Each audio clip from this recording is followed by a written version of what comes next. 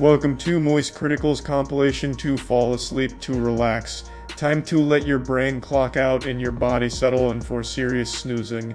Grab your premium slumber gear and prepare for a lady tier drowsiness. If this helps you drift off to dreamland, drop a like, subscribe, and comment goodnight below. Sweet dreams, you beautiful sleepy souls. On YouTube, there's an unwritten rule that when violated, it ruins your image forever. It causes irreparable damage to your reputation, and there's really not much you can ever do to get back in the good graces of the platform.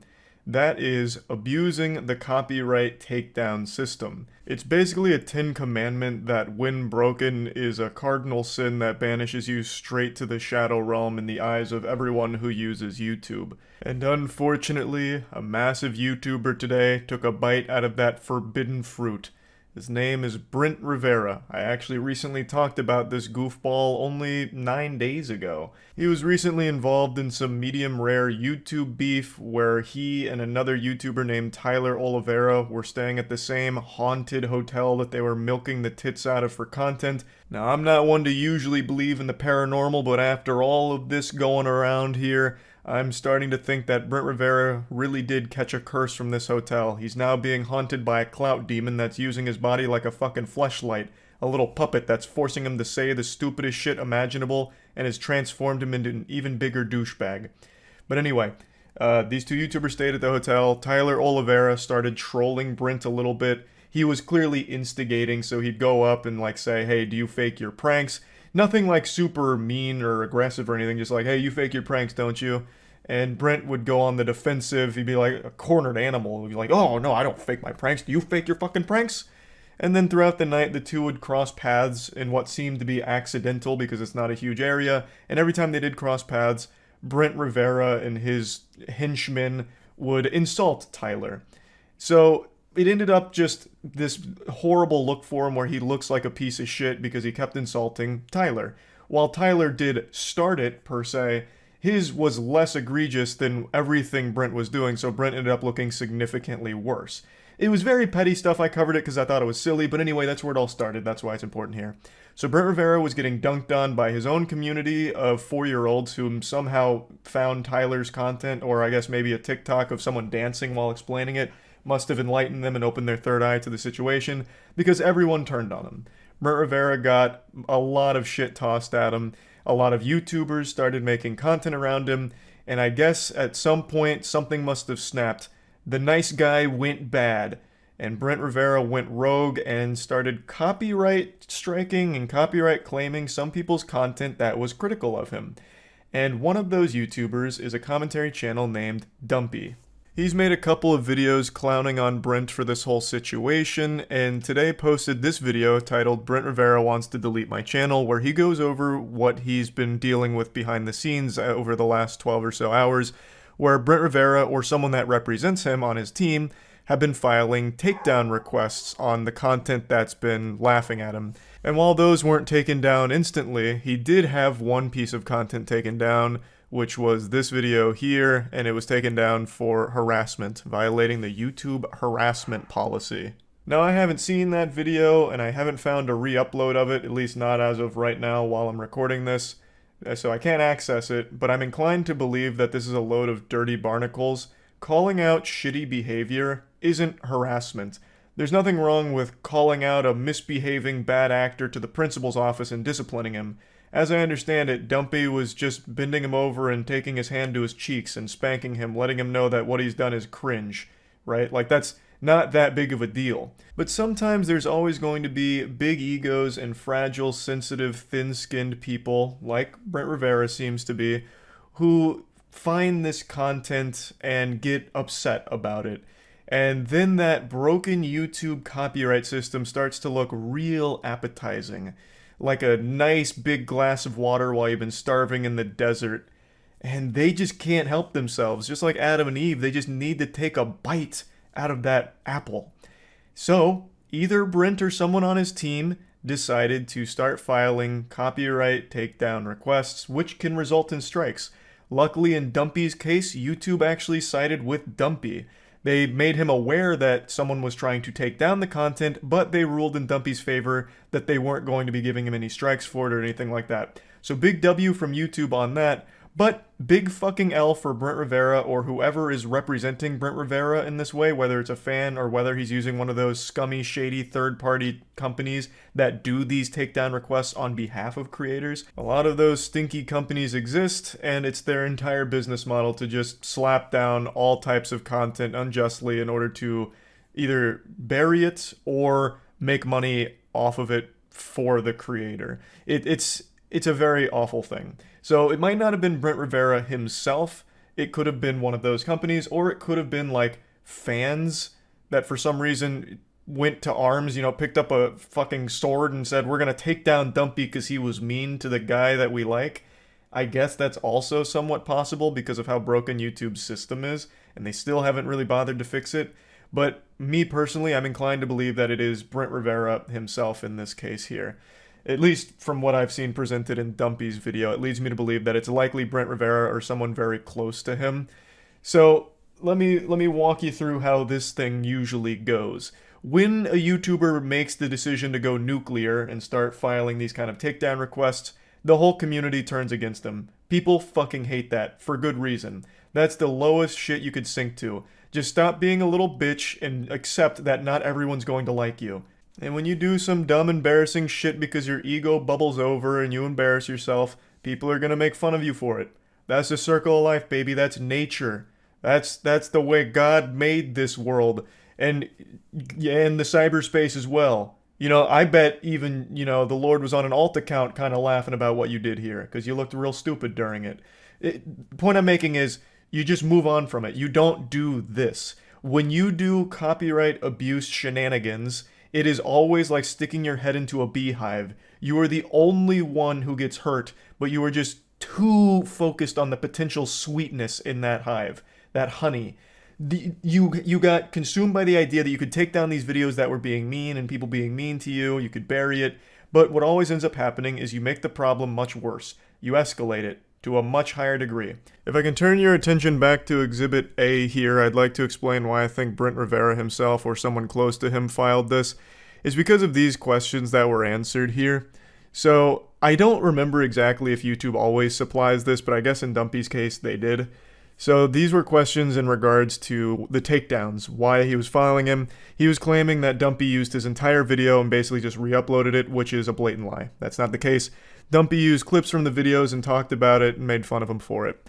He wasn't just re-uploading raw videos, it was transformative. He was literally giving input every fucking 15, 20 seconds, just showing clips from it to talk about it afterwards. But these were the questions that were answered. How much of your copyrighted work is used?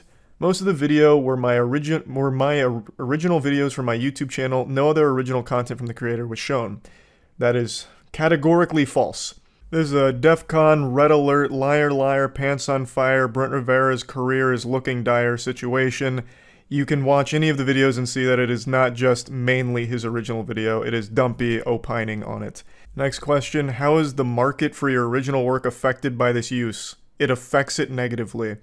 That right there is the biggest tip-off for me that flips on the light bulb in my head that tells me Brent Rivera likely filed this, because no self-respecting third-party company that does this professionally on behalf of creators would ever answer that question like that. It's a very concise answer, but it also doesn't even answer the question. The question is, how is the market for your original work affected? And his response was, it affects it negatively. That's like how a child would answer it. I know Brent Rivera makes videos for children, but it seems like he also has the brain of one too. He's stuck in 3rd grade. You're supposed to explain your reasoning, so it affects it negatively, but how? Why? What exactly is this doing to encroach on you and your original content? How is it stealing from you or ruining your content? And he just gives fucking 5 words here. Moving on, does this use significantly transform your original work, or does it serve the same purpose? It serves the same purpose, it does not transform it at all. So you didn't watch it at all, is what that tells me. Because how the fuck could it serve the same purpose? It's the exact opposite purpose. The purpose of your original video is to entertain kids. The purpose of Dumpy's video was to take a shit on you. And that's it, making fun of you for the entertainment. Unless you are saying that the content you make, you are also supposed to be the butt of the joke of, though that I don't think is the case. It doesn't serve the same purpose, not even fucking close. And the fact that he's saying it doesn't transform it at all tells me he didn't watch it, because it is mainly Dumpy talking about him and using some clips to back up his claims. Does this use fall into an exception to copyright protection? Please note that we may share your response with the uploader.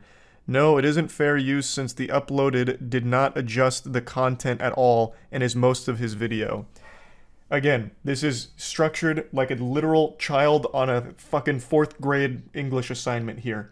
No professional will be answering these questions this way, especially since this is a legal matter. When you file something like this, it is literally a legal matter, and he is answering these things and can't even be bothered to get the words correct. Instead of saying uploader, he says uploaded. Like, this is very poorly put together, and it is very wrong. This is the very definition of fair use. He's not using your full video, A, and B, he is using clips in order to provide commentary and critique, and he dunks on you, showing the clips to enforce his points and talk about his points with. So it's just wrong on every possible level, and he filled this out in like 3 seconds. Like, he gave the quickest answers possible as if he was trying to just scribble his way through a test in school, like a quick quiz. It is poorly done, very haphazardly thrown together. It seemed like he was very much in his feelings and tried to take down the content that was making him upset, and now you look like an absolute fool, and you've ruined your reputation even further, Brent. If such a thing was even possible. Somehow your audience of children are actually being aware of this now, which is the last thing I imagine you wanted to happen with the drama. You're just doing all of the wrong things here. You fucked up, you should have just moved on from it, apologized for it, and been done with it. You made a terrible response to this whole thing, trying to give context to it, where even in that you make yourself look stupid. Like, you played this terribly, you played yourself and you look dumb.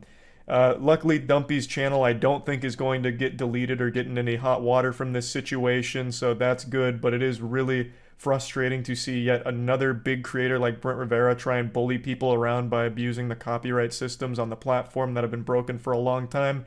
That's always going to be a big fuck you from me for people that do that, so very awful shit, Brent, or whoever is representing Brent here. That's about it. See ya. Stand back, I'm about to name drop an ancient evil that I haven't talked about in a couple of years now. Poopsie Slime Surprise Unicorns. This was a very expensive toy that was marketed towards children, and the whole concept is it's a unicorn that poops into a toilet. There's 2 models, one that just sings about defecating, and then one where kids can become their own little Walter White, and instead of making meth, they're making feces, and it'll poop it out into a toilet. I made a video on it almost 3 years ago now. It's actually where that woo yeah baby meme comes from. It was from the Poopsie Slime Surprise video, and I made quite a bit of content around it because I was so blown away by the concept. It's just a toy that shits. That's it. And yet it's extremely popular with kids. I understand I'm getting older now, and aging is cringe, but there's no way I'm that out of touch. What the fuck is the joy of watching a plastic unicorn take a shit? I still don't fully understand it. And it's not just Poopsie. It spawned an entire wave of shitters. So there's a flamingo that shits called Gotta Go Flamingo. There's also a couple other animals that do it as well, and it's all just about a dilated butthole fucking dumping slime into a toilet and calling it shit. It's wild. But anyway, the reason I'm talking about Poopsie today is because they're actually getting sued by the Black Eyed Peas because Poopsie Slime Surprise made a parody of their song My Humps. It's called My Poops. I'm not going to play any of it for you now because it could now be a bit of a legal issue if I was. But the song goes, my poops, my poops, my poops. What you going to do with all that poop? Whoop, whoop. I'm going to get loopy off my poopy. And it continues. And it's very clearly supposed to be a play off My Humps. Apparently they didn't have permission for it and are being sued by the Black Eyed Peas now, which is just a wacky lawsuit because it has to talk about Poopsie and shitting unicorns and comparing it to the Black Eyed Peas music. This is going to be a lawsuit to keep an eye on. This might be a industry-defining moment. This is a big one, no doubt. I went over it on stream, reading about it. I was actually surprised to learn that apparently a parody like My Poops is often protected by fair use regulation. I was under the impression that when you're borrowing other melodies and music from existing tracks, you had to pay for the licensing rights to use it. Like the same way you do if you're using samples from other songs in your music. You have to pay for the sample. I thought it worked like that for a parody song as well. But I guess there's actually a bit of gray area there and some wiggle room, so there is a chance Poopsie Slime Surprise walks out with a W from this lawsuit. But then again, they could absolutely get flushed down the toilet. But hey, like I said, I'm not entirely sure. It's an interesting and goofy lawsuit nonetheless. There is a chance Poopsie Slime Surprise emerges from the sewer victorious. But anyway, I'll go over some of the stream moments here while I was reading about it and expanding on it. Did you hear about the South Park lawsuit? No, but you did just remind me of one I haven't talked about yet. The Black Eyed Peas are suing Poopsie Slime Surprise. I totally forgot to talk about that. You remember that pooping unicorn? The shit that gave me an involuntary vasectomy when I was getting out of the packaging? They're getting sued because of their track. So Black Eyed Peas, My Humps ripped off by pooping unicorn toy lawsuit claims, which it was. I don't know if I can even play the song, considering this is now a legal issue, but the song goes, my poops, my poops, my poops, gonna get loopy off my poopy. It's very much a ripoff of My Humps, and I guess they didn't have permission to do that, which is interesting. Doesn't fall in the parody. Well, you still need permission to do a parody. If you're using the exact same, like, everything, you still need permission. That's why Weird Al never made a Prince song, because Prince would never give him permission. Oh, I forgot how expensive the Poopsie Slime Surprise is. $100 to $300 on Amazon. And one of them doesn't even shit itself. The one that slammed into my nutsack, that one actually doesn't shit itself, whatever. And it's still super expensive. That one just sings and dances. If you want the one that actually cooks up and, like, brews feces, it's a big science project. Matt and I made, like, 3 videos with the Poopsie Slime Surprise a few years back. I know this toy inside and out. I performed, like, colonoscopies on this thing. So yeah, I know all about the entire animals shitting themselves genre of children's toys. This is the clip, this is the video where the whoa yeah baby clip comes from. This one, yeah. This has been in circulation for a long time. I'm surprised they've waited like 2 or 3 years to sue them. Maybe they're trying to make sure that it got maximum money, so they're letting it ride for a long time so that way they could like sue for more, because they could claim more damages and they can turn to like the profit the Poopsie makes, because it's apparently a very popular toy, which I would have never guessed. That would have been a galaxy brain scheme, and it's probably exactly what the reasoning was. People pay for unicorn shit when I can send you shit for free. Why would you do that, though? That just costs you money to send this shit. This is kind of a weird paragraph. BMG's lawyer alleges that My Poops infringes on Black Eyed Peas' surprise 2005 hit single My Humps, 75% of whose publishing rights belong to BMG thanks to a corporate acquisition. What's the point in mentioning that it was a surprise hit? It feels so weird. And then, I guess the corporate acquisition is pertinent to the case, but still. Interesting to just mention that it's a surprise hit single. It was the Black Eyed Peas. They didn't make anything that flopped during that era.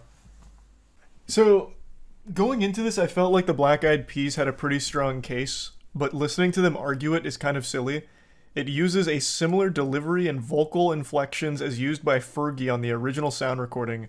I just couldn't disagree more. I'd love to pull up the song real quick, but I don't want to get slapped by this somehow. It's very clearly like a Alvin and the Chipmunks style vocal. Fergie doesn't sound like that. That's just like an insult to Fergie to compare her to the shitting unicorn vocalist. It's pretty dumb.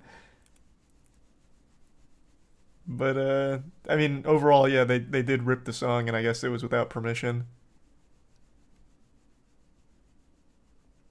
Oh, interesting. MGA Entertainment first released the toy in time for Christmas 2018. The suit alleges that when BMG became aware of the infringement, it sent a cease and desist letter, which they ignored. What a fucking Chad. Yeah, we make a unicorn that shits into a toilet for kids. What of it? We're gonna play hardball. Fuck your cease and desist. Oh, interesting. The company could argue that My Poops is a parody of My Hums and thus protected as fair use. In Campbell v. Acuff Rose Music in 1994, Supreme Court held that the parody can be a form of comment or criticism on the original work, which is protected. I thought you couldn't do that for music, though. Am I misremembering? Because for Weird Al, Weird Al never did a parody of a Prince song and never will. Because Prince didn't want him to. Now, was that just out of respect? Because I thought it was a legal thing. Okay. I was misunderstanding then. All of this over a defecating unicorn. Every now and again, there's some extremely niche drama that I get made aware of, and almost every time without fail, it is extraordinarily entertaining. Yesterday, I was made aware of some drama in a art community, but not like general art, it was poster art. So a company called Poster Spy was contacted by a film festival to do some art for them. But the rate they were offering for the work was really low, so Poster Spy declined. And this was taken as a declaration of war. This was an event so powerful in the poster art community, it was like the assassination of Archduke Franz Ferdinand. The organizer of the film festival went into a complete, unhinged frenzy. But before getting into all that, I'd like to give a thanks to today's sponsor, Honkai Star Rail. Big thanks to Honkai Star Rail for sponsoring today's video. Honkai Star Rail is a new strategy RPG which features a deep and fun turn-based combat system, as well as large maps with an emphasis on exploration, as well as a lot of puzzle-solving elements. It's free to play, and it also supports cross-platform play, so that way you can log in on mobile or PC and the data is shared across all the platforms. It's a sci-fi epic set in a universe spanning thousands of years. You get to experience a meticulously crafted sci-fi world through side stories and rich in-game lore, and it's all presented beautifully with stunning effects during battle that keeps the combat very fulfilling and always engaging. From orbital cannons, ice walls, full-fledged armies, just a ton that make it extremely exciting. And of course the character art design is amazing, and there's also highly polished cutscenes as well as beautiful music to accompany everything.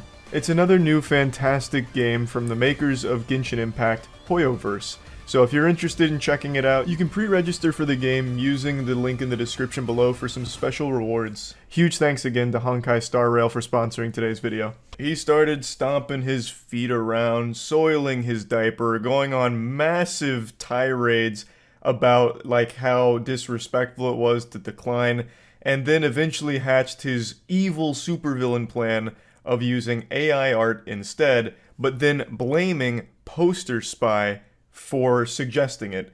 So the company that guy ran is called Animalist Fabula, and they're doing a film festival, and for promotional pieces of art, he wanted to commission Poster Spy but wasn't offering enough to make it worth their time, so instead used AI art, but then wanted to make a big stink about it because he let people know that this is all AI generated art, no artists were paid for this work, and said that this was a suggestion from Poster Spy, which is very not great in the art field right now, because obviously artists would like to continue getting commissioned work and not be replaced by AI. And the organizer of the film festival, his name's Tom McPhee, he knew that. So he wanted to ruin the reputation of Poster Spy in the biggest way that he could. So he just started blaming them for suggesting AI art instead of paying artists, even though that was never the case. He just offered a shit deal that Poster Spy declined. I've never seen a professional get this mad about getting told no for commissioned work. Tom McPhee was more upset about this than if he found his own wife cheating on him. He went on crazy long rants that Poster Spy publicly put on Twitter for all of us to enjoy. Now, this is important. The person behind Poster Spy that directly interacted with Tom McPhee, his name is Jack. So every time that Tom McPhee is emailing Poster Spy, he's always talking to Jack and making it clear. So he'll say these big things like, "Change or die, Jack. That's the way the universe works. Change or die, Jack." It honestly sounds like he's pretending to be Senator Armstrong out of Metal Gear Rising. "Nanomachines, son. Come on, Jack. Like that, he is literally Senator Armstrong, but if he was the lamest fucking goofball of all time. So I want to go over all of this and show you all of the receipts that Poster Spy put on Twitter. Poster Spy was recently accused of suggesting a film festival use AI and not pay artists. This is categorically not true. Earlier this week, I was asked by Tom McPhee, the executive director of Animal is Fabula, what? To run a poster competition for his film festival poster. I declined, citing that artists should deserve fair payment. Thanks to Jack at Poster Spy for recommending we use AI to generate our art and save our non-profit money. What a piece of shit. What the fuck? Wait, what? You were a huge help yesterday. Thanks again. We're excited you're going to share this example with the collective. It's a great example of economics for anyone to see in real time. I will credit you for helping our tiny nonprofit with this really great cost-saving process to use AI to generate art to communicate our mission to the world. Even though this guy just turned down their very low commission rate.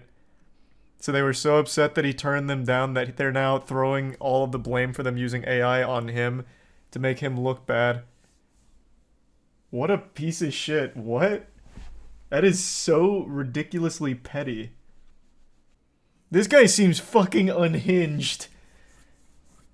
I came to you to try and spend money, dude, with your peeps. You go off the rails, sick your peeps on our page, and go into a rage fest all because you made AI the most relevant option when you said go somewhere, just not here. And I have issues? I really don't. I'm super happy with how things turned out, Jack. And I just can't thank you enough. Go ahead, rage all you want. I'm smiling and I'm super happy how things turned out. And with every email you send and goon you send to our page, I revel. I revel greatly. You were mean to me, Jack. How old is this guy? 9? You were so mean to me, Jack. That's why I ate all the animal crackers and left you none. And told me to go away with my money elsewhere when I came to you for help. I did go away, and you're still not happy. Is there something fundamentally wrong with you, Jack? The world is changing radically fast, and it appears you just got run over by the way you used to look at things. Change or die, Jack. That's what the universe is all about. Change or die. Bro, this Tom McPhee has watched way too much, like, B-tier anime. What the fuck? Why are you reading it like that? Because of his punctuation. I'm smiling and I'm super happy, period. How things turned out, period. It's the way he wrote it. I really don't, period. Like, that's how he has written it. Like an actual anime monologuer. I can actually imagine him holding a skull in one of his hands while typing with the other as he's giving this speech. This motherfucker thinks he's a villain in an 80s movie for real. I know. He is super mentally unwell, judging by the way he's written this. Because keep in mind, all Jack did was say, no thank you, 250 is a little low. You should find someone else for that price. So instead of doing that, they used AI, and then when people realized it was AI, they just said it was all Posters or Poster Spy's idea for using AI, which is a big no-no in the art community. So then they throw all of it on him, and then for some reason still come back with a message. Oh, cute, he wants to get Wired UK to write an article about us. What's this? Who are these weirdos? So, to be clear, I am an evidence gatherer. It serves me in my creative capacity, and I wish to thank you for the great deal of evidence your lot have provided to use as it was used in an attempt to terrorize and harass our non-profit. How long have you been building your Facebook presence? It would be a shame to lose all that hard work, or other people's hard work is what I meant to say. Isn't your Facebook and website mostly other people's work? Did you pay them to use it? Let's revisit this brilliant past week, shall we? I reach out to pay your people some money to make some art. It was a very low price that he declined, which he has every right to decline. That is where it all started. You lowballed and he said no thanks. And you had this massive fucking blow up. Holy shit, these guys are weird. Your rebuff tells me in so many ways saying no. What? You rebuff tell me in so many ways saying no. He just said no. Like, all he did was say no, it's too low. inspiring my deep desire to not have to deal with people like you again and go straight away to AI to make our art ourselves for free. I thank you for this direct result of our interaction, and you lose your mind. Where? Where did he lose his mind? Where was that? I must have missed that stage here, because I certainly haven't seen it. You, sir, are just like your country. You have no sense of holding the Commonwealth together because you're making ridiculous assumptions of how to earn a living. You're selling your minions down the drain with this crap. You foist on them. You foist on them? What is that? Is that a word I don't know, or is he using Rick and Morty gibberish? Foist means to impose an unwelcome or unnecessary person on. I'm not familiar enough with the word to understand if that makes any sense at all in this context, but great word choice. I see he too subscribes to the Webster's Word of the Day. I can only hope you continue to attempt to slam and subvert as we continue to use AI to promote our work and tell the world how we were so inspired by you and your collective to do so. I will literally mention it every time. I am even thinking about reaching out to a friend at Wired UK I've done stories with to share this delicious moment in time. I hope you don't mind if I drop your name in the name of Poster Spy. It's only fitting you get credit where credit is due. How does it feel to be a part of why artists in your realm aren't getting paid? It's a direct result of your super flawed strategy. Bro, Tom McPhee, this man is a menace. This man thinks he's like in Gotham right now. Literally all because he just declined a lowball commission offer. Thank you so much for delivering your masses to zombiedom by attempting to hold back the universe. What the fuck? What in the good heavens, Tom? Jeepers. I fed you perfectly, and you didn't disappoint. Now you are the zombie apocalypse. This is the cringiest shit ever. This is worse than that Reddit old copy pasta about, in this moment I am euphoric not because of some phony false god, because I am enlightened by my own intelligence. That R-atheism shit. That is Tom. That guy who wrote that Reddit post grew up and became Tom McPhee. Lastly, I'm an OG motherfucker at this shit, and I use little toothpick dicks like you to clean my teeth after a snack. You're using dicks to clean your teeth? Why? Why would you be cleaning your teeth with dick? What the fuck are you talking about? That's like the worst tough guy talk ever. What? Who is this?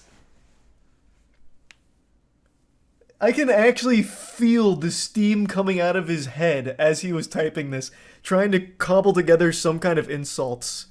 And he came up with, I'm an OG motherfucker who uses little toothpick dicks to clean my teeth after a snack.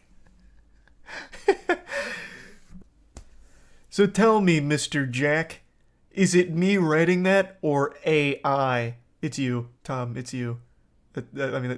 That would be pretty, like, profound if this had any semblance of potential AI-generated shit. This is not ChatGPT. Not even ChatGPT could be this unhinged and stupid.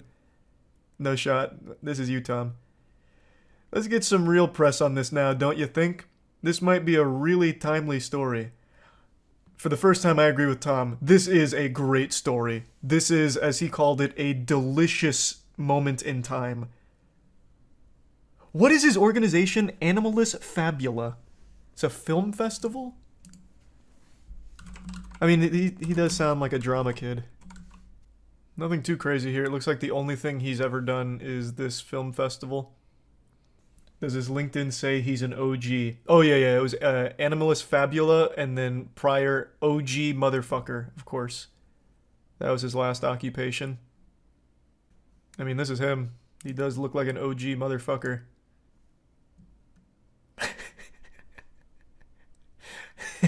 I mean, he's eating toothpick dicks for breakfast or whatever, so... Damn. This almost looks like a mugshot more than like a promotional piece. Maybe it's AI generated.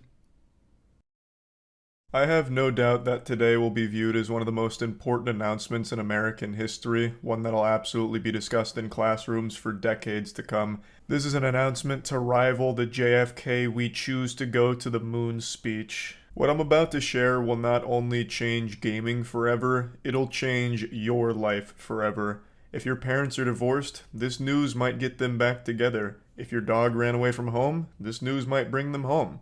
The point I'm making is the magnitude of this announcement is unlike anything you've ever experienced. This would be like if the government came out today and confirmed that there's aliens at Area 51. So I hope you're ready to have your third eye open to the future of gaming.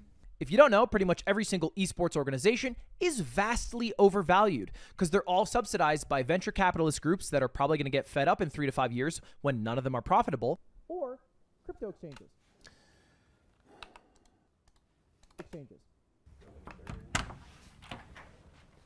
What the fuck, man? Dude, where'd you get that? Oh, this thing, I forgot I was holding it. Yeah, this is the Rocket League Spring Major Championship trophy where we took first place in front of a sold-out copper box arena in front of God and every sports fan on this planet. That's the Moist Esports way. Obviously, I'm talking about what you're wearing. Oh, you're talking about the CEO Championship belt where we took first place in the Smash Major back in October of 2021. How do you keep doing that? Oh, winning? Yeah, hard work, perseverance, life, liberty, pursuit of dubs, the whole nine. Just champions over here. Okay, I get it. Moist is super successful. You don't have any crypto sponsors, but don't you have to burn a lot of money to win that much? Didn't Susan give you a lot of money to burn? So you just burn the money like this? Just like that, that's looking good. This is fun. It gets addicting, I'll tell you what. I could get used to this.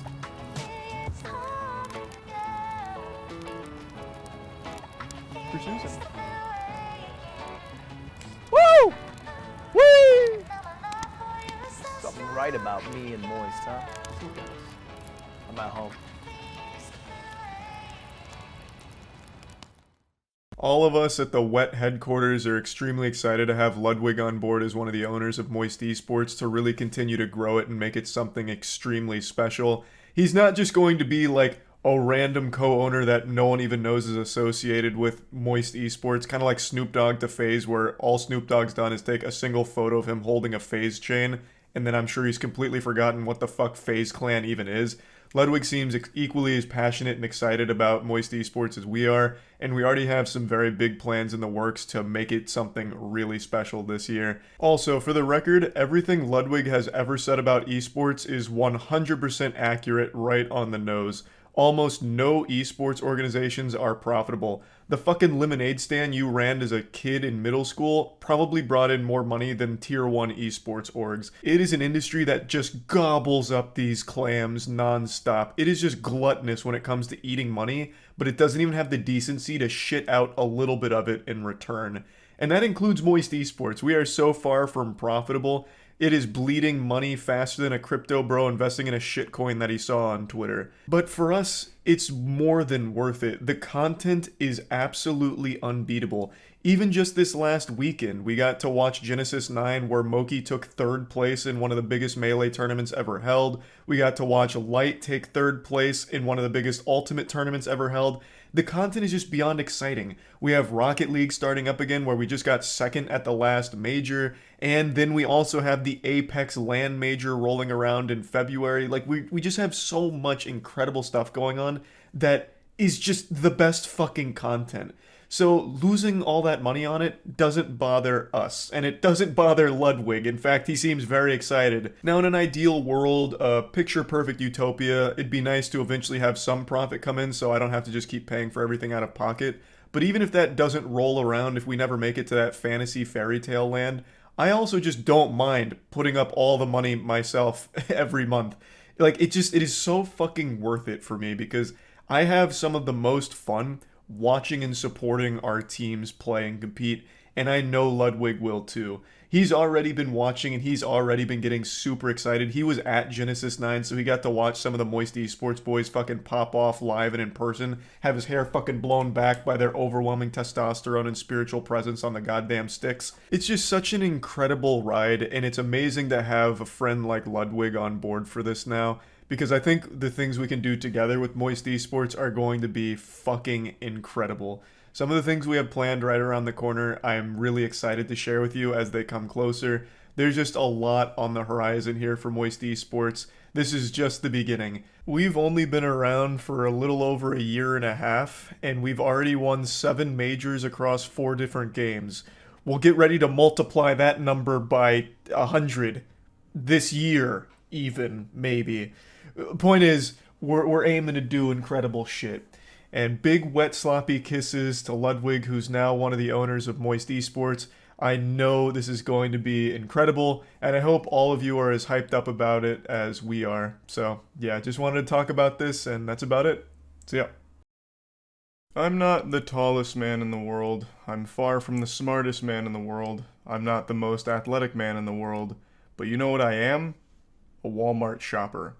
For a long time, I've always sung the praises of Walmart. If you tallied up every store I've ever visited, Walmart would be number 1 by an overwhelmingly large margin. I've spent more time at Walmart than I have in my own house, probably. Everything I've ever needed or wanted, I'd always immediately resort to Walmart to find it. It was like this repository of everything humanity's ever created for a really good price. I'd get things from Yu-Gi-Oh cards to groceries to a little freeze beam wart remover, which never got cold enough to actually freeze off the wart. It was like putting an ice cube on the wart, so it never actually solved any problems, but I didn't blame Walmart for it. They just put it on the shelves and I was the stupid idiot that trusted it would work. That's not on them, that's on me. The point I'm making is I've always been a loyal Walmart enthusiast. I've always felt a special bond between myself and that location. So you can imagine my sense of betrayal when I learned that right now they're peddling bootleg versions of my merch. A dagger to my heart to see my beloved Walmart housing such evilness. Now, of course, this isn't a serious situation by any means. It's pretty goofy. I just wanted to talk about it a bit because I found it pretty interesting. I'm not surprised that knockoff versions of YouTuber merch exist. That's been something that's been around since the dawn of time. On like Etsy, Redbubble, AliExpress, like every single site where you can pretty much upload whatever you want. But what was surprising is that it was on Walmart, because for me, I thought there was like a vetting protocol for Walmart, because you always hear about how like big it is when something gets into a Walmart, like the process of getting there. Like when pink sauce ended up on the Walmart shelves, that had me and everyone else going, goodness gracious, how is such a thing possible? And then they always talk about like the year-long battle with Walmart to convince them to put it in the stores and shit like that. So I've just always had this impression that getting into Walmart is no easy task at all, with a lot of hurdles you have to overcome. But then my very understanding of how it works was shaken when I saw that bootleg moist merch is already there.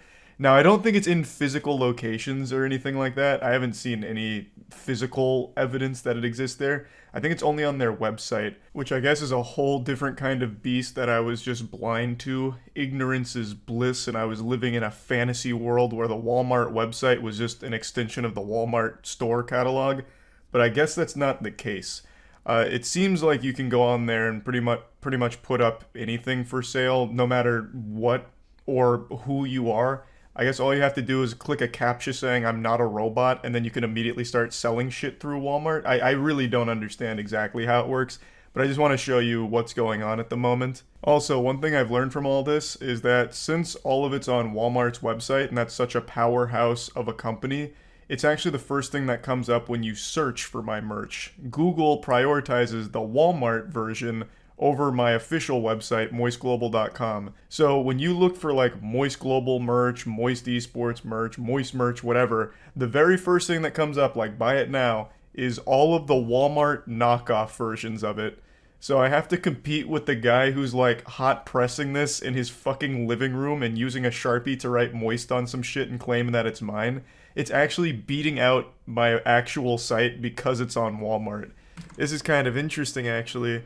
Walmart is selling knockoff Moist Global merch. At least I think it's knockoff. I think it's third-party produced Moist Global merch. So that's on Walmart's site right now. So they've got a knockoff Moist hoodie and Moist Esports hoodie. I'm pretty sure they're not actually from us, because there's a couple things that are way fucking off about it. For example, these are completely different, and the coloration is also super washed out here. Same with this. So I'm assuming what they've done is they've taken the Moist Global designs and offloaded it to some complete podunk stinky facility to churn out like cardboard versions of it and sell for $30 on Walmart. The paperback goes hard, yeah. Moist paperback, you know, Eva C. Mark, well within her rights, Godspeed to her, as well as all of this Purina Moist and Meaty, Godspeed to them. But this asshole, hold on. What was his name again? It's one person doing it. The seller is literally just random characters. It's not even a real person's like brand or name, and it's only knockoff merch that they're selling through Walmart. Does anyone know how Walmart works? Can you just put anything up there? Just like this giant cum dumpster of whatever?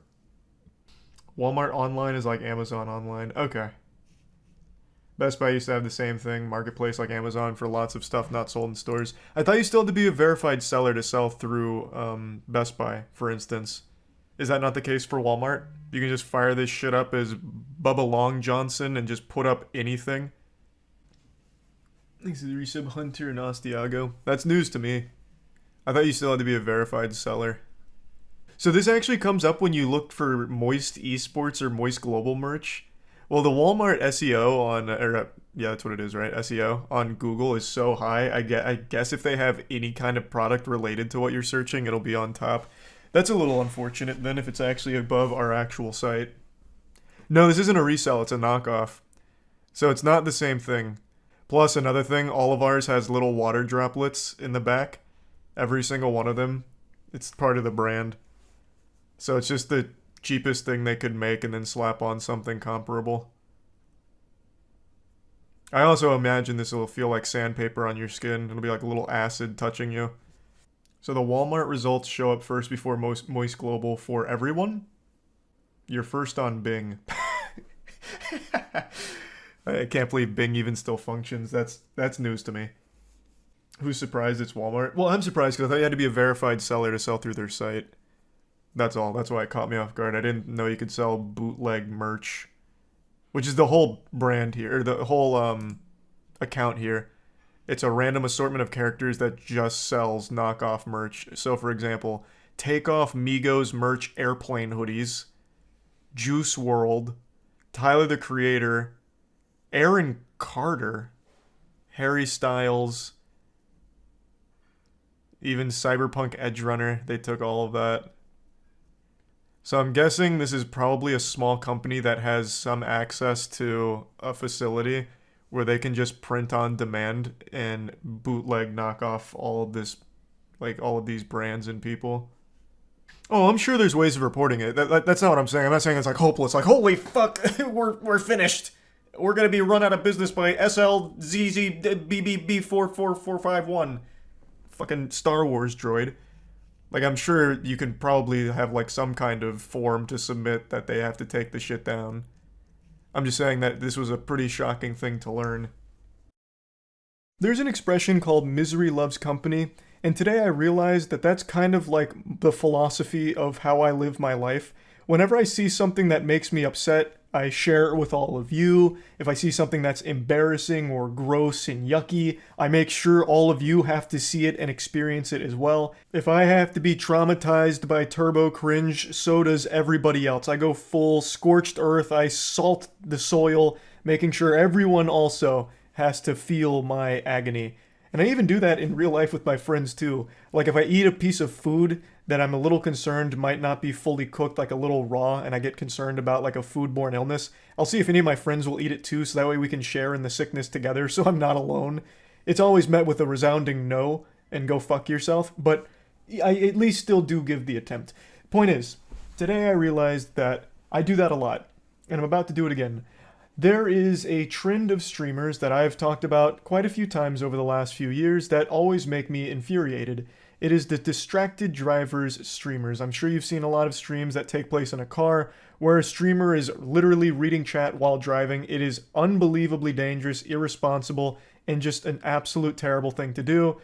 And I'm always surprised that there's not more huge accidents that occur as a result of it. It of course not only endangers their life, but the lives of all of the innocent people on the road around them, simply because the streamer can't fight the urge to look at chat to read Omega lol and look at ASCII art of some big tits. It's fucking stupid. Now it is bannable on Twitch. I'm not saying that they're flying under the radar and Twitch is doing nothing about it. When Twitch is made aware of a streamer that is clearly reading chat while driving, they do take action. Now that's not to say that all driving streams are prohibited, because they are still allowed as long as a passenger is the one that's reading chat, not the driver, so that way it's a little bit safer. But unfortunately, about once a month, there's some little worms that pop out from the shadow that decide to do a driving stream because they're the main character of life, they're the fucking protagonist, and everyone else on the road is just their props, so they'll hop in their car and just be reading chat the whole time from their phone, putting everyone around them at risk. And that brings us to my least favorite streamer on Twitch. I'm not going to say her name, but 3 days ago, she was streaming while driving, reading chat on her phone, and she ran over someone's dog. And I'm clearly not going to show you the actual running over the dog because it's very hard to watch and extremely hard to listen to because the animal is wailing in pain for like 45 seconds before the clip cuts off. It's fucking awful. Stukło przed chwilą. Kurwa. Nie wiesz jak wtedy... Jezus, ile tu psów! Pewnie jakaś macieczkę. It's at that moment she runs over somebody's pet because she was too busy reading chat on her phone. She even mentioned that there were a lot of dogs around and then still made the decision to constantly be reading fucking chat. And it's not like they were saying anything insightful. Like, you can see the chat right there on the screen. There's nothing that is urgent that she needs to be looking down for. It's not like some kind of fucking speed situation where she needs to be reading chat every X amount of seconds or the car's gonna blow up. She could have just not done that, and the person's pet would have probably not been hit. So this fucking clown here that's dressed like Curious George couldn't help but be reading her fucking chat and then ran over a dog. Clearly this made me very upset, so I wanted to share it with all of you so you'd also be upset. Good news is she did get banned for this, but I also think she should be facing criminal charges. Distracted driving, texting while driving, all of that. It's not a joke. Like, at all. And this is a step above texting and driving, I would argue. Because if you go back and watch her clips, she is staring at that phone for like fucking 5-10 seconds at a time. It's not even like she's just like doing one of these. Not that that's any better. But like she was like reading it as if she was like trying to get through a goddamn like Magic Treehouse book on her phone. You know, you would have thought that she was going over important legal documents with the amount of time she spent fucking reading her phone in the car while driving. Obviously, this situation gets me heated. I'm like a microwave with tinfoil in it right now. It is extremely upsetting to see this happen, and this is far from the only case of it. It's just the most recent. There's been plenty of car accidents from streamers reading chat, but usually it just involves them getting into single car accidents like this goofball here who crashed into a parking barrier while reading chat. I also remember seeing one on YouTube where a guy was arguing with someone in chat and then ran a stop sign and got T-boned by a fucking semi-truck. It looked like something out of a Final Destination movie. And to make it worse, he clearly lost the argument because he got hit by a fucking car while arguing. That's an instant L on that entire confrontation, so the chatter even walked away with the dub. It's not uncommon, it's not that rare. Somehow there's always these pathetic little worms, smooth-brained, stupid-head idiots that'll pop on a live stream and then just start reading chat while driving, and it leads to situations like this. And among all of these champions of Darwinism is my least favorite streamer, that lady I just showed you. She was a Polish streamer before she got banned for this, and hopefully she faces criminal charges for it as well. I definitely think that's appropriate, or at the very least, losing her license. I've always been very open and honest about my stance of drunk drivers and how there's absolutely no sympathy I feel for anyone drunk driving. I think the laws should absolutely slap the fuck out of them. Drunk driving has no excuse, and I feel the same about distracted driving when it's as blatant as this. It's been translated what she was saying, and she said, according to this, "Jesus, how many dogs are here?" And then after saying that, goes right back to looking at her phone. So she recognized that there were dogs around the area, and then still decided to read chat because she had got a little notification. That's like actual baby brain shit. It makes me question if she ever developed object permanence. She took notice of dogs around the area, and then assumed they vanished when she looked at her phone or something, like, oh, I can't see them anymore, they must have just fucking phased out of existence, and then she hits one. Like, that is some shit like out of a video game, when you critique, like, bad AI in a game. Like, when a guard sees you, he's like, oh, who is that? I see you over there. But then you, like, go into a tall bush, and he's like, must have been the wind. Like, that's her brain. That must be, like, how her mind works. The second she can't see something, it ceases to exist. It's clearly very frustrating to me. And I just wanted to vent about this after seeing it today. I just wanted to share it with all of you so you could also be upset about it. And I just wanted to show you who my least favorite Twitch streamer is now. So yeah, that's really about it. See ya. A few months ago, I watched what had to be one of the wildest encounters I've ever seen. This is a vigilante predator hunter group that was busting the person they were investigating in public. And this goes completely insano style. It becomes cartoonish. It's almost like a Benny Hill chase scene here. I couldn't believe what was unfolding in front of me. I am currently looking for my fiber. Your what? Fiber. Fiber? Yeah, because I gotta poop. You gotta poop? I'm constipated. I've been constipated. Yeah? Yeah. This is a very interesting tactic. This is a high-level maneuver. He is claiming that he's not there at the meat spot for a 13-year-old boy. He's there to get some fiber so he can take a shit. He's been constipated, so he's there for some poop pills. And it doesn't take some galaxy brain genius to put together the puzzle pieces here, connect the dots, and deduce that he is on meth.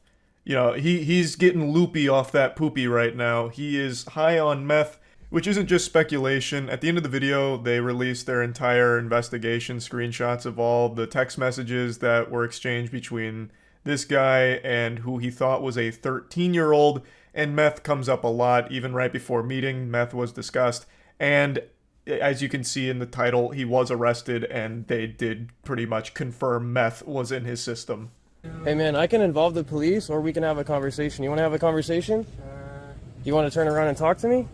What's wrong? Oh, wait, I gotta find this first. Hey bro, I can call the cops right now, or we can just we can just have a conversation. I'm actually really constipated, sir. Please, can you actually let me get my supplements so I can actually go home, so I can poop, and actually so I can poop well? Step 1 should have been involving the authorities the second you found a real pedophile that was trying to meet up for sex with a 13-year-old and, like, get them smoking meth or whatever. I don't understand why that wasn't the first thing you did. Luckily, there's spoilers in the title, so you know he does get arrested, but not for the reasons of this investigation. Some crazy shit happens towards the end. Had he involved law enforcement earlier, even from the start, I feel like this could have been far more effective. It seems like the first thing he did when he identified a real pedophile was try and figure out how to monetize it and make a viral video out of it or something. Because he gets like 2 different cameras out. He's got like the fucking Steadicam. He's got so many cameras set up. He's got like the GTA cinematic angle going on here.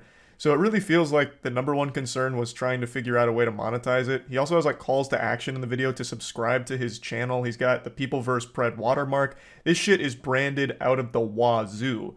So it does really feel like the number one thing he was looking for here was a way of making money off of the bust, which is kind of weird. It is still good that this does lead to an arrest, but I really do wish it was handled with collaboration from the actual authorities. Can you help me find Do you want fiber to pills? Do Can you you want help me me to find fiber pills? Do you want for me to call the cops? Why would you want to call the cops for me when I'm trying to find my I fiber know pills? why you're here. Why am I to here? meet my 13-year-old little brother. Who is that? I don't know who that is.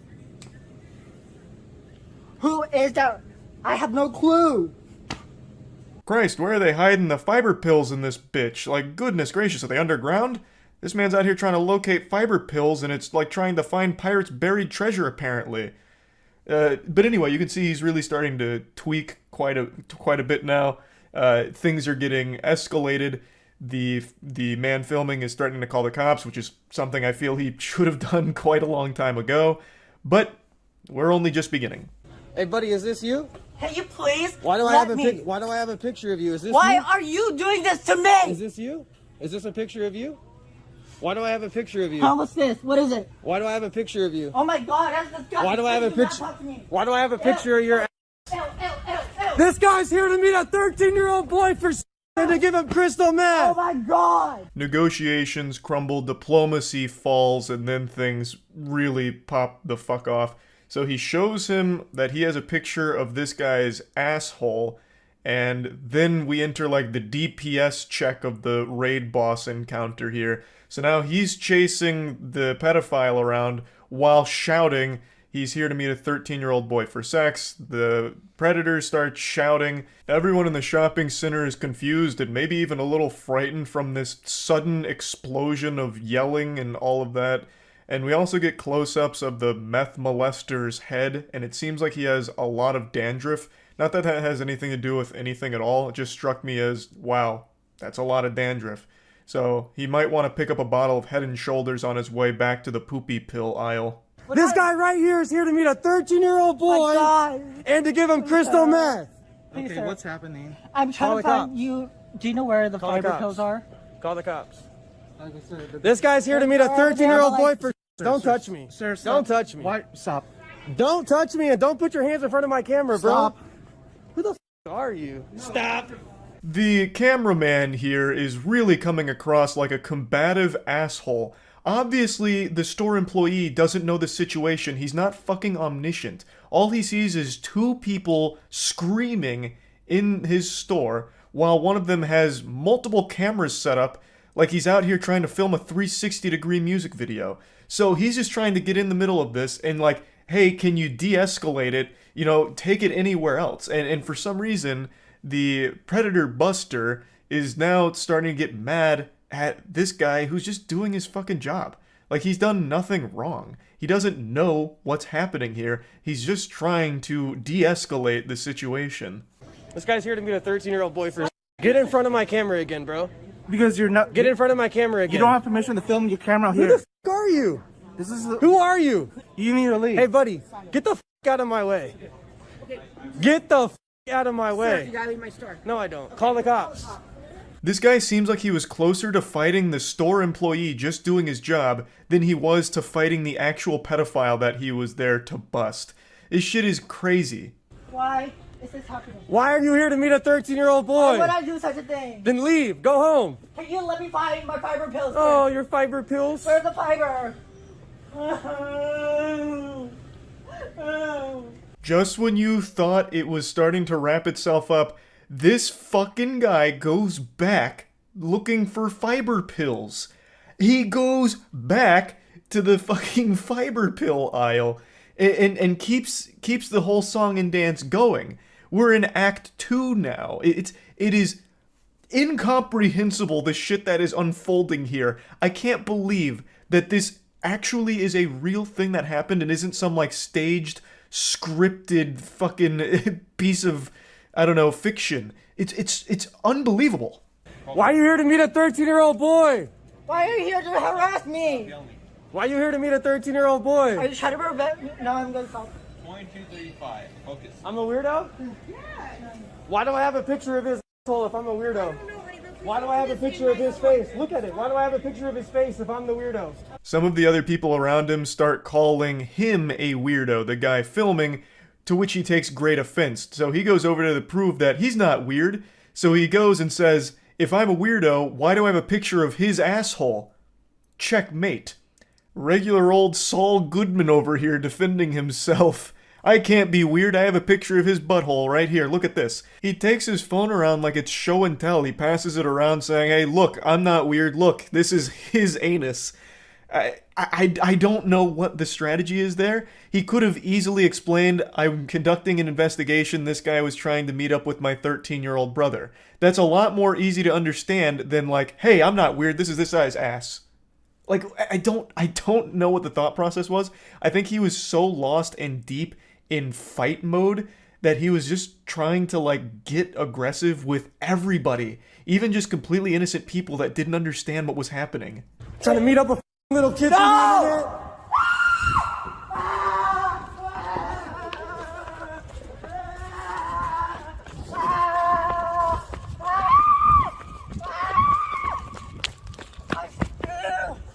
I saw a comment that perfectly described how this part in the parking lot plays out.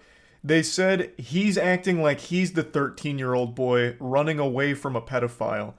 And that is so accurate. He's running around, like, hysterically screaming and just going absolutely ballistic. He runs in a circle and then even lays on the ground for a little bit, kind of wiggling around. Can I just go poop? Ah! Ah!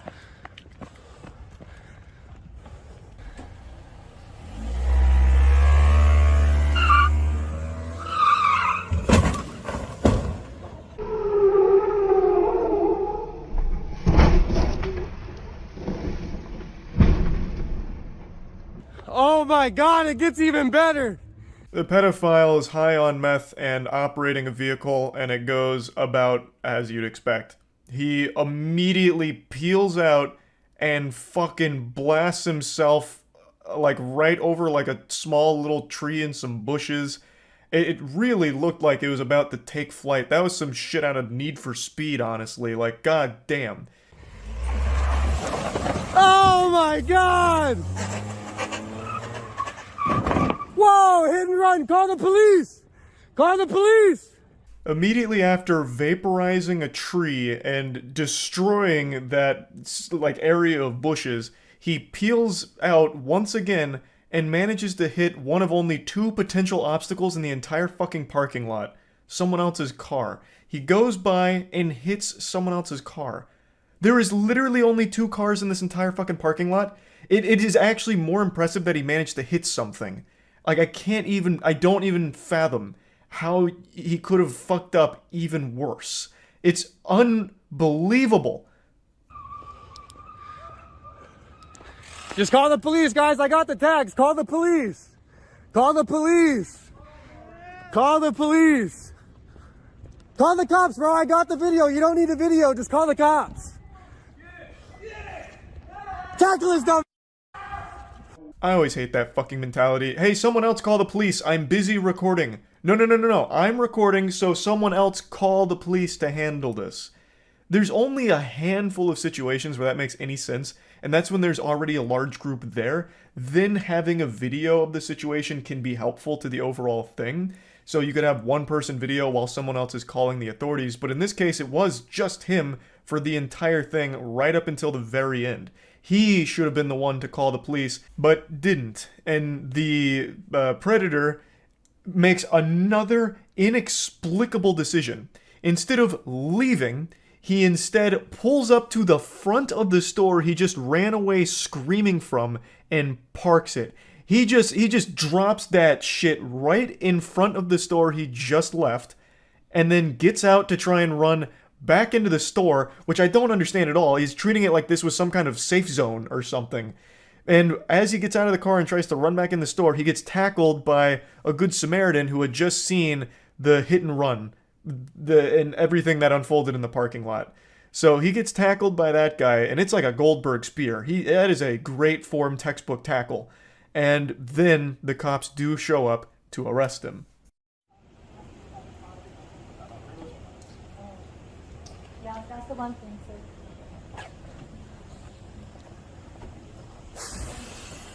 Come on, man. The cops go through his things. They find a pipe. They find a lot of stuff. They arrest him for the driving, DUI.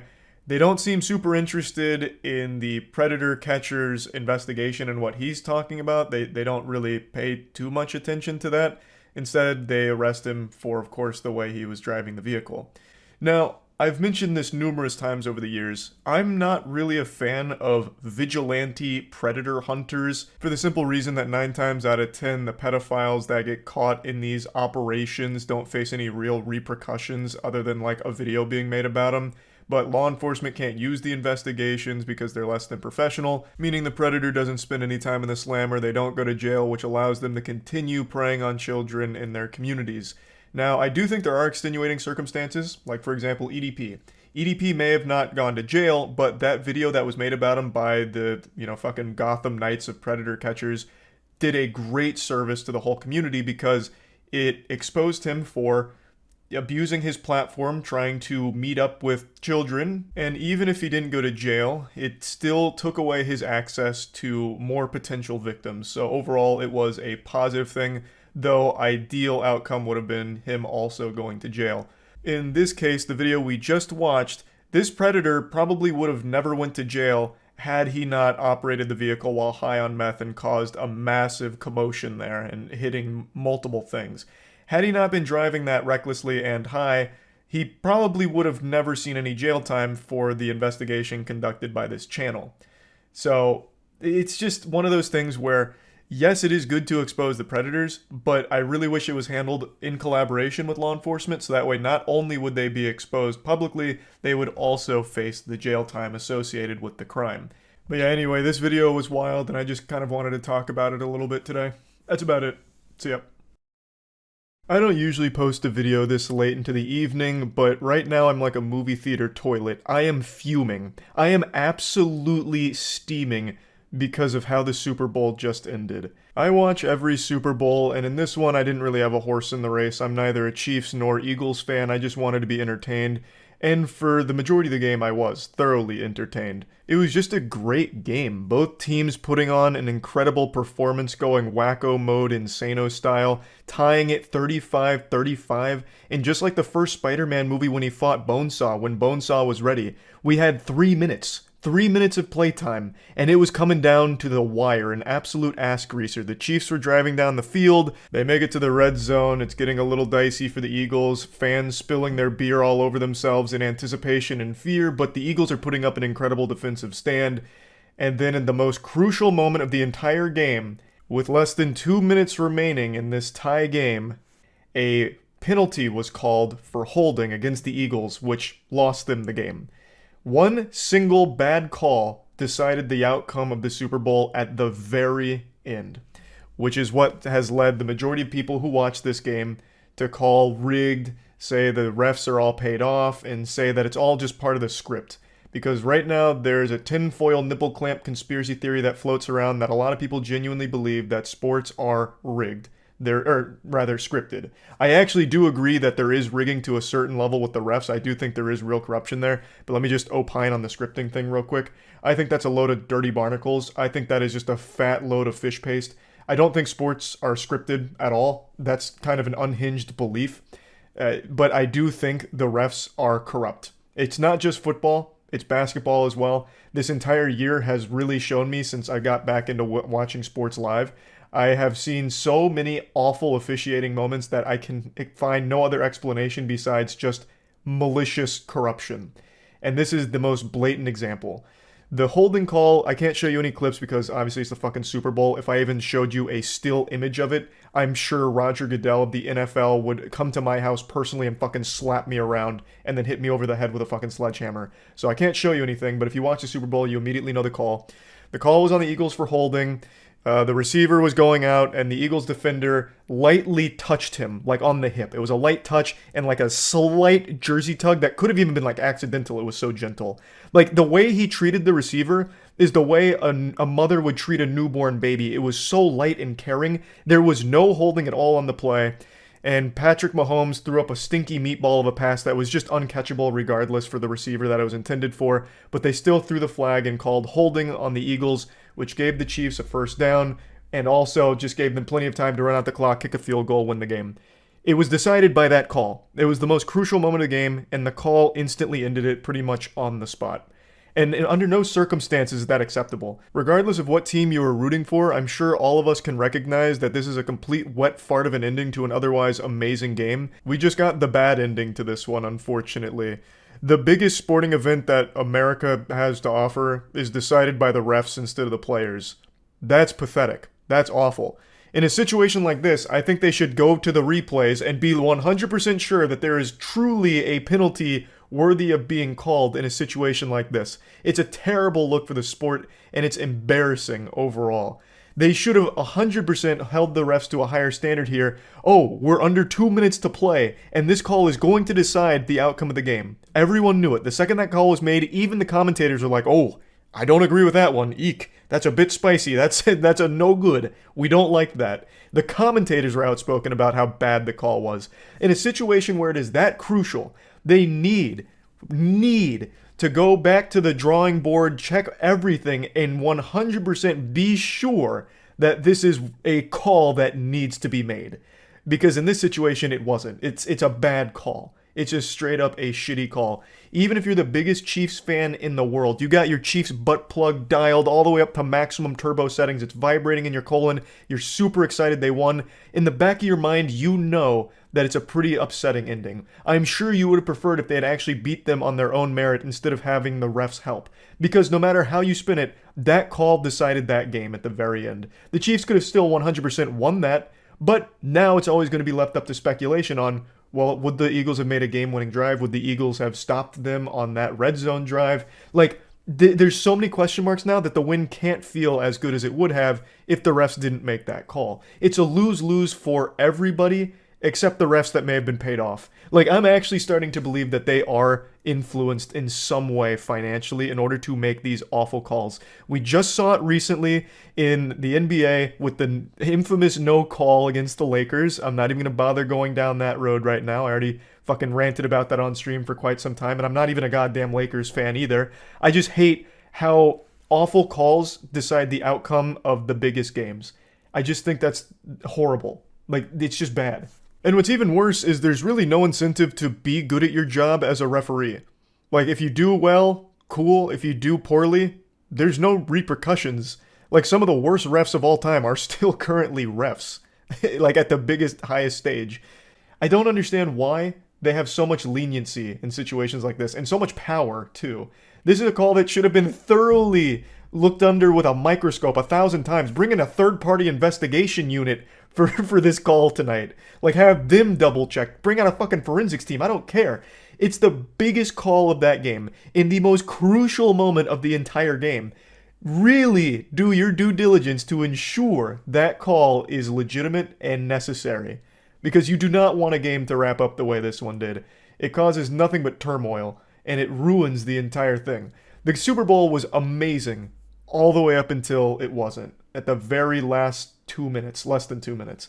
It's craziness. Can't believe I'm actually making a sports ranting video, but my family and I were having so much fun watching the Super Bowl, and when that call was made, collectively all of us let out an audible groan in frustration, and it took the wind out of all of our sails. None of us are Chiefs fans or Eagles fans. We didn't give a fuck who won. It was just such an amazing game, and to have it in this way is deflating. I can only imagine Philadelphia Eagles fans right now. But anyway, I just wanted to vent about all this. Also, I'll tackle one more thing that I've already seen pop up a lot, where it's like, no, it's technically a holding no matter what.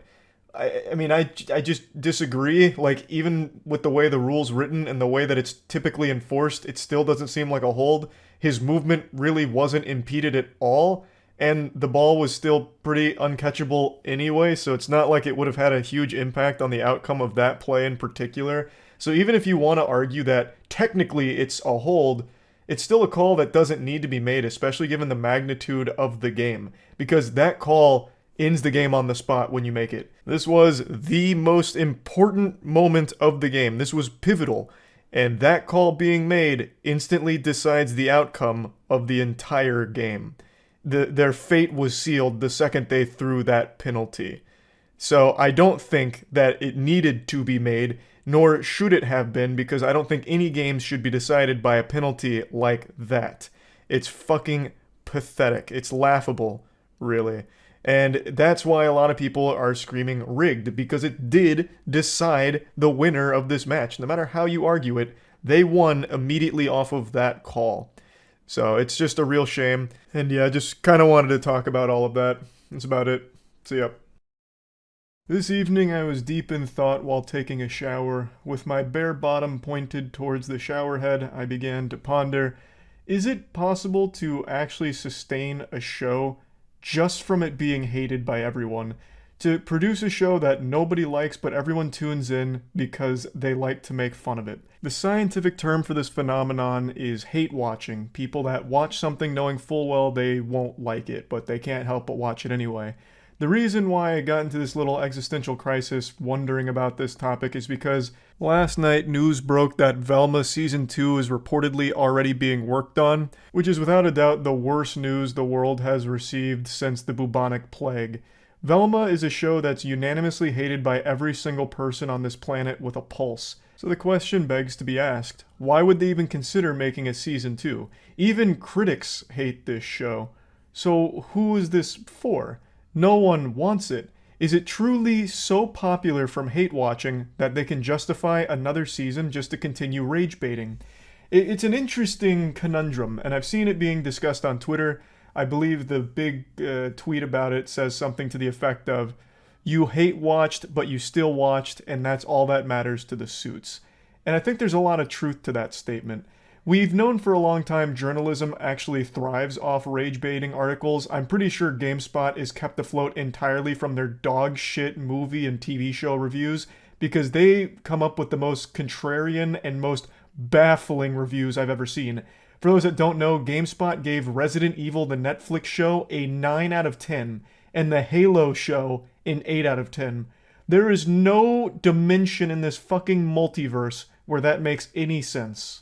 If you spit in my face and kicked me in my nutsack and then showed me these GameSpot reviews, I would be more offended by the reviews than your disrespect to my sack in my face. It's just unreal to think that these are real articles that got published. And it's not just these two, but these are by far the most egregious examples that I can think of off the top of my head. And this concept of profiting off anger extends to everything in the journalism field. There are so many articles written with the sole purpose, it seems, to incite controversy and spark hatred. Because when you get upset, you're clicking the articles, which I guess is good for their bottom line. Now, does that same concept extend to a show like Velma? There's a lot of evidence to suggest it does, especially in the case of Velma. Right now, they're wiggling their fingers celebrating that Velma had the biggest premiere day for an HBO Max original animated. But this is such a hollow victory because there's no HBO original animations left since everything got canceled. They're competing in a goddamn ghost town. It's just crickets for animation on there. So of course it was going to have the biggest premiere. But is it still just genuinely popular, like even just by normal standards? I think it is. With the amount of clips floating around on Twitter, the amount of discussion around the episodes, I actually think the show is very popular from people solely watching for the sake of insulting it. Which is fascinating because it looks like this show's going to soar to profitability for the network solely off just being this public toilet for people to shit in. This is just the internet's punching bag right now. The show fucking sucks. It sucks fuck. It's terrible.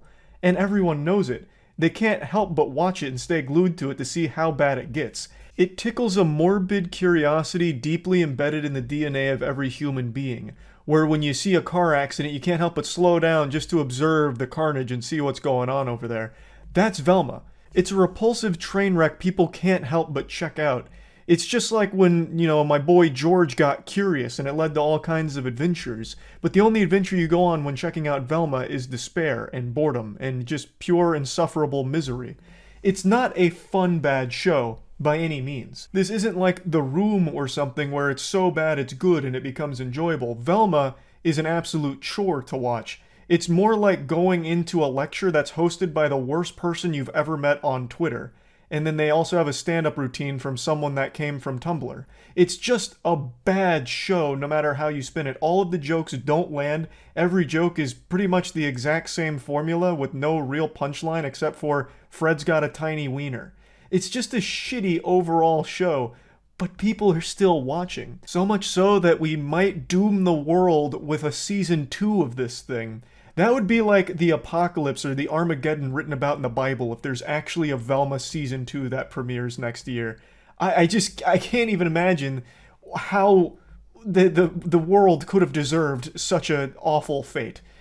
But it's so interesting. Like, I can't help but just be truly blown away by the fact that the studio and everyone involved here has to see the reception. They know everyone hates it. But numbers are numbers. And these numbers are astronomical, I suppose, because goddamn, a season 2 already. Very bold strategy, but I mean, maybe this is an actual legitimate thing that studios might start doing.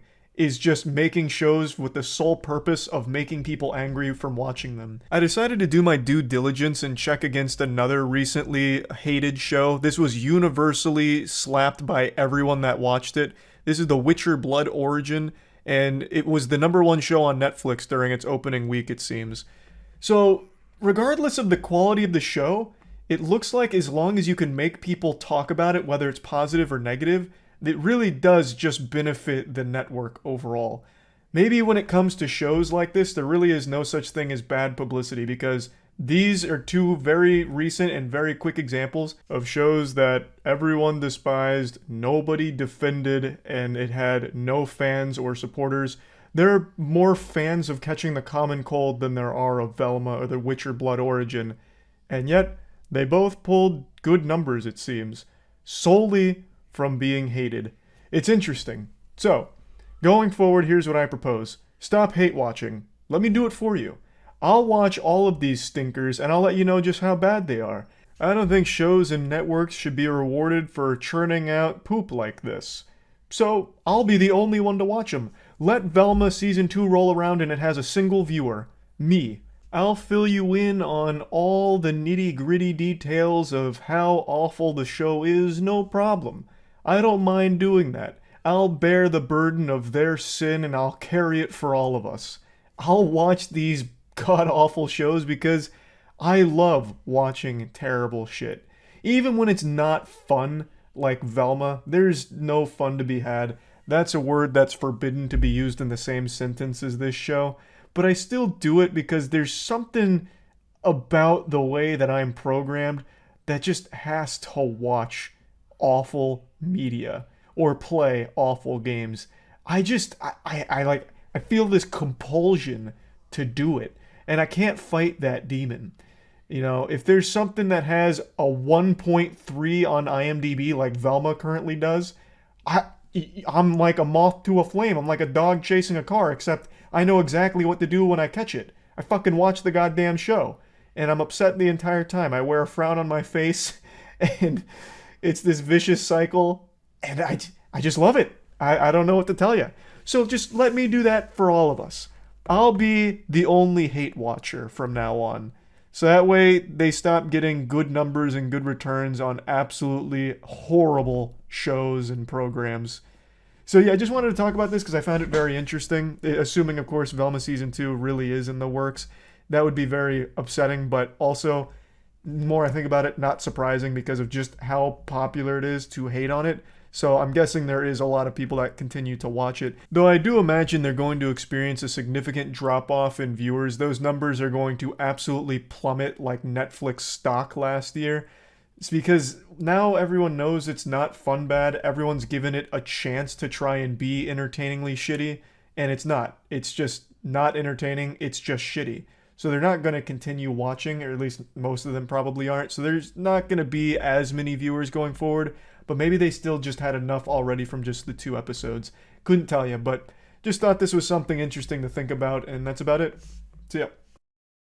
I'm not here to scare you, but what I'm about to share might put the fear of God deep in your soul. And by God, I mean AI. It is advancing so fast. Every day, there's new groundbreaking developments in the AI field. You remember the expression, seeing is believing? I think it used to be used for really bad horror movie titles, like their catchphrase, as well as talking about Santa Claus and the Tooth Fairy. But it was really applicable to evidence. If you can see something, if you can hear something, it's real. It's hard proof. But not anymore. Just like the dinosaurs, that shit is extinct. Because a video or audio evidence no longer means it's authentic, no matter how real it looks. AI is getting scarily close to making fake videos that are indistinguishable from real ones, and alarmingly close, like right on the edge, like one fucking pubic hair of a bumblebee's sack away from delivering perfect audio synthesis. In order to demonstrate this point here with how good AI's become with audio, let me show you Obi-Wan Kenobi talking about some space pussy. Luke, did I ever tell you about Ahsoka Tano? She was your father's exotic teenage alien apprentice, a fine piece of jailbait from a more civilized age. She had the tightest body and the perkiest little breasts in the galaxy, barely legal in most systems. Anakin and I used to double team her at the end of every successful campaign during the Clone Wars, and once in a while we'd even have the entire 500 first run a train over her, part of official Jedi training, of course. In time, she learned how to handle a meat saber better than anyone in the Jedi Temple.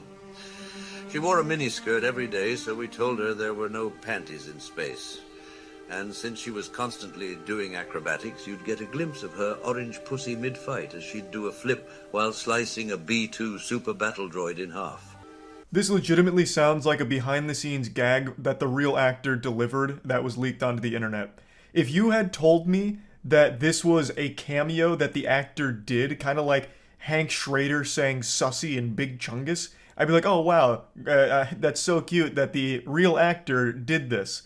Because it sounds so good. The intonation, the inflection, the pauses, the deep breathing, it is all one-to-one with Obi-Wan's performance in the movie.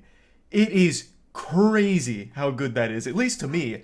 I can't find a difference listening to him monologue about Ahsoka being the finest meat saber wielder in the system, and Obi-Wan lecturing Luke in the film. But by far the wildest part about all of this is that it's not just specific to Obi-Wan. It's not like they developed the Brazzers Obi-Wan protocol to just generate goofy scripts using AI Obi-Wan voice. It's extremely flexible and can do pretty much any voice that you feed it. It's a service called 11 Labs, and you can just upload your own audio as long as it's like a minute long and clear with no background noise, and it can make you a generated AI voice just like Obi-Wan's that sounds super, super close to the audio sample that you provided it. Like, the sophistication of this technology blows my fucking mind. Now, of course, this example is all in good fun. Who doesn't giggle listening to Obi-Wan passionately recall his sexual adventures with the rise of the Skycocker? But let's extend it beyond just silly, fun monologues about alien milkers button cock. Let's talk about what you can do if you're a bad actor and there's someone you don't like. You know, let's say there's a celebrity you don't like. You could take a voice sample of them, plug it into this program, and write up some horrible shit and post it online, claim it's a leak. And there would be plenty of people that believe you, and it's kind of hard right now, at least for most people, to prove that something like this is fake. It's pretty advanced in that regard, but you can. Of course, it can still be debunked, but it can still do damage just because of how convincing it is to most people who aren't going to bother delving into it and looking for the evidence to confirm it being fake. And you can take that, and let's extend it beyond celebrities. Let's talk about someone in your personal life. Like, let's say you really don't like your criminology professor. You could just take a voice sample of them that you've recorded in class, plug it into this program, and then type up some racist shit, and then present it to the university board, saying, like, look at what this professor is saying in our class behind closed doors. This is unacceptable. I can't tolerate this anymore. This is fucking garbage. It is awful. And then that professor can get in huge trouble, maybe lose their job, get fired. It could be a massive issue for them, even though they haven't done any of that. It's all just been AI-generated voice cloning. It's a very powerful tool, and perhaps an even deadly weapon, depending on who's wielding this Excalibur here. Right now, most of the uses are people goofing around with it, having their celebrities deliver monologues, like Tim Allen coming out about his addiction to eating cat litter, or Jared Leto tearfully apologizing for consuming the blood of orphans to stay young. It's just this Pandora's box that's been opened, and no one's really entirely sure the implications this will have for the future. But it's as Uncle Ben famously said to Peter Parker, "With great power comes great responsibility. And even greater tits." Right from the beginning, I said she's got to have tits. Even though that makes no sense because her race, the Na'vi, aren't placental mammals. We had a shot in which Neytiri falls into a specific position, and because she is lit by orange firelight, it lights up the nipples. That was good, except we're going for a PG-13 rating, so we wound up having to fix it. We'll have to put it on the special edition DVD. It will be a collector's item. Maybe I should have considered a Neytiri Playboy centerfold. That would have been a good idea. That's James Cameron giving an interview about the importance of the breasts in the Avatar Way of the Water. Now, if I had just heard that, I legitimately would have thought this was an interview where James Cameron just went fucking full mask off, unhinged, fawning over the Na'vi honkers, but it's AI generated, of course. Like, that's just the power of it. And if you think it's only like one person being able to do this, you're wrong. They can generate entire conversations. Here's Joe Rogan and Jordan Peterson talking about 4chan janitors. So it's saying in the genetic lottery that we call life, clearly some were more successful than others, and 4chan janitors in particular certainly belong to the latter group. So can you tell us what that means exactly? It means if you take a large group of individuals, internet users in this case, you would expect a spectrum of abilities each individual possesses. Okay, that's interesting. But what about 4chan janitors then? Where would you find them on the curve? Well, you would find them at the end of the spectrum that the negative end, the bad side, you know? Like they possess no valuable qualities whatsoever? No, absolutely not.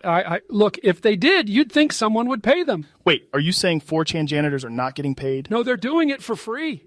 No fucking way, excuse me. But that's like really... Well, it's true. And I mean... The AI is exceptionally good with Joe Rogan for some reason. I think there is like a ghost in the machine and it's gathered sentience and become a fan of Rogan because it fucking nails everything involving his voice. Actually, Fuda can be made less gay than straight porn. You see, straight porn has one guy and one girl. Because you're fapping to something with one guy in it, that's 50% gay. If you watch Fuda fuck a girl, that's one girl and a half girl. Thus, only 25% gay. You could make it 0% gay with two girls, but the problem is that makes them lesbian, which wraps back to being 100% gay. This one just sounded like a legitimate debate an argument had on his actual podcast that was clipped here and pretending to be AI. It was so fucking convincing. Like, you start to question what's real, obviously. Like, where does flesh, blood, and brain, real, organic Joe Rogan end and AI begin? It's you know, it's blurring the lines of reality. And it's not just voices. At this point, they can do so much more. You may have seen there's a Twitch channel blowing up right now called Watch Me Forever. The program they're playing is called Nothing Forever. And it's 24/7 AI-generated Seinfeld episodes. So, did you hear the latest news? Not yet. What is it? Scientists have developed an artificial intelligence that can do stand-up comedy. Wow, that's amazing. Are they sure it's funny? I mean, what if it's really only funny to robots? I'm sure we'll find out soon enough. In the meantime, let's stick to what we do. Best, making people laugh. Agreed. To the funny people. Let's get out there and show him how it's done.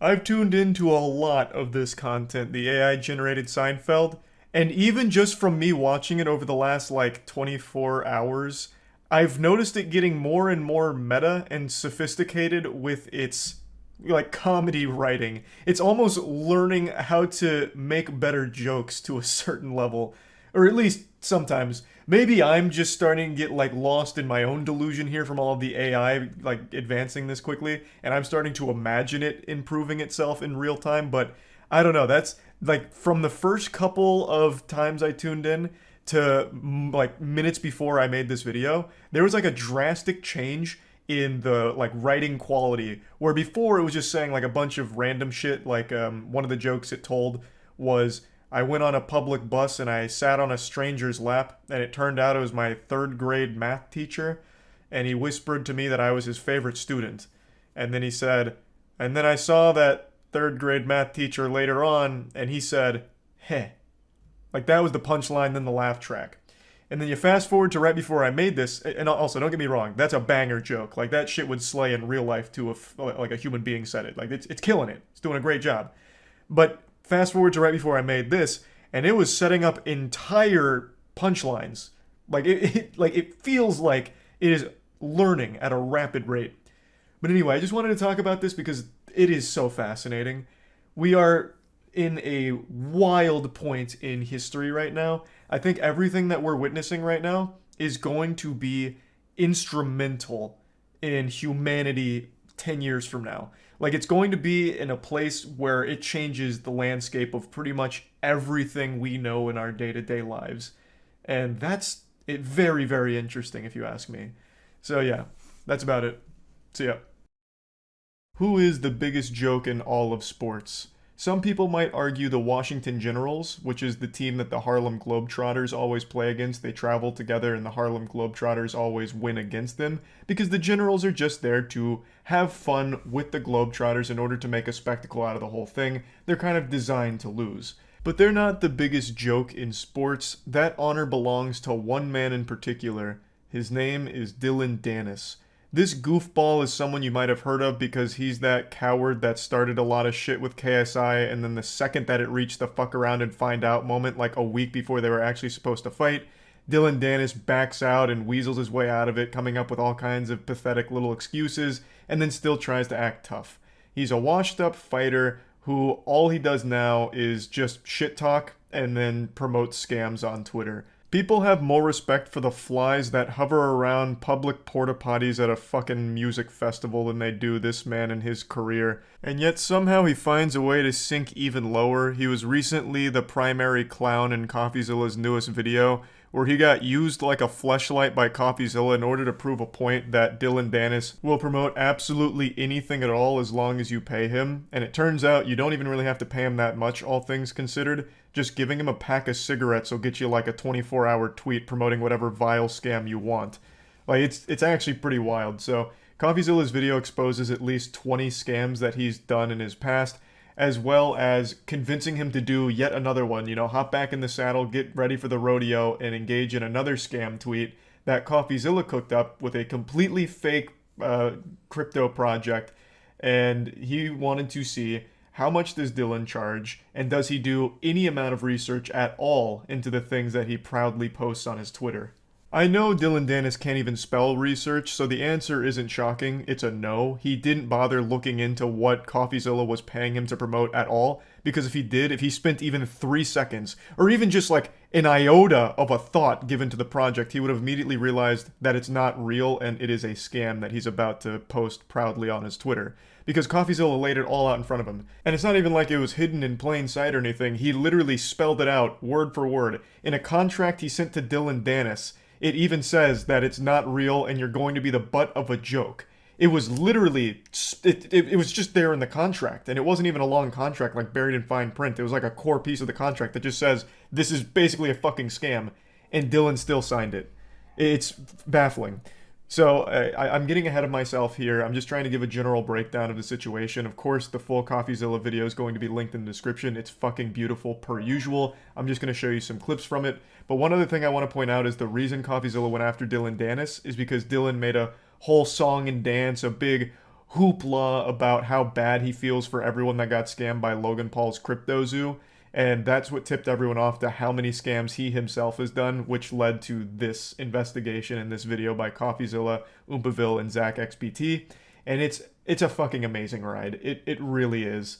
Dillon Danis is an MMA fighter famous for two things: cage fighting and not fighting KSI. True. But on December 23rd, he decided to be famous. Also, apparently, I didn't know this until recently. He's not even famous for actually fighting. He's famous for just being a guy that, like, kind of rides Conor McGregor's dick. What's his actual fighting record? Because I said the same thing. I'm like, yeah, he actually fights. But his actual MMA record is 2-0. He has fought 2 times. Once in 2018 and once in 2019. Look at this shit. So he's not really a fighter. he's fought twice. Like, his whole claim to fame is, yeah, I'm a fucking stupid asshole. And that's it. And he won't even fight a YouTuber. 100% win rate, that is true. He is undefeated. But then again, so am I in MMA, to be fair. I am also undefeated. It's kind of meaningless when you don't have a whole lot of fights under your belt. Calling out the scammers. He writes in a tweet, "Damn, Logan Paul is a scumbag. Feel bad for everyone he scammed." Now, Thanks, of course, Dillon. No one's gonna really disagree with this, so the likes rolled in. But what Dillon doesn't What a tell you saint. is he also What a has a saint. history of scamming people on Twitter. And what Dillon didn't know is that there was a detective watching him. That detective was not me, actually. I wish it was me. It was my buddy ZachXBT on Twitter who Whoa! said, "Damn, Dillon Danis is a scumbag. Feel." Hey, this is all coming full circle. You might remember Zach from the BitBoy Crypto thing. He was the guy that like tracked all of his moonshots and like called out a whole bunch of shit there. So I reached back out to Zach and I said, hey, good tweet, but I want to find out how many scams exactly this guy has promoted. So Zach started digging through the garbage bin of deleted tweets, and we found out pretty quick there were a lot more. What the fuck is it? Baby Dinger? What the fuck? Baby Dinger token is the next Shiba Inu. Oh man. If anyone has any baby dingers, you should immediately just lose the right to earn money in your life. You don't deserve it anymore. Ring dinger. Hey, let's not besmirch the good name of the ring dinger. That's as far from Web3 crypto as you get. That is literally an old man who snaps your head off. I wanted to trick Dylan into giving me the amount. The rough idea was to approach Smart. Dylan and say, hey, I created this dumb NFT project that's completely fake. How much would it cost for you to promote it? He gives me an answer and I have my price. Who looked like he would be serious about selling you an NFT collection. And that's when I thought of my buddy Oompaville. Yes. This is a guy who's actually really sweet in real life. I did know Oompaville played a big role in this here. So that is exciting. Very smart. CoffeeZilla recognized that Dylan would certainly say no, knowing for sure that it's a honeypot if it was CoffeeZilla that reached out. So he used Oompaville, whom, I mean, that looks like a well-adjusted man to me. Like, that's a trustworthy face right there. So he used him as the proxy. That's genius. We can provide all the marketing copy. Please let me know, as we're trying to launch relatively soon. That website is not a real crypto NFT platform. Nothing in this video is a crypto or real NFT, so yeah, you cannot buy obviously, crypto. I want to be sure. super clear, because Dylan immediately responds with, want to do a tweet. And then I love this next part. What is it? I like the order of that, let's promote it. And then underneath it, what am I promoting? And it's at this point I realized that it's secondary. This is not only my chance to find out how much Dylan gets paid for all these scam promotions, it's also my chance to test Dylan Dennis. In fact, to do this, I basically copied almost word for word CryptoZoo's white paper, saying the following. Baby. Sour.gg may appear to solely function as an NFT collection, but it's much, much more. Sour allows users to earn sweet tokens that are openly traded via a yield that is based on the rarity of a given candy NFT. I'm going to tell you right now, Coffee, I love the attention to detail here. I think that is super smart. I'm not convinced Dylan Dennis can read. I think he might be illiterate. So he just saw words on the page and he's like, man, this is legit. All these words, they have meaning, I have no doubt. I'm in. I am confident he had no fucking clue what anything in that white paper said. But I appreciate you went the extra mile and set it up that way for it. Look out, adventurer. Now this is a sentence which means nothing unless you lay it out by the first letter of every word. And then it spells CoffeeZilla. Oh! So, don't say I didn't warn him. And obviously, that's even way if too I smart hadn't for warned Dylan. him, Dylan Dennis surely wouldn't promote a CryptoZoo project, right?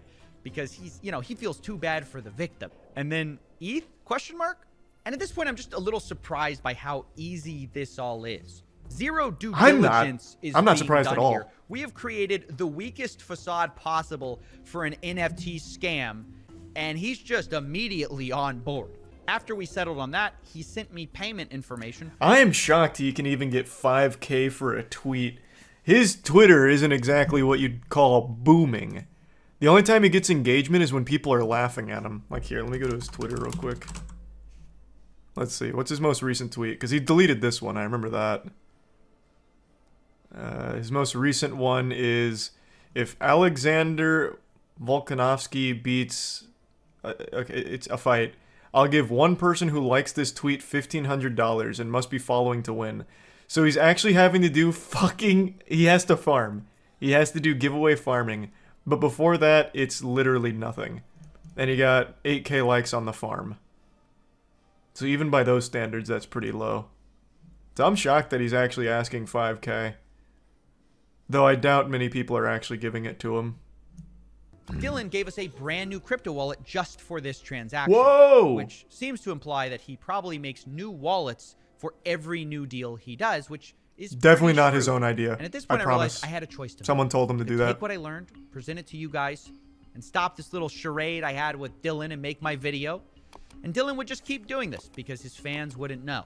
Wait, Or what was that I could- last one? Was that Face Writers? What the fuck? Did I read that correctly? Right before Baby Dinger. And Dylan would just keep doing this. Oh, I'm writing with Faceless. Gotcha. I thought that said Face Writers. I was like, damn, another fucking wild one. Because his fans wouldn't know. Which is actually pay Dylan to post a link to our fake NFT project. But the twist would be, as soon as he posts that link, it will become a website dedicated to every scam tweet Dylan Dennis has ever done. And remember that this website would be linked by Dylan Dennis himself to all of his fans until he kept the tweet for certain periods of time. And to my surprise, he agreed to the terms. And That's smart. That's super smart. Yeah, so space it out so that way you can get the most juice for the squeeze here off the tweet staying live. I can also promise you, Dylan Dennis has no idea what any of these words he's using here mean. He's used too much punctuation. There's 2 periods in there. That's far more than his reading level permits. He's got percentage sign in there, some underlines, parentheses. Dylan Dennis tapped out once he saw payment structure. He's like, all right, payment. I know that one. Okay, whatever else. Website, which is just a website with all his previous transgressions. Now, I did talk to some I want to read that one. What was that? I'm bullish on what? These all have the worst names. I'm bullish on Rock Smart Chain. Rocket Raccoon. Hype. from ZachXBT. He found over 20 projects Mm. that Dylan promoted and then tried deleting, where many of them were rug pulls and scams. It was at this point is I drew up a contract for Dylan to sign before this whole thing goes live. He didn't read it. And in it, I lay the whole thing out. And this is what I meant by headwinds. This is where he probably will catch us. Because in black and white, I lay out our whole scheme right in front of him.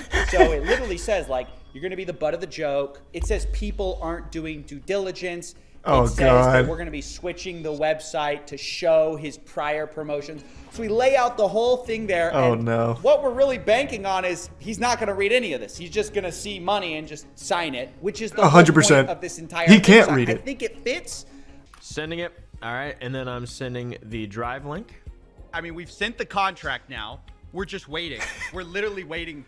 He's going to instantly respond with the Yeah, sign. lit. It's going to be less than 2 minutes. Oh, I agree, bro. I agree. It was 3 minutes. I was so fucking close. I was so close. Idiot.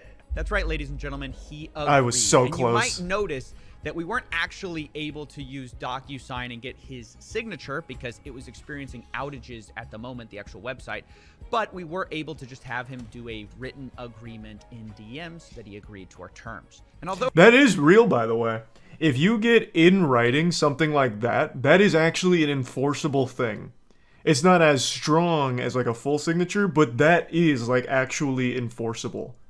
So, what a fucking moron. Holy shit. go ahead and tweet. Just refreshing now, I guess. See what he says. Run There's been it. so much work that goes into this. You guys didn't see this off camera. Dylan starts talking about where's your community. So we have to whip up this community from nowhere. Oh, Our fuck. community doesn't exist. We had to create a Twitter profile. We had to buy a bunch of botted followers. An hour ago, it didn't exist. I don't think I've ever been so excited about something in my life. Nice. Dude. What was the total spend on this, I imagine? He tweeted it. Huge. I can't believe he did it. He actually did it. He just tweeted it. What an idiot. What? I can't believe it. What can I say? So I knew this tidbit of information real quick before he points it out. The actual tweet just has the word scam in it. Sour NFT candies are moonbound. Scam. Believe It's it. so adorable. What can I say? He They couldn't have promoted made it a any more tweet clear. which literally spells out in first letters the word scam. Yep. I hope this is Oh man, Dylan. Now he's ducking CoffeeZilla and Oompaville's attempt to communicate just like he ducked KSI's fight. God damn. It's all he knows. Yeah, he'll never mention this, unfortunately. That's his modus operandi. He just is a fucking perpetual loser, I guess. Oh, I did see that. There was a lot of brain rot takes about how what CoffeeZilla did is actual entrapment. And I'm pretty sure those people are just as CTE riddled as Dylan Dennis to think that what CoffeeZilla did is anything even remotely associated with entrapment. It's not even close. CoffeeZilla did everything possible to let Dylan know what was going on. He even put in the fucking contract he agreed to that it is literally him just being a joke. It's not real. He laid out everything, and he still agreed to it. That couldn't be further from entrapment. The guy got 1K. He did get 1K. He did get $1,000 out of it, so that's a Dylan W, baby. Fucking big one from Dylan! But also lost rep. He had none to begin with. I legitimately don't think Dylan Dennis has a single fan. Like, actually not a single one. People just laugh at him. In fact, if you go to his goddamn giveaway tweet right now, people aren't even participating in the actual giveaway. They're just spamming the clown emoji. Jesus Christ. He can't even, like, actively farm children on Twitter. He doesn't have fans. There's no shortage of horrible companies in the video game industry, but there's one that's been able to fly under the radar for way too long now, even though it's just as slimy and scummy as some of the more mainstream ones people like to spit on, and that's Nexon. You've probably heard of them because of MapleStory. That's by far their biggest game, their magnum opus, the cash cow that they're addicted to milking, and for a long time now they've been able to tiptoe around in the shadows, hiding their stink from the public nostrils. But last month, they flew a little too close to the sun, and we could start to smell their odor. And I swear to God, it smelled like shit. About a month ago, they decided to start bullying a smaller developer named Iron Mace, who's working on a game that I am a massive fan of called Dark and Darker. I played every playtest so far, and I have been absolutely loving it. But love is a concept that doesn't exist at Nexon. Only cold, hard dollar bills that they were missing out on. They're like the Mr. Krabs of video games. So they started to put Iron Mace in their crosshairs, claiming that the Dark and Darker developers stole from Nexon. They said that not only did they steal code from an unreleased project at Nexon called P3, they stole assets from that project. And basically the claims boiled down to there was an employee at Nexon back in 2021 who was working on a project called P3 that is similar to Dark and Darker. That employee apparently was talking about like leaving and starting their own company, kind of expanding upon this P3 idea. He ended up being fired, and then, fast forward to late 2022, we have Dark and Darker, which bears some resemblance to that P3 project. So Nexon is claiming that they stole from them, citing assets and code that was ripped directly from that unreleased project, as well as idea theft, saying that this was a Nexon idea, and thus they don't really have the right to use it. Which is why that title is You Can't Copyright a Game Genre, because this is an extraction style game. It's a genre that's well established. The only spin on it is, instead of being guns like Tarkov, it's medieval weaponry, and it fucking bangs. This shit fucks. It is amazing. I love Dark and Darker. And unfortunately now, Nexon has gone so far as to issue a police raid on their studio headquarters, and as I understand it, they didn't find anything there. They reassured fans that it was quick and nothing was found, and there will be no delay in development and nothing to worry about. So I'm guessing they went there and got a giant fucking nothing sandwich served to them. There was, I suppose, no stolen code, no hidden secret documents from Nexon, no Krabby Patty secret formula, just some hardworking developers and their project. But that's not where this story stops. In fact, today, this is why we're talking about it, today Nexon has once again escalated this conflict and issued a full-blown cease and desist to Dark and Darker, which has led to it being pulled from Steam. So effectively shut down for the time being, all based on these claims that it was stolen from them. Of course, Iron Mace denies all the allegations, saying that Dark and Darker's code was built from scratch and its assets were either purchased from the Unreal Marketplace or designed internally. And if you've played Dark and Darker, you're going to notice like half of the assets in this game come from the Unreal Marketplace. I play a lot of shit on Steam new releases, and I can recognize half of the models in Dark and Darker from all of the other games I've played. And that's not a problem. The assets are there for a reason. Plus, it's still like in very early playtesting stages, so of course they're going to be using assets. I don't know what fucking assets they're even claiming are stolen from Nexon unless Nexon like has some kind of monopoly on the Unreal marketplace where it's all their assets. They're like the kingpin and their drug empire is the Unreal marketplace. It just doesn't make any sense because, again, half or even maybe more than half of Dark and Darker uses just standard store-bought Unreal assets. So to me, the claim is extremely confusing. Like, I don't even feel like Phoenix Wright could make an argument that some of these assets are stolen from Nexon's unreleased P3 project because, again, so much of Dark and Darker is Unreal assets. Like, I can't imagine them being like, oh my god, that rock that's in the middle of that prison cell is actually from P3. I'd recognize it anywhere. That is a distinct rock that was developed in-house at Nexon. It's our pride and joy. Oh my god, and that chalice that players can collect, that golden goblet of fire, that was from Nexon. You've stolen it from us. Like, I don't know where there's even wiggle room for them to make claims that some of these assets were stolen because so much is from fucking Unreal assets. But regardless, moving forward, Iron Mace developers have of course made a statement about this whole thing. They've said, to all our fans, we have recently been served a cease and desist letter and DMC takedown by Nexon regarding Dark and Darker based on distorted claims. We are currently working with our legal team to remedy this issue in the best manner possible. Due to the sensitive legal nature of this issue, we must be careful with our statements so as to not jeopardize our position. We ask for your understanding as we work to get the game back up as quickly as possible. Please know that we will do all that is possible for our fans. Thanks. A very sweet message. Throughout this entire discourse, Iron Mace has seemed extremely professional. But I just want to point that out. They have seemed like absolute sweethearts here in the face of bullshit. This, to me, I'll break this down and give my whole perspective on this after researching all of it. This, to me, feels like Nexon bullying a smaller company because they feel like they've missed out on a golden goose here, because Dark and Darker has become extremely popular, and they did have an idea that was similar to it called P3.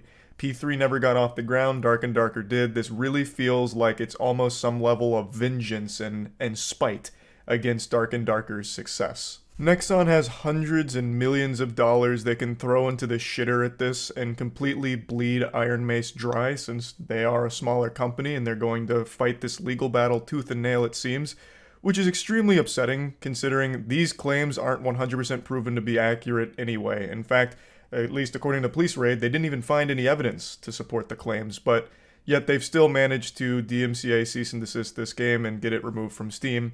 And now Iron Mace is going to have to engage in a lengthy and very expensive legal battle with this absolute titan of douchebaggery. Nexon is just an absolute trash company, and even if every single one of their claims is accurate, 100% truthful, they're still a horrible, garbage piece of shit company regardless. Even from everything outside of Dark and Darker, even before this, they've been a terrible company, but this especially. And I'll go a step further. Maybe we're getting into dicey, spicy territory here, but I'm just gonna say it with my whole chest. If all of Nexon's claims are accurate, Dark and Darker did take that idea from Nexon and build upon it, and even if they used a couple of assets that they developed while working at Nexon, I don't give a fuck. In fact, I view them more as heroes. I respect them more if they did that, because Nexon can suck the dirtiest part of my asshole. I cannot stand that company. I think that would be great if that really was the case. I don't think the Nexon Corporation should have the legal right to have this stranglehold on a video game idea that they didn't even make themselves. This idea was cooked up by the creative minds that were let go from Nexon in the first place. Thus, since they're no longer at Nexon, I feel they should be able to explore that idea and build upon it privately in their own way at their own studio, even though that idea was something they may have had while working elsewhere. They are no longer working there, that company is no longer working on that project, thus the team that actually made the idea and the prototypes should be able to take that work and build upon it on their own. I don't know if that's a hot take, but again, assuming every claim from Nexon is accurate, even still, it makes it clear that the idea and the work was done by employees that were let go from Nexon. Thus, it shouldn't be their idea anymore, Nexon's idea. It should be the individual's idea who actually came up with it in the first place. Thus, I feel like they should have the right to continue to work on it if they choose to. But again, it's important to reiterate that as of right now, there's still no real hard evidence against Iron Mace. Nothing that's really supporting Nexon's big claims of stolen code, stolen assets, and shit like that. So we're just gonna have to wait to see how all this unfolds, but it's really disappointing to see that Dark and Darker is no longer up on Steam because another playtest was right around the corner that I was extremely excited for, as were a lot of people. So hopefully this situation can get resolved pretty quickly. That's about it. So yeah. I've got a piping hot meal fresh out of the Olive Garden microwave straight to your dinner table here. This news is fresh off the press. The CEO of Twitch has announced that they're stepping down. Emmett Shear has been with the company at the helm for 16 years, apparently, and today has decided to move on. So he's quit his position and passed the torch. This is really interesting because it happens so soon after YouTube just experienced something very similar with Susan stepping down. Back to back, these two major companies had their CEOs walking off into the sunset together. I'm not normally conspiratorial, but perhaps there is some kind of correlation between all of the UFOs we've been citing recently and now these CEOs stepping down. Maybe the Illuminati's making some plays for the shadow government. Things are getting very odd. But anyway, Emmett left us a blog post kind of detailing his 16-year adventure here at the helm of Twitch, and even made a Twitter post kind of going over it briefly as well. In October 2006, we started working on live video for the internet. That became Twitch. More than 16 years later, I'm now a father and ready to move to my next phase of life. I wrote a blog post, but the short version is, thank you so much to everyone who built this with me. I'd like to make note that this is probably the first time Emmett Shear has ever said a single word about Twitch on his Twitter account. I've said this a million times, but you would have no idea Emmett Shear is the CEO of a major company like Twitch if you didn't just look it up yourself. I bet you were even scratching your head when I said the name Emmett Shear. You're probably going, who the fuck is Emmett Shear? Is that like a NASCAR driver or something? Like, who's that? I bet most people were probably under the impression Twitch didn't even have a CEO. That position was filled by Amazon androids or something. Emmett Shear has been my poster child for the last couple of years for a CEO that is beyond out of touch with the company that he runs, and it really does convey the idea that he doesn't care about it. Again, he doesn't talk about it. He doesn't engage with it ever. He doesn't celebrate anything about Twitch. If you scroll through his Twitter, you'll never really find any mentions of anything going on Twitch. I imagine he probably doesn't even know 5 streamers that use the platform. Like, I've made this very clear. This is no secret. I've been very public that I'm not the biggest Emmett Shear fan. You're not going to see me heartbroken, curled up and crying over Emmett Shear no longer being Twitch's CEO. Right? I think he has been the most passive CEO of all time, and it's really felt like he is embarrassed of his position at this company. He doesn't talk about it ever. He is never at any of the functions. He doesn't know like half of the shit on his platform. I bet the reason he stepped down is because someone at the office might have accidentally like CC'd him on an email reminding him that he's the CEO of Twitch, and he's like, what? I'm the CEO of Twitch? Still? I thought I gave up this position 8 years ago. Oh, hold on, let me rectify this. So then he just put in his 2 weeks notice. Like, he just has not, in a long time, been active in the platform he is the CEO of. So, I haven't been a big fan. Obviously, the changes that Twitch have been experiencing over the last couple of years have been overwhelmingly fucking terrible and misguided, showcasing just how out of touch a lot of the higher-ups at the company are.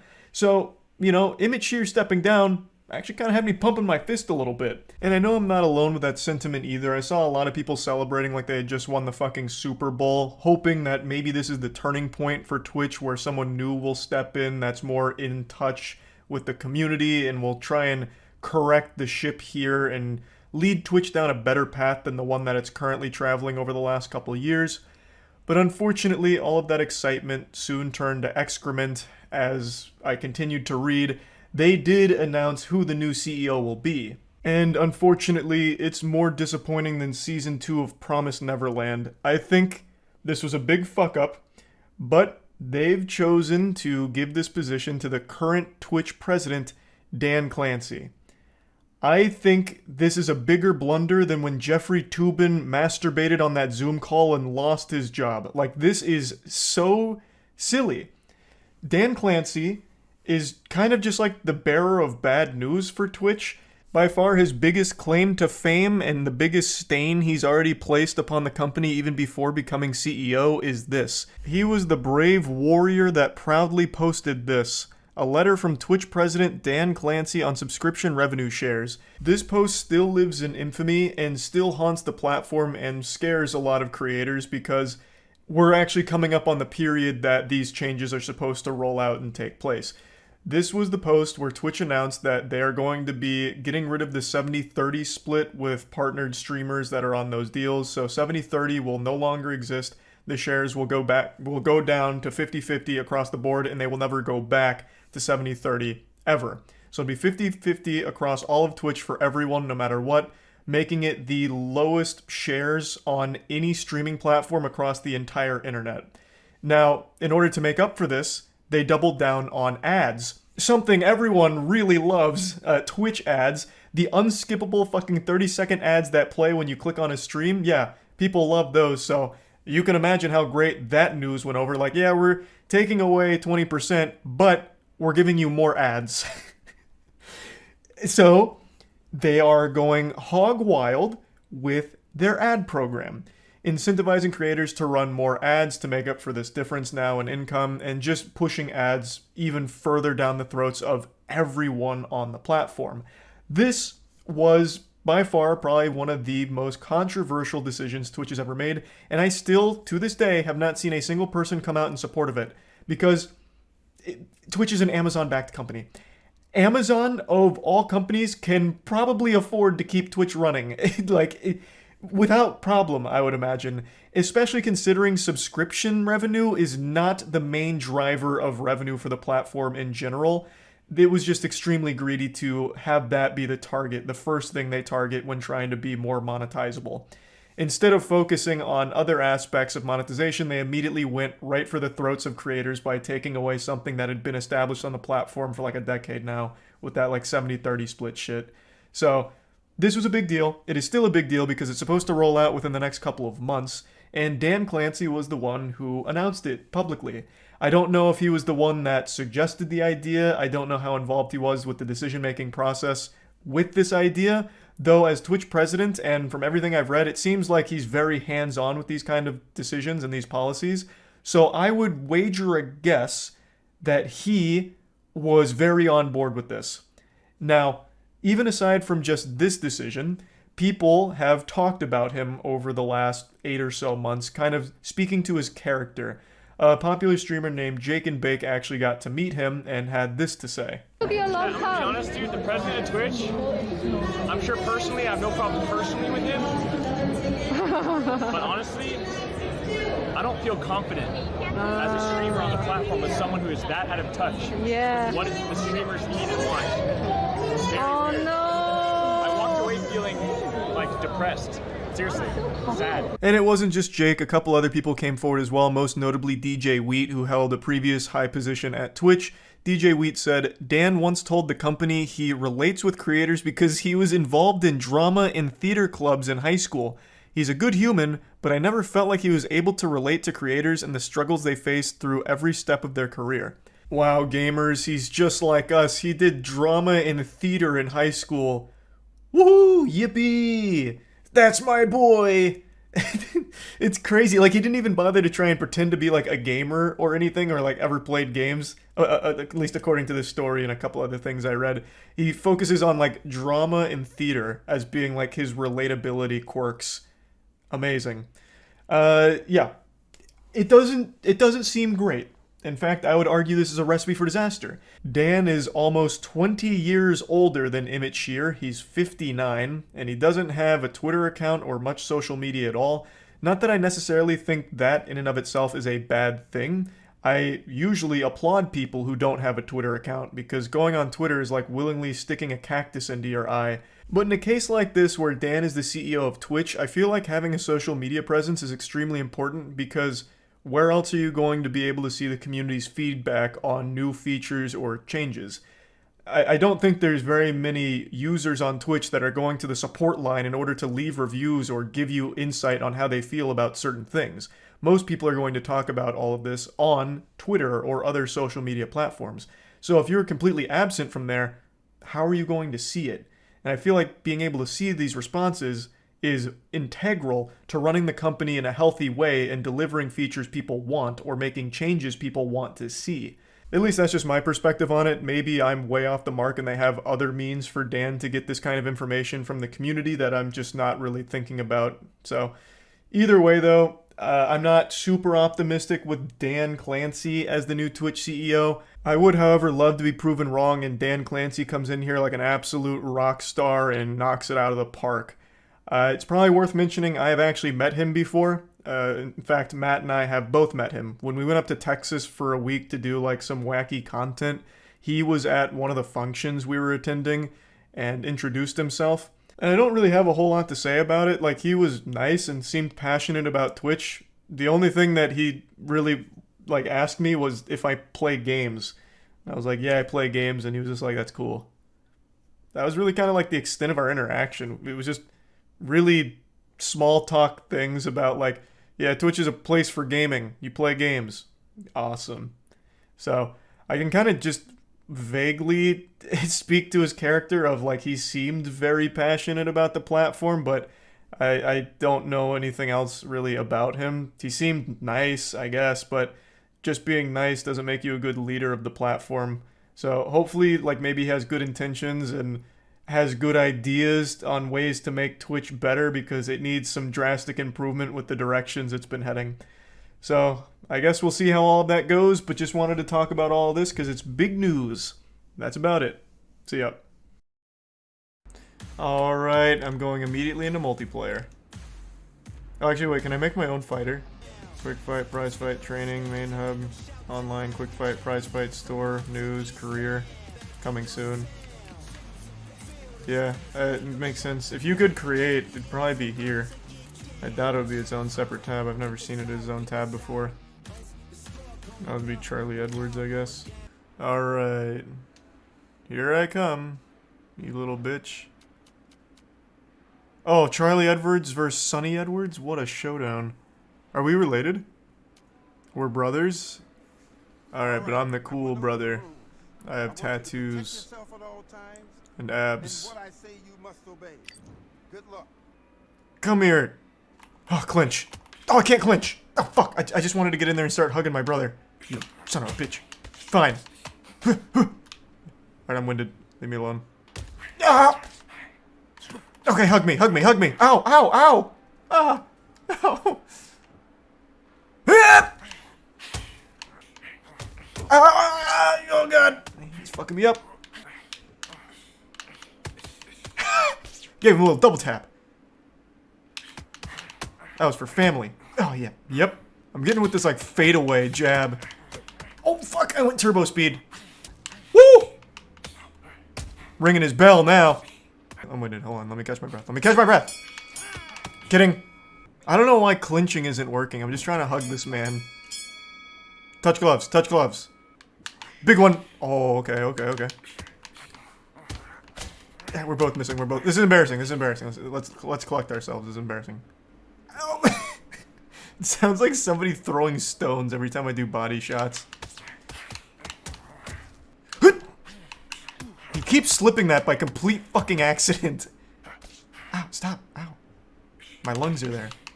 God, are we both just invincible? Okay, okay, really. No, now I'm serious. Now I'm being serious. Now you need to stop. You've taken it too far now.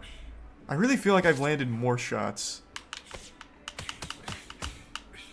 Especially this right-hand jab.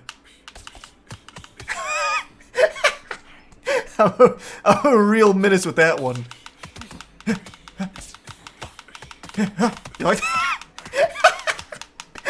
I can do this all day. Charlie Edwards. Fastest right-hand jab in the business. There's no... They didn't teach you about this one, did they? Yeah, they couldn't have. This is forbidden technique. Ow, ow, ow, ow, ow. Okay, ow, ow. Stop. Yeah, I'm like whispering a secret in his ear. Stop it. You're trying to bob and weave me? You insane? Oh, that's how she goes, baby. That right-hand meat. Throwing frying pans at him. He doesn't like that. These little dinky ones. Not even fully extending on him. You know what's coming, but you can't stop it.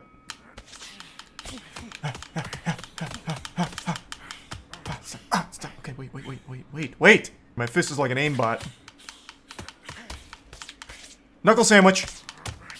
Double order. With fries. Jumbo size. Did you order the wumbo? Yep.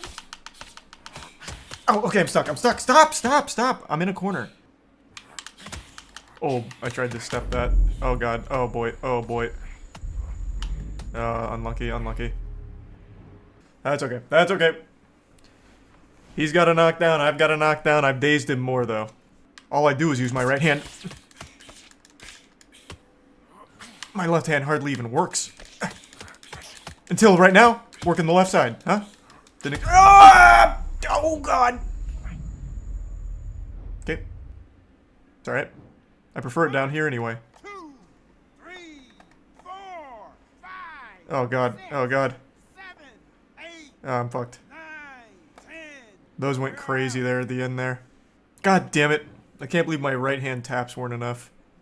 In this corner, it's Roy Jones Jr., 180 centimeters tall, with 188. I'm the real Roy Jones Jr. You're Roy Jones Jr. He's Roy Jones Jr. We're all Roy Jones Jr. Roy Jones Jr. He won world titles at 4 different weight Why does he get an classes, intro, but I don't? The heavyweight championship of the world. He's the one that's the imposter, not me. Look at that. All right, those are the numbers. This bout is scheduled for 12 rounds of boxing. Fighting out of the red corner from Pensacola, Florida, here is a middleweight, a super middleweight, a light heavyweight, and a heavyweight champion of the world, Roy Jones Jr. That's not me. I voted to Fighting skip, out of so. the blue corner Thanks for your sub-fill in tier 1, Caldy. Florida. Oh, you got me fucked up. Okay. Huge. I forgot. Oh, I forgot you can switch stances. Okay, I just taunted. Ooh! Imagine I get a knockout out of that. I did kind of pack a fucking fat package there, though. And I delivered that right to his front door. Okay, okay, this is tough. Nice. Gave him a good bop there. Make him forget 3rd grade. Damn it. Oh, yep! Yep! What is this guy's face made out of? Rather, what is my face made out of? Have some respect. Have some honor. That's what you get. That's what you get. Disrespect me. You got some fucking nerve. There we go. Those punches have meaning. Yeah. Alright, alright. That's punches with a purpose. He's having a hard time defending against that one punch. It's like Bruce Lee said, fear not the man who has practiced 10,000 different kicks. Fear the man who's practiced the same kick 10,000 times. That's me with my right hand. Damn it! Just fall!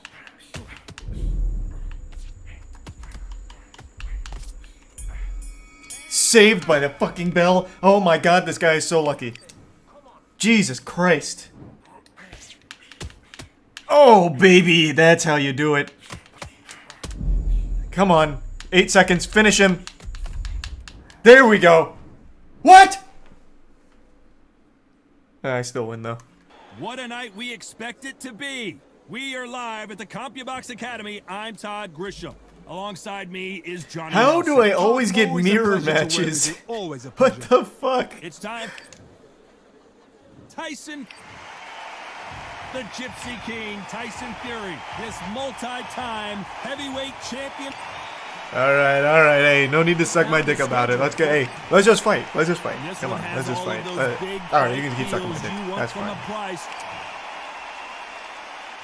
And we're underway in round I'm 1. coming at you so fast. So there you have it. It is official now, and Scared that him. is not the way anyone wanted this fight. Scared him to death, huh? No complaints there at all. The crowd agree. I agree. The ref knew exactly what he was doing. So you know what? Great shout. I look forward to fight number 2. That was good. Good fight. What's happening? You AFK? Hey. You there? Hey. Hey. Hey. Wake up. Are you there? Oh, he's there. He's back. He's back.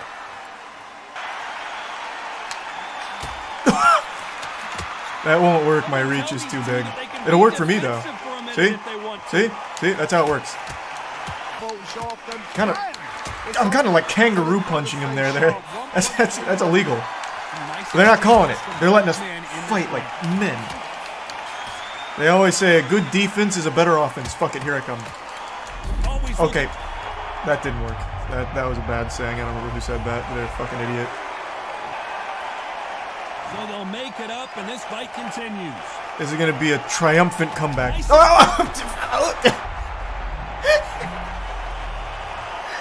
Alright, hold on. Hang in there, Tyson, if you're still alive in there. Oh, I'm so fucked. The others are going too crazy now. How did I not rock him, though? I felt like I was landing just as many powerful shots. I don't really get that.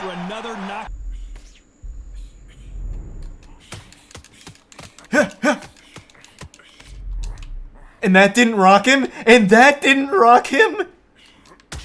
That still didn't rock him?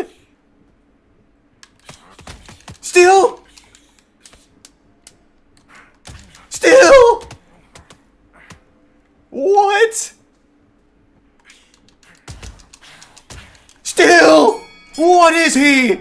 What is he made of? What? Jesus Christ!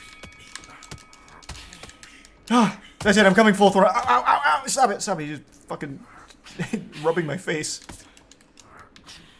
No? Not enough? Jesus Christ, I need to, like, hit him with an actual fucking cannonball in order to rock him. Good lord! 2, 3, 4, Sweet heavens. 6, 7, 8. Okay, alright.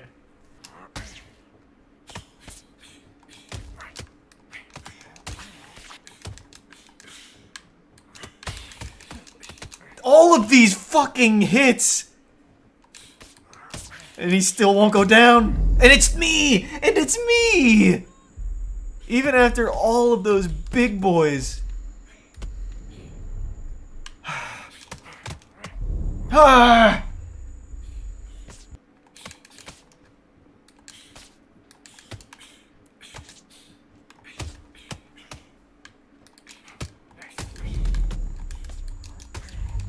There we go. That's it. That's gotta be the one. That's gotta be the one. Holy shit, I had to work so hard for that. Come on. Stay down. Oh, he's good. Oh, never mind. He sucks. Kid's trash. Get the fuck out of here. Oh my god. I had to work so fucking hard for that. He never knocked me down. I managed to weather the storm every single time he managed to rock me, so that was good. Crushed him on those body shots. Look at that. I landed 45% of my power punches. I beat him on everything in the scorecard, but I had to work so hard. I know it's late, but I just need to whine and complain and rant about a movie I just saw really quickly. You know how much I love bad movies that are so bad that they're good. I think it's the most fun you can have is getting together with friends and watching absolutely atrocious movies or shows that you can laugh at and make fun of together. And there was a new banger, or so I thought, that was coming out called Pope's Exorcist.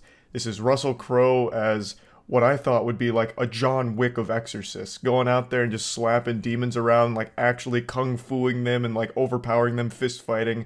Like that's the impression I got from the trailer. I thought it was going to be like absolutely wild and nutty. And I just came back from the theater after seeing it, and my god, there's just a lot that I need to talk about in terms of disappointment and bewilderment that this movie even got made in the first place. So I'm going to treat this like a little confessional here and own up to some sins. Seeing this was a sin. And I understand the Lord forgives all sins, but I feel like after he takes a peek at the Rotten Tomatoes 83% audience score, he's going to flood the earth again out of pure embarrassment for even making our species. This movie is so far from an 83%, it's laughable. It is not good by any means. I don't know why the audience score is so high. Like, it is guilty of more sins than any of the demons in the film. Well, even though there's only one main demon. It is the most generic horror schlock of all time. But its biggest crime is being boring. It borrows every single generic horror plot point, every generic horror movie cliche of, like, you know, sitting up from the bed like the Undertaker because the child's possessed and he has, like, a deep demony voice. Every single, like, horror movie trope is just ham-fisted into this. All of it dumped into this witch's cauldron and brewed into a disgusting stew.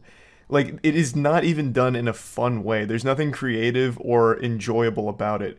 It's boring mostly, though there are some fun moments, like fun bad moments that I'll talk about. But overall, I am just blown away by how uninteresting the film was after seeing the trailer. The trailer got me hype. I knew this wasn't going to be a good movie. I don't feel like anyone with a working pair of eyes would watch the trailer for The Pope's Exorcist and be like, wow, that might be pretty damn good.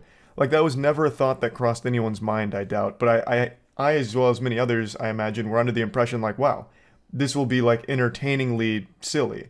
But it really wasn't. It didn't even try to be scary, first of all. Like, that was the wildest thing to me. It really didn't even try to be a horror movie. Its scares mainly consisted of the standard lift people up using, you know, Jedi force powers and throw them around a room, or knock over a couple of crosses.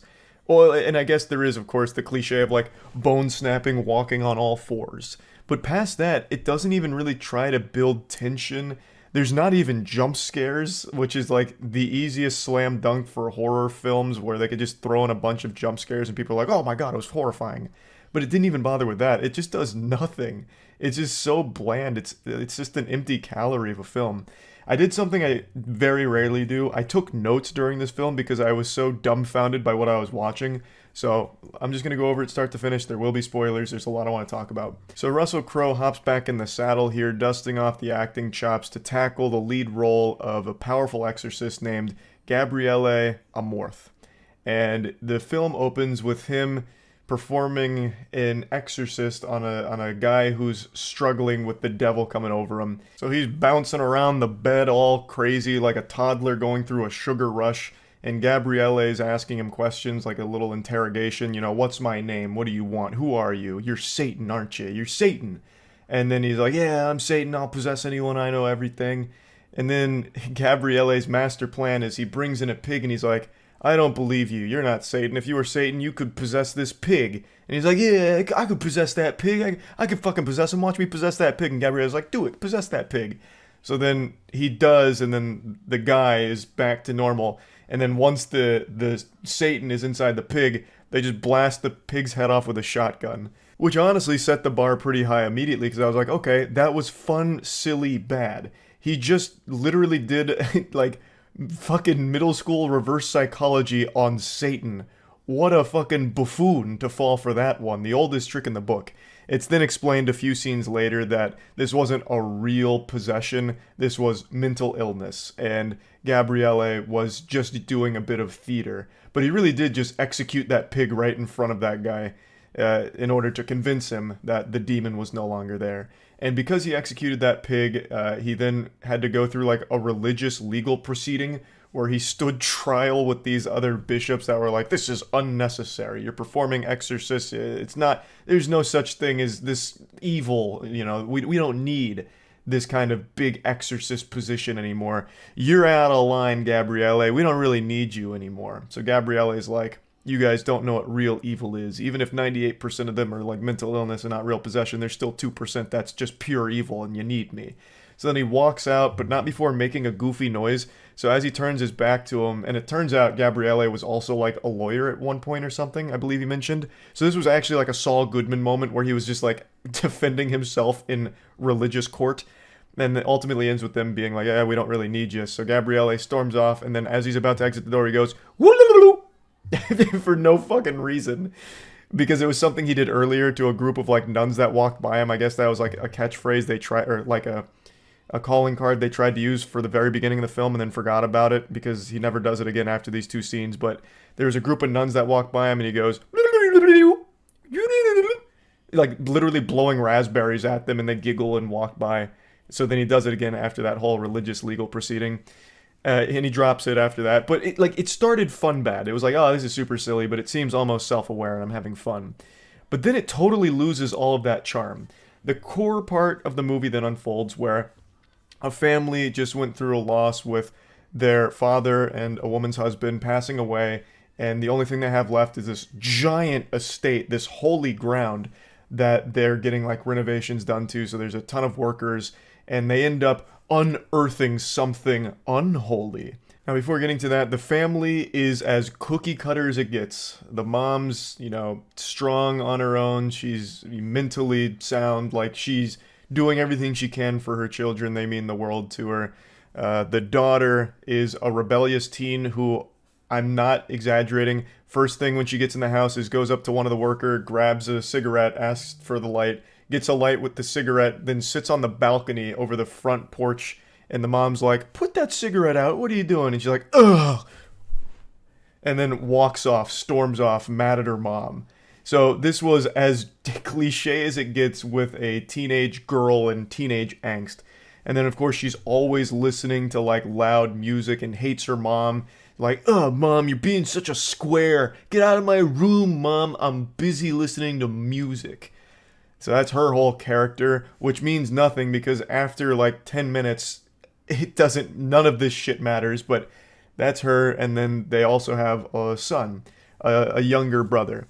He's like 12 or something, I don't really know. But he's traumatized because he watched their dad die. So it wasn't like some kind of normal passing or anything. It was some kind of car accident that wasn't fully explained, but he ended up getting impaled through the head, and the son sat there and watched it. So he was traumatized from it and refused to talk. Now, after all of this is established over the course of like a 5-minute speed run of getting across the most two-dimensional characters of all time, that child is exploring the house, and he goes into the basement and he sees like this glory hole, and he takes a peek through it, and there's like a door with symbols on it, and it ends up kind of possessing him. It sinks its fangs into him. This is how the demon gets in. He literally comes in through the fucking glory hole in the basement. So the child ends up immediately getting possessed within the first couple of minutes of being there.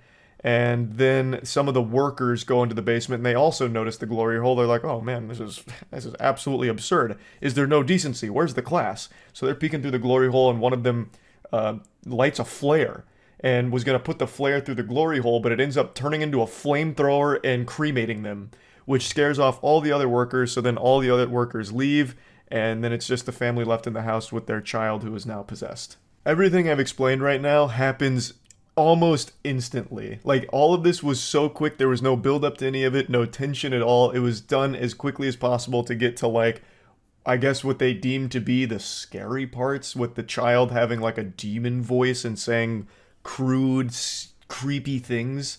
But anyway, after the possession, the Vatican gets word about this, and then they send Gabriele out there, like, Gabriele, I've got real scary stuff happening at this location. He's like, I'm on it, chief.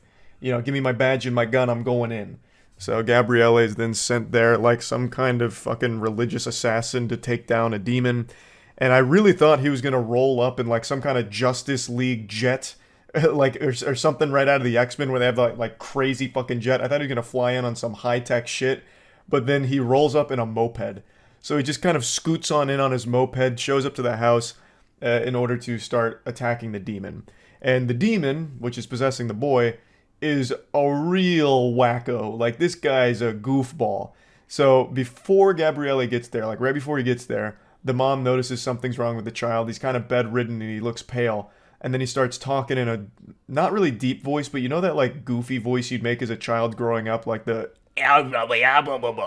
like that kind of shit where you like vocal fry yourself and then try and make it deeper. That's the voice, the very cliche horror movie demon voice. And the mom then hugs the child in order to like, calm him down. And while that's happening, she looks down and it turns out the child is squeezing her titty. And then she's like, oh, goodness gracious. And he's like, you didn't breastfeed me enough, mommy. I shit you not. That is what he says. And she's like, oh God. And she like covers herself up even more. And then he starts laughing about like squeezing her tit. And then he says, bring me the priest. So they brought in a priest that wasn't Gabriele first. His name was Thomas, and it was a bigger mismatch than when Krillin tried to fight Frieza. Thomas shows up and immediately gets fucking ragdolled by that demon.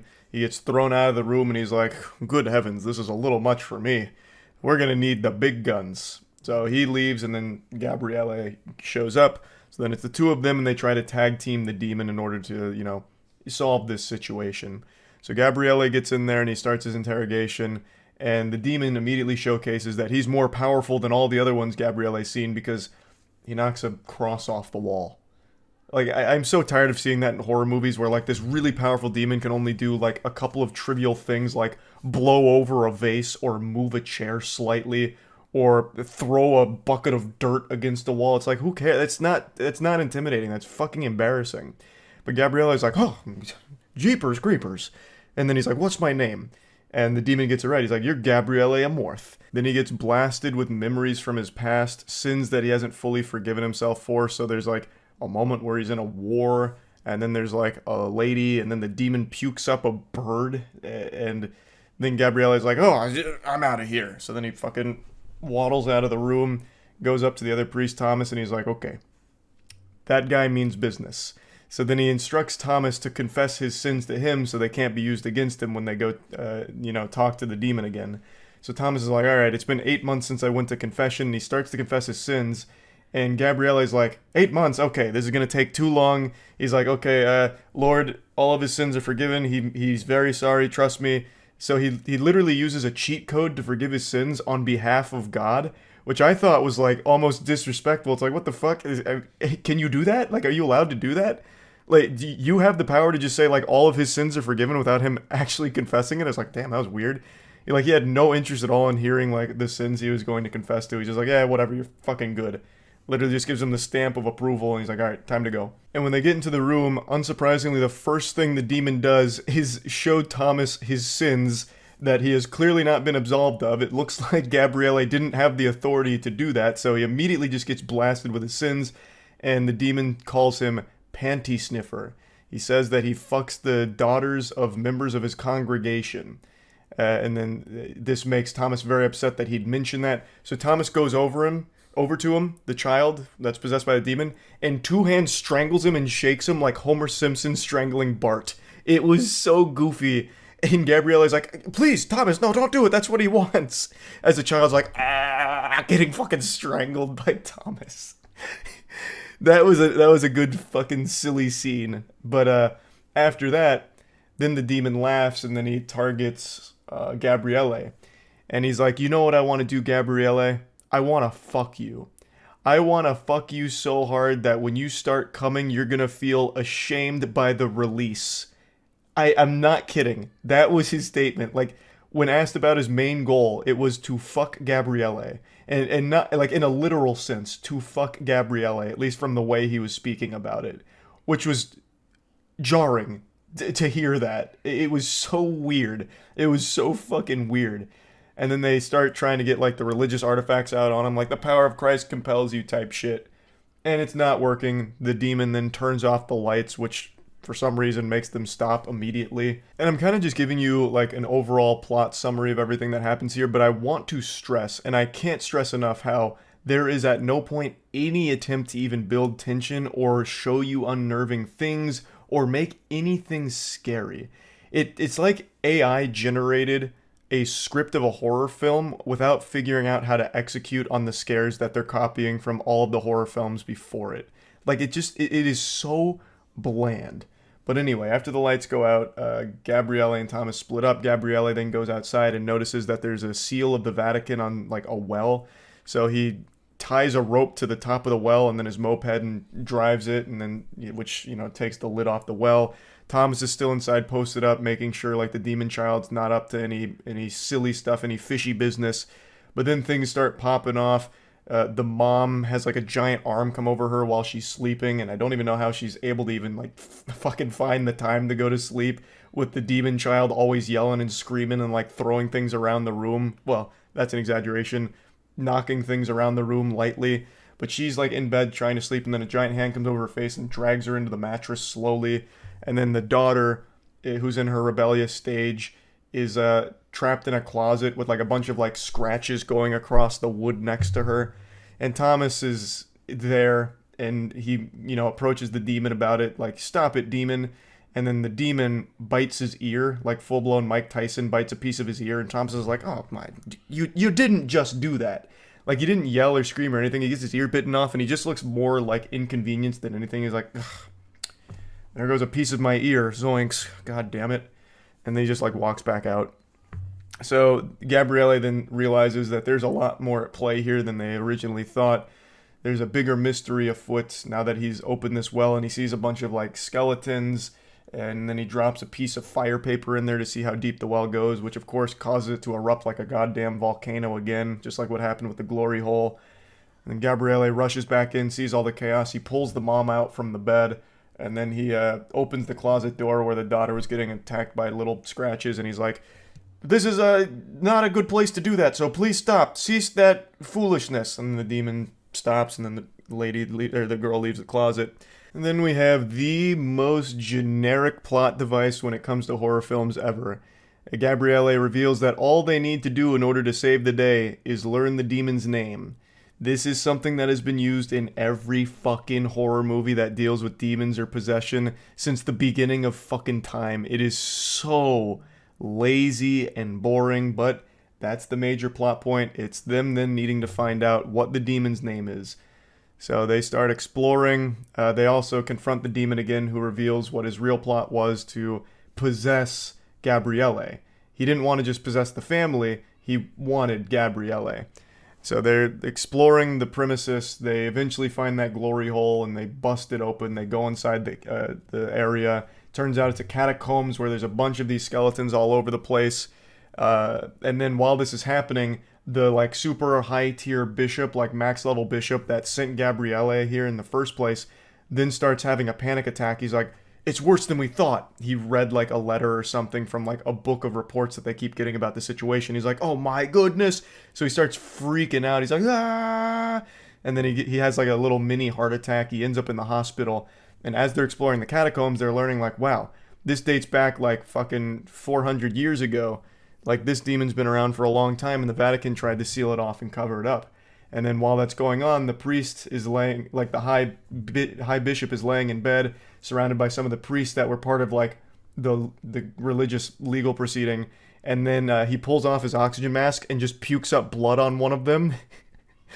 So I guess he was starting to get like possessed too to some level, or he was really just stressed out about the situation. But they eventually find this almost ritualistic chamber. I can't remember exactly what it was for, but it has like a torture device in there. It also then has like what was a very strong priest back in the day on like a throne, and they read his diary, and in that diary they learn the demon's name. It's Asmodeus, and he can possess a lot of different people. He's like a fucking puppet master. And Aaron, I saw this with Aaron as well as Ridley, Eli, and Tiana. Aaron made a great point. If the whole thing is you only need the demon's name in order to win, that super strong priest must have been really lacking. Like, he must have been fucking, overdosing on Xanax or something and really dropped the ball, because he literally had Asmodeus' name not only written down in the diary or written down in the book, but had a full fucking picture, hand-drawn painting with like a stylized Asmodeus name under there. So like the name was readily available, and was still unsuccessful in the exorcism and saving the day. So that guy must have fucking sucked. He must have been terrible at his job. So they learn the demon's name is Asmodeus. As they learn that, one of the other priests that was really mean to Gabrielle walks through and sees that the Lord on the crucifix is bleeding a little bit, and he's like, "No!" And then he takes a sabbatical and leaves for some reason. So now they have the demon's name. They then confront the demon. They're trying to like win, but the demon, starts possessing the daughter. He still has the son. He's like writing things on his chest like, "God isn't here. God is not welcome. No God allowed. This is a demons only club." And he's like, strangling someone with Thomas with his tie. The demon girl that he's now possessed is like slapping the mom around. And then Gabrielle, in order to stop the madness, is like, "All right, fine, just possess me." So he does. Asmodeus then possesses Gabrielle. His plan was to infiltrate the Vatican in order to cause mayhem and wreak havoc. And so he goes downstairs into the throne room and he grabs a giant scepter, and Thomas walks in like the fucking action movie hero. And then he sees the girl that he fucked from the congregation. She's got like her titties out and shit and starts fighting. They get into a fist fight. She's covered in blood. Gabriele is still trying to fight back against Asmodeus, but it's not winning. Thomas then has like this little coin or something that he pushes on the forehead of the girl, which blows her up, literally insta-gibs her like it's Team Fortress 2. And then Gabriele's in like a one-on-one battle with the demon. I also totally forgot a core component here because I'm getting lost in the sauce explaining it. But one of Gabriele's big sins that the demon keeps showing him is a long time ago, there was a lady who they thought was possessed. Gabriele went there and learned it wasn't a possession, it was a mental illness. She was just talking about like sexual abuse, trauma and stuff, and Gabriele's like, I'm not really equipped to handle that. And then she bit the head off of a bird in front of him, and he's like, yeah, this is just mental illness. And then she ends up killing herself right in front of him, and Gabriele feels immense regret for not helping her and working on the mental health side of exorcisms. So that's why he swore to like do that from that point forward, but he never forgave himself. So the demon's showing him that, and then after Thomas blows up that girl, they also, the sound effect they used for the blowing up was fucking fantastic. I'm actually pretty sure it came straight from Counter-Strike after you armed the bomb. It sounded outrageous. So after that, Gabriele is wrestling with that girl, shaking her around, and then Thomas throws him like a powerful religious artifact, and he fucking sticks it on her head, throws her into like this pit of water, and then starts reading the demon's name to it and vanquishing it to hell, and saves the day. Family's safe, demons back in hell, and then we have the ending of the film, which once again brought it back to a silly bad state, where the high bishop that puked blood, I guess, is totally fine now. You know, maybe that's just something he does when he's stressed out, I guess, but like he wasn't even possessed or anything. He's just like totally fucking fine. The other priest that took a sabbatical gets replaced, and then they bring in Thomas and Gabriele, and they're like, yeah, this was a serious situation, but it's 1 of 200. You've only solved 1 out of 200. There's still 199 more to go. Are you willing to take up the task? Like actual Marvel Avengers, Nick Fury recruiting them level shit. And Thomas is like, let's get to business. And Gabriele reaches back for a handshake and says, let's go to hell. And that's where it ends. Literally setting it up for sequels, like a fucking Men in Black style universe for this, where they're just going to different places and performing exorcisms. So that was the whole film in a nutshell. The reason I wanted to explain all of it is because explaining it makes it sound far more fun shitty than it is. Everything I explained in theory is fun bad, but in execution is fucking awful. I don't really know what the purpose of this movie was, because like I said, it doesn't even really try to be scary or unnerving. It's actually just kind of a genuine waste of time. There are entertaining moments, like I said, there are times where it is goofy, fun, bad, but that's not the overall experience with the film. Like, there were times where we laughed at the silliness, but most of the time it was just sitting there in silence, wasting time watching it. It just didn't do anything in general. Like, it just didn't do anything. It was just kind of a fucking mess of a film where it had like DNA of all of the horror films before it, but didn't even bother to execute it in any meaningful way. It didn't even try. Like, it literally feels like they didn't try at all. That just they had some kind of contractual obligation to fulfill, so they just fucking pooped this out as quickly as possible. It really seemed like it was very rushed. But yeah, I wanted to talk about it because I was very excited to see this movie. I've talked about it on stream a few times about how like I'm really confident that this will be a fun bad movie, and I was just wrong. It really wasn't fun bad at all. So yeah, I just kind of want to talk about it a little bit and rant. That's about it. So yeah.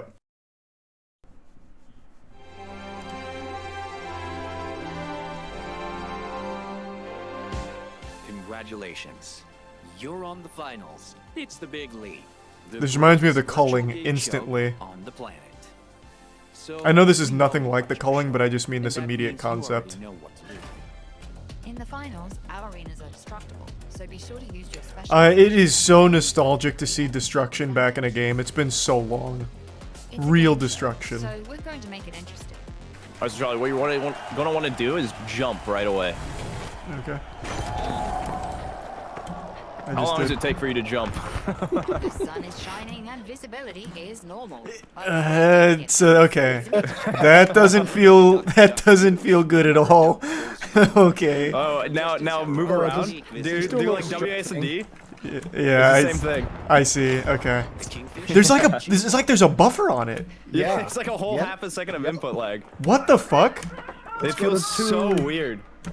On the roof. Well, like that's the biggest problem the game has. Like if they can fix that, like it'll be really nice. Holy shit! Wait, that is like an outrageous amount. At first I was like, that's not too bad. Oh, I just got my first kill too. I'm nasty. Reaching. Bozo with a rifle. This is pathetic. Gotcha. You good?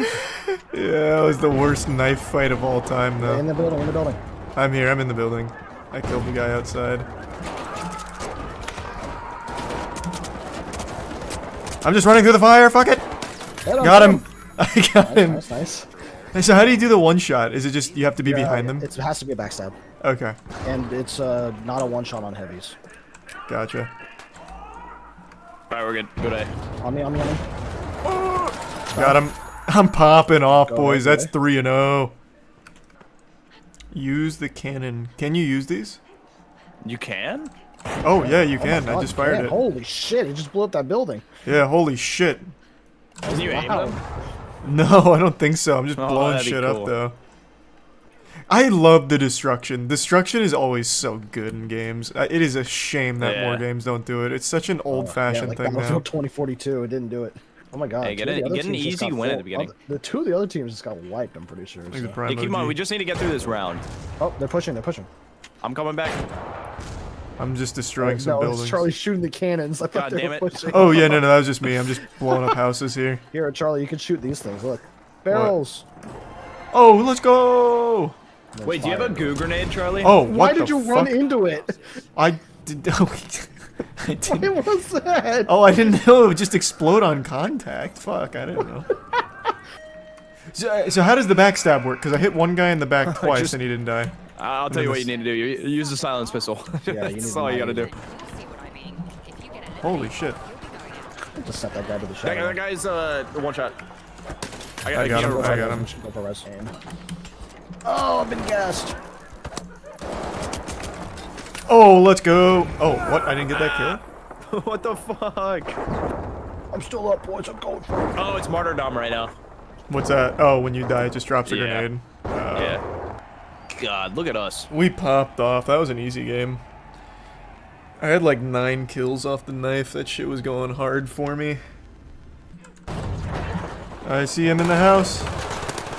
I see him too because I've removed the wall. Why are the turrets so much here? Yeah, they need to nerf the turrets. I got him. You were checking them out though. I'm gassing it out. Oh, they're coming up behind you. One's really I'm going nuts. low. I'm going nuts. Here's one. Yep. I gotta get out though because of the gas grenade. Scoots, I don't know if I can get back up here. I'm gonna keep it a buck with you. But I've got lines all over the place, so and I just killed him. Let's go. Just res me. Oh wait, I don't think bullets hurt those. Bullets don't hurt the turrets? I'm pretty sure they don't. They do. Somebody's outside. It's just very tanky. They need to nerf the turrets big time. Oh, outside in the alley. I've got another mine on the thing, but no promises. One of them's very low. Okay, I killed the heavy. There's 2 lights on me. They're reviving their buddy. Or they're trying to. Nice, good shit. You get the res on me? There's still one more. Yeah, hold on. I'm scaring him away. I got him. Nice, good chip. I got thinking. Was that Nick Merckx? Holy shit. They're dropping. That guy's, oh my god, he's getting pocketed. Oh, we got him. Nice, good shit. Ooh. Nice scoots. Nice. One guy on point. Got him, I got him. Nice. Fucking huge. Got you, thank you. I thought you died, Charlie. What's that? I thought you died. No. I'm fucking schmooving on him with all this input delay. I got this shitty little corner I'm in. Look at me. I'm tanked up. Oh, that's nice. Nice, good shit. God, we are disgusting at this game. This is so free. On it. On it. Okay. Oh, yes, sir. That's Maddie B. Raps down. Alright. Put a jump pad somewhere. Me and this guy just crossed streams. Bro, I they got him, have one a down, turret one down. in there, man. Oh. Hey, one coming up stairs. He's half health. I destroyed the stairs. This guy. Ah, I fell. Behind you, Duncan. I got him. Right there. Another one on stairs. He's already kind of low. I'm gonna throw it up to you, Duncan. Alright, that's cool. That's a good zip. Oh my god, all three on me.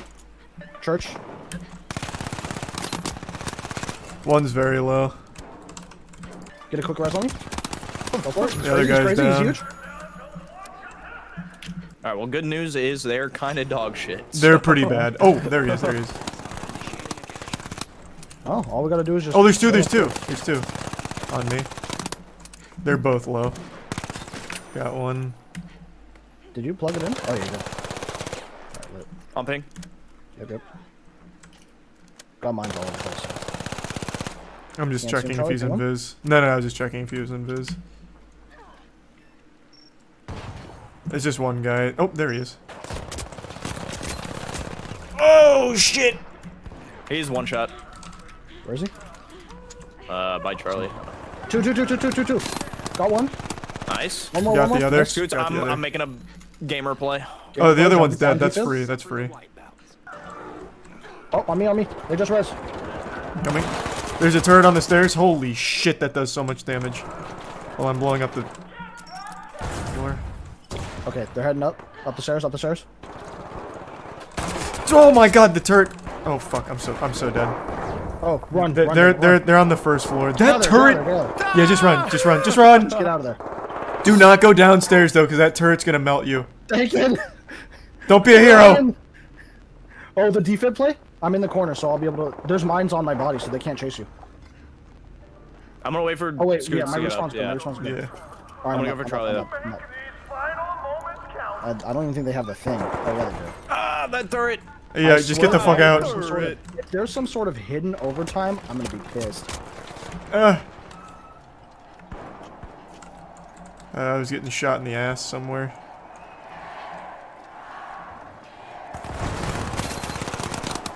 He's one. I got him. One down. Oh, hey, let's go! We are the finals. Easy game. Oh, I only got 16 limbs. Yikes, Charlie. 12 Yikes. assists though. 12 assists. Not breaking 20. That's couldn't be me. Oh, we're almost silver already. Wow. The first 2 rounds, I only used dagger.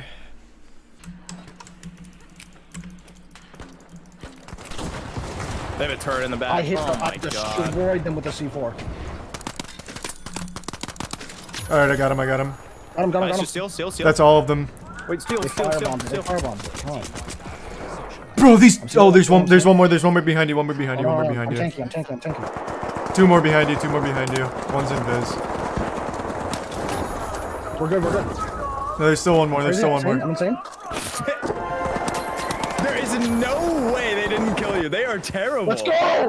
They are awful. Did you cash that out? Yeah. Holy We still fuck. got wiped though, but That's fine. We're at 8,000, so. Man, that team was some ass. Holy. He could not he was hit me missing Scoots when he was standing still. Hope it won't be like Hyperspace. Man, it's so sad what happened to that game. You can't even remember the name correctly. It was Hyperscape. That game died such an undignified death. That game. It was fun for a little bit. It was fun. I wouldn't say so good. It was so good until they buffed aim assist. And then I wanted it to die. You just upgrade the D-tap and just don't ever aim. That game still, to this day, has the most disgusting aim assist I've ever seen in a video game. It is like genuine aimbot. I don't know what the fuck they were smoking. Oh, it's a turret. Oh, it's a turret. God damn it. Oh what the fuck? my god. Dude, the It's turret covering is the so whole broken. area too.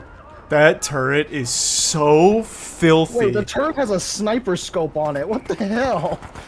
Look at the Literally shoots you across a map. look at the rate of fire on it, man. Holy shit. Just lock this down. We're good. Oh, underneath. He's in the house, bottom floor. Oh, what a piece of shit. He's invisible on top of you, Scoots. He's jumping down. Did you get him? I'm on on point, on fire. point. I don't know what I'm gonna. Oh, no.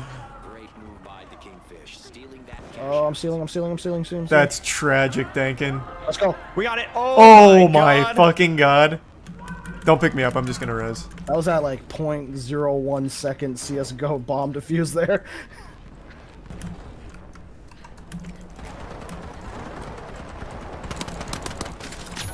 Got the heavy. Jesus fucking Christ. Medic's one. Heal. Got the heavy. Oh, that's a triple kill Steal, for your steal, boy. steal. I got it. Team on the right, coming. Send it up. There's a team on the right. On the left? No, on the right, on top of that building. We got it. Nice, good shit. Huge, boys. Oh, man, that'd be so nice. Got Damn, him. fuck that guy. Holy. Underneath. Guys on top of the church, too. Oh, that was clean. That was TTV. They're on top of the thing. Alright, I'm cashing my shit out. I'm getting you, Duncan. Once I learn how to climb. Nobody outperforms me in a 1v1. That was a little... Oh. You suck. I was looking pretty good there for a minute, though. True. I'm just gonna hang out. Oh, that's a TTV guy. Let's go. Go, Jerdot. Is there enough time? Oh, baby. God, we're nuts. Just right at the last second, they had just enough time. Wait, we're already on the final round? Yeah, we've been Holy shit, shit, we're nuts. That last game, I went fucking crazy. Oh, yep, nice. Got him. Second floor, and third floor. Second and third floor, heavy. He's bottom floor now. He's behind you, Scoots, behind you. Just take some pop shots at him. I mean, one of them actually is only RPG. My God. Got him. RPG and sledgehammer. You fired your cannon too. Nice. Yeah. He's sliding in. He's one shot. Oh my god, that guy. I don't know what the fuck his plan was. Another one coming in. Get in high ground. That's two down. Here comes the squad wipe for Charles. On right. Yeah, on right. The Google's actually really nice. Right. I might have to put that on. Just be able to make like crazy cover with the goo. That guy's actually one shot. Fuck. Where is he? Oh. Chase him. I got him. Nice. Squad wipe! And that's going to be a big stagger from that guy. Nice zip line. Wait, this is so stupid. What? How the fuck would you ever take this back? You don't. That's the fun part. You don't. This is a terrible idea. Having to take... Because you can just camp the zip lines. There's like nothing else they can do. I guess you could go... Oh, you can't even go invisible and use a zip line, huh? Sledgehammer bozo. Whoa! He's on the point. He's kind of low, though. Oh, he fell off. Got him. Damn. Poor guy. Wow, they waited so long. What the fuck? What was that strat? God. Oh. 2 in a row. I'm about to go crazy. Let's go, Dankin. I feel it. Oh god, you chose me. Time to snipe. Oh, that's preferable, actually. Oh, wait, you have a sniper rifle? Yeah, oh, that didn't go. Oh, fuck! Oh! Insane! Woo! Quick scope headshot, baby, and then the grenade killed the other. Wreck, Sonny. Damn, that's going in the highlight reel. That's going on the finals official Twitter right there. I'm fucking celebrating that moment. I emoted. Press H, boys. We just did it at the same time, Dank, and I'm right behind you. Nice, that was cute. Okay. Ooh. Let's go! It's still going! it's gone. Wait, it's actually stuck. Goodbye. Wait, it's going straight to heaven. We just robbed the lobby. Whoa, mama! It's Let's go to the fucking other vault. haunted. Oh. It's stuck on the wire.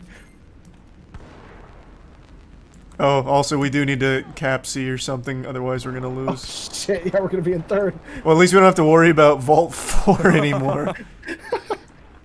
That would have been a Wait, strat. reset. No, it didn't. It's going back up. Oh. What the That, fuck? that could be a legitimate It's like lagging strat. the game. Yeah, it is actually lagging the game badly right now. Wait, it fell Holy back, shit. it fell back, it fell back. Charlie, get behind me. We can do our shield push. Boys, it's back. I'm coming, I'm Reset. coming, I'm coming, I'm coming.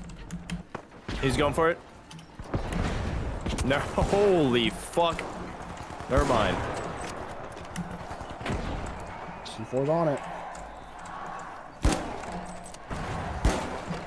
Oh, I'm On it, reloading. on it, Yep, on they're it. on it. Blow him up. It's heavy. It's a headshot, I got him. Nice, good shit. Nice. Got the other one, let's go! Clutch at the end. They made a desperate push, but it wasn't enough. We're the tough shells. Tough shells, Damn, baby! that shit goes hard. The more we play, like, I didn't really enjoy this game when we first played it, Scoots, but the more we play, I can, like, I see the potential. The potential it is just there, needs yeah. to fix the movement system. It's just janky as fuck. Yeah. Spawn right next to you guys. Fantastic steal by the retros.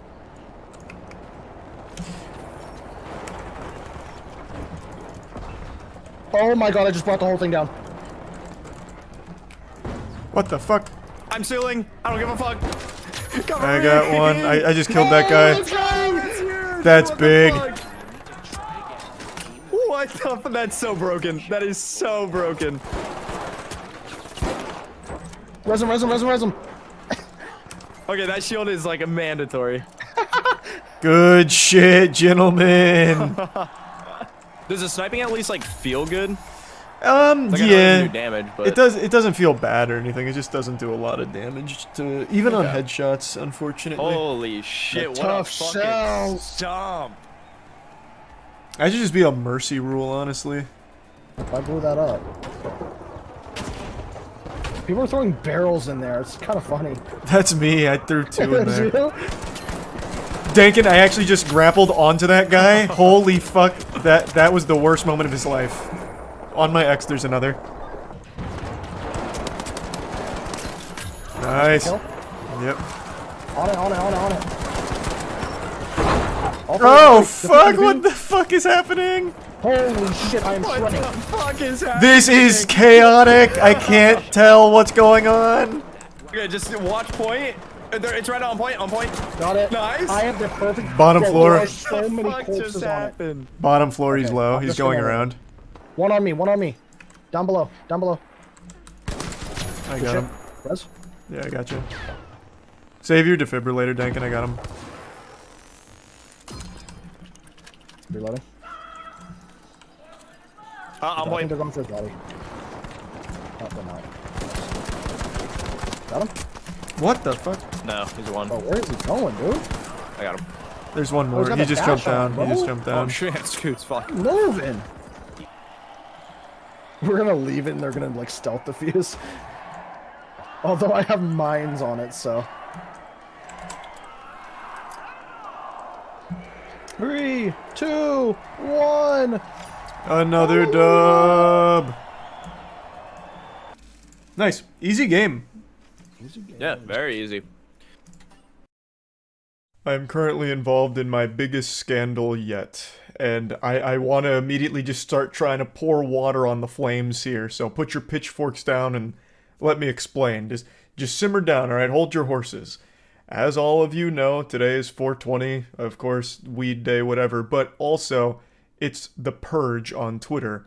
The checkmark Purge. Anyone that isn't subscribed to Twitter Blue has just had their checkmarks banished to the Shadow Realm. They're gone. The whole legacy checkmark system has been kaput. They've wiped their ass with it. Now that all is left is the embarrassing $8 a month being flushed right down the shitter for a useless service. Unless, of course, you're a business that's paying $1,000 a month for a gold checkmark or a politician who gets the gray one. The only blue checkmarks left are the Twitter Blue subscribers. And it's led to a lot of questions about me personally, because if you go to my Twitter, you'll notice something very yucky, very stinky. There's a bit of a blemish on my Twitter account. There's still a blue check mark there. As my 4th grade English teacher used to say, honesty is the best policy, and man, this is a painful one.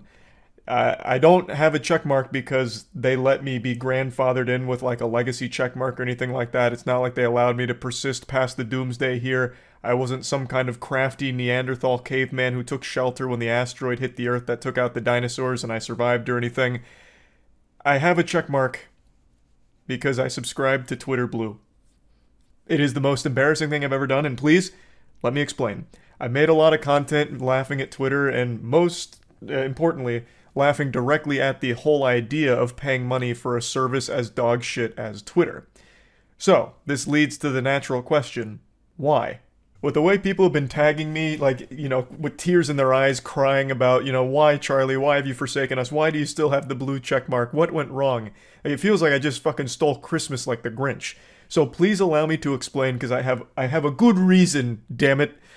So, like I said, I've made a lot of videos talking about a lot of Twitter goofiness, and of course one of those topics was Twitter Blue as just an idea. Like, paying for Twitter is one of the stupidest things you could ever really do. It's like paying to have someone spit down your throat every day. It's a silly idea. But the reason I paid for it is because on stream, a couple of people brought up a good point. After they popped Elon Musk's wiener out of their mouth, they texted some shit in chat that actually made a lot of sense. They said, how can you criticize Twitter Blue if you're not going to use it? How can you know for sure that it's a terrible service with nothing redeeming about it if you yourself aren't going to engage with it? And I actually thought about that for a second, and it was like that fucking Onion article, like the guy everyone hates just made a really good point. And ultimately, I agreed with their perspective. I can't fully write off Twitter Blue if I don't actually know everything that's going on with it, since I wouldn't be using it. So probably about 2 months ago now, I took the plunge and made one of the most difficult decisions of my life. Like, this honestly felt like I was about to decide, you know, whether or not to pull a family member off life support or something. It was fucking painful, it was emotional. I was nearly like crying my eyes out about to part with $8 for fucking Twitter, an actual swamp cesspool of degeneracy. But I did it. I subscribed to Twitter Blue about 2 months ago, and that's when I learned the truth. My third eye was opened. I was fucking right. I could now wiggle my finger and say I told you so that Twitter Blue is useless because I was now using it and could confirm for sure that currently Twitter Blue is worthless. It offers nothing of value at all. It is just wasting money subscribing to Twitter Blue, at least in its current iteration. And all of the memes about like this motherfucker paid for Twitter, I think that's totally fair. I think that's super accurate. You deserve to be shamed if you're paying for something like Twitter Blue right now, because there is no reason to. There is literally no reason to. It is literally a Boy Scout badge just to get bullied publicly and nothing else. You don't have access to any useful tools. You don't have access to any useful features. I'm going to go over everything you get with Twitter Blue right now so that you can see the full scope of just how meaningless it is. Maybe in the future there'll be some like implementations or changes that make it worthwhile. Elon Musk certainly seems to think so. He's constantly trying to drum a pipe for Twitter Blue, like pumping his fist saying like all of these incredible things are coming very soon, any day now. They're right around the corner. That's got to be the longest fucking street of all time if we still haven't got around that corner, because there is still nothing on the horizon. It doesn't appear like anything's coming anytime soon right now. It's honestly just kind of sad. I feel like I'm eating alone at the lunch tables with all the other losers that have Twitter Blue right now. We're just the outcasts getting laughed at, and we absolutely deserve it. You know, this is like I threw a birthday party and nobody showed up except my parents, and they gave me like a little participation trophy here present with my fucking Twitter Blue checkmark. It's so embarrassing. Now let's go over what Twitter Blue offers. As a paying cuck of Twitter Blue, I have the ability to send out a tweet and then the option to undo it, immediately send it, or wait for this countdown to finish in order for the tweet to go through. This is, I guess, if I have a lot of immediate anxiety and regret after clicking tweet, I can undo it within a certain period of time. But let's say I want to let it rip, and it's up there, and I change my mind. Well, I have that coveted edit feature, where I can edit the tweet to change things around or add to it within the first 30 minutes of the tweet being live. Now, I'm sure all of you with your thinking caps on will immediately recognize why that feature's fucking worthless. Because it's Twitter. if you regret something, or you decide you don't really want it up, or if you want to add something to it, you can just delete the tweet. It's not that big of a deal. It's Twitter. It's instant to do that. There's no penalty for it. You don't have like a certain allotted amount of tweets that you're allowed to post. Like there's no quota. You can just tweet it, be like, that's kind of a stinker, delete. No problems. Editing a tweet is fucking worthless unless you're trying to like prank your followers where everyone likes or retweets something really agreeable and then you edit it to say something really nefarious and evil so that it makes them look silly for retweeting it, I guess. But past that, there's no practicality to editing a tweet within the first 30 minutes. You could just delete it and accomplish the same goal. A lot of the things you'll find on the FAQs for Twitter Blue are absolutely beyond stupid that I'm not even going to bother talking about them, so I'm just going to focus on the bigger ones. Another one that they talk about as being a great benefit is you get half as many ads. You pay $8 to still get ads, but just not as many. And I'll tell you, as a 2-month veteran of Twitter Blue, I haven't noticed a difference in my ad volume. I am still constantly inundated with ads while scrolling through. I really feel like that claim might just be a blatant lie, because it's something that you couldn't really empirically prove super well as just a Twitter Blue user. You wouldn't be like, my ad density is exactly the same, because they could always argue like, no, it's actually reduced, you're wrong. And you would have no way of proving it. But going from not subscribing to Twitter Blue to subscribing to Twitter Blue, the ads is exactly the same. Nothing has changed on that front at all in any noticeable, meaningful way. So that's fucking worthless. There's no reason to be paying $8 a month to still be getting ads, the same amount of ads. The edit button is worthless. The undo tweet is worthless. The extra amount of text that you can add to a tweet, I guess, could be useful for journalists, and really journalists alone. But even then, you still might be better off of just doing a reply, because I know most people aren't clicking expand and show more for like a large, long tweet. At least I don't think it's that common. But I could see maybe a bit of practicality for it, but not for $8 a month, and not unless you are an actual journalist whose job it is to try and like convey news through tweets. Longer videos, who gives a shit, especially since there's no video monetization right now that Elon Musk keeps hyping up, so you don't really see any return on those videos on the platform. So if you're trying to be like a Twitter content creator, you're actually just getting fucking donuts here, goose eggs, $0 in return from posting the content. Now, he does keep talking about how he wants Twitter to be a platform for content creators who subscribe to Twitter Blue, so he wants to be able to monetize that content, so maybe eventually that might be something worthwhile, but right now it's just literally not there at all. And really the only other big feature that's currently here that I've seen a bit of buzz about is the subscriptions, which is a paid thing where followers can pay to subscribe to your Twitter, which is cuckoldry, even more shameful than subscribing to Twitter Blue in the first place. I think this is beyond embarrassing and worthless. This is fucking tragic if anyone actually subscribes to a fucking Twitter account. But here's how it works. So a follower of someone with Twitter Blue can subscribe to their tweets for $5 a month, and as a Twitter Blue user, you can see what you stand to gain if whatever percentage of followers sign up for this. So on mine, it has this really misleading shit about how much money can you make with subscriptions. Well, if only 2% of your followers sign up at $5 a month, you get $252.4K per month, which is crazy. That is a huge amount of money right there. And this is like that classic, if everyone watching this video sends me $1, I'll be a millionaire type thing. Like, it's fucking stupid. This is very misleading and manipulative. There is 0% chance that 2% of any single Twitter account would ever subscribe to them for $5 a month. It's not going to happen. I would wager a guess that 0.0000001% of any account's followers would even consider paying $5 a month to subscribe to them, especially because there's no benefit to them for doing it. There is no real reason for it. This is what subscribers get. They get a badge. Whoopee! And then bonus content with unscripted thoughts, ideas, and opinions with extra tweets and personal replies. Oh, so you mean just more normal tweets? Every fucking tweet is just an unhinged, unscripted thought for the most part. And then it just says more features coming soon. They couldn't even find something else to round this out with. It's just like, yeah, and then maybe we'll think of other things. So you actually get nothing for it. 2% of your followers will never subscribe to this. It is a complete pipe dream. So I'm not turning on subscribers. Like, I don't need to actually take the plunge on that one to know how worthless it is. I'm not going to bother.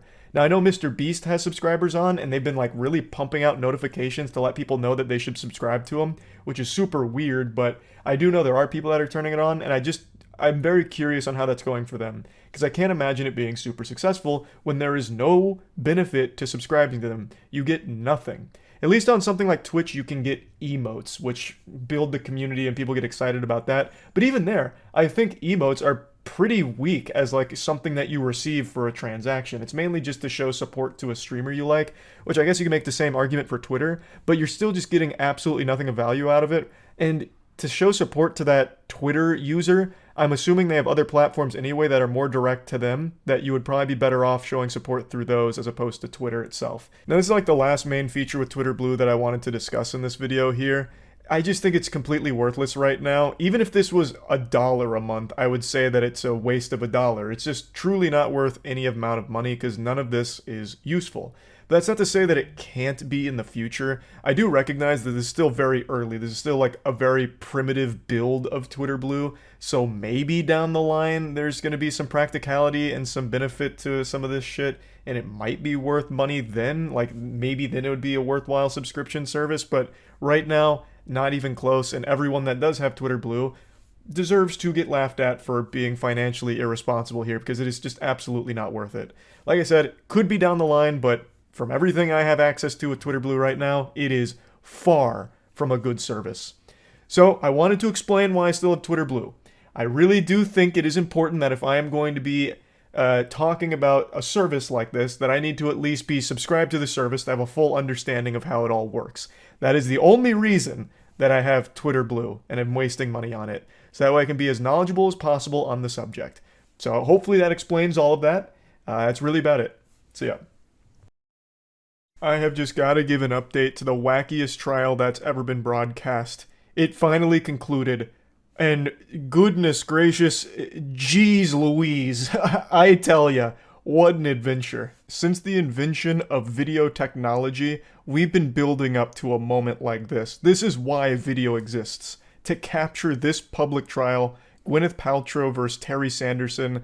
It's a legal battle where Terry Sanderson insists that Gwyneth Paltrow hit him on a skiing slope 7 years ago, and it left him, you know, debilitatingly injured, like a brain injury, turned him into a shut-in, this and that, and he was looking for $3 million in damages, which got thrown out pretty quickly. They wiped their ass with that whole case, saying that, you know, this wasn't a hit and run, but then he came back for round 2 looking for the sloppy seconds and came after her again, this time for $300,000 in damages, and this time it made it all the way to court, and thank God for that because we got to watch it live.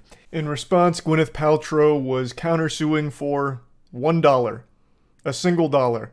Like Mr. Krabs with me millionth dollar. She was coming after him for a single buck. One clam. Though I do think he'd also be responsible for covering her attorney fees. So realistically, it's more than $1, but the damages she was pursuing was one single dollar. The verdict is in. I don't want to spoil anything from this anime, but I would like to show you a couple Terry Sanderson best of moments real quick, just to give you like a brief appetizer to wet your whistle on just how crazy this trial was. Do you recall saying that you agreed that saying I'm famous was a crazy thing to say? Agree? Absolutely, it's not me. I don't buy into that. But it was you, right? Just to be clear. When you say it wasn't me, it was in fact you. It's the other personality that's inhabiting my body right now. And you blame Gwyneth Paltrow for that? Yes. No question. This case now turned into a demonic possession type deal going on right now. Terry's got spirits inside of his body that sometimes take control of it, I guess. Because it wasn't him that sent that email about, you know, I'm famous. It was a different personality living with inside Terry right there, working him like a fucking puppet, I guess. Terry does deliver some very important entertainment to the trial. However, the real stars of the show are undoubtedly the lawyers for Paltrow and for Terry. I'm convinced that this had to be some kind of social experiment conducted by the Impractical Jokers, and they were using actors for these lawyer roles because, Jesus Christ, I really felt like they were just feeding them these questions. The lawyer for Terry, she was pretty much a huge Gwyneth Paltrow fan and was just asking softball questions and conversation starters, literal small talk that you'd see from like Ask Reddit advice on how to talk to like your celebrity crush.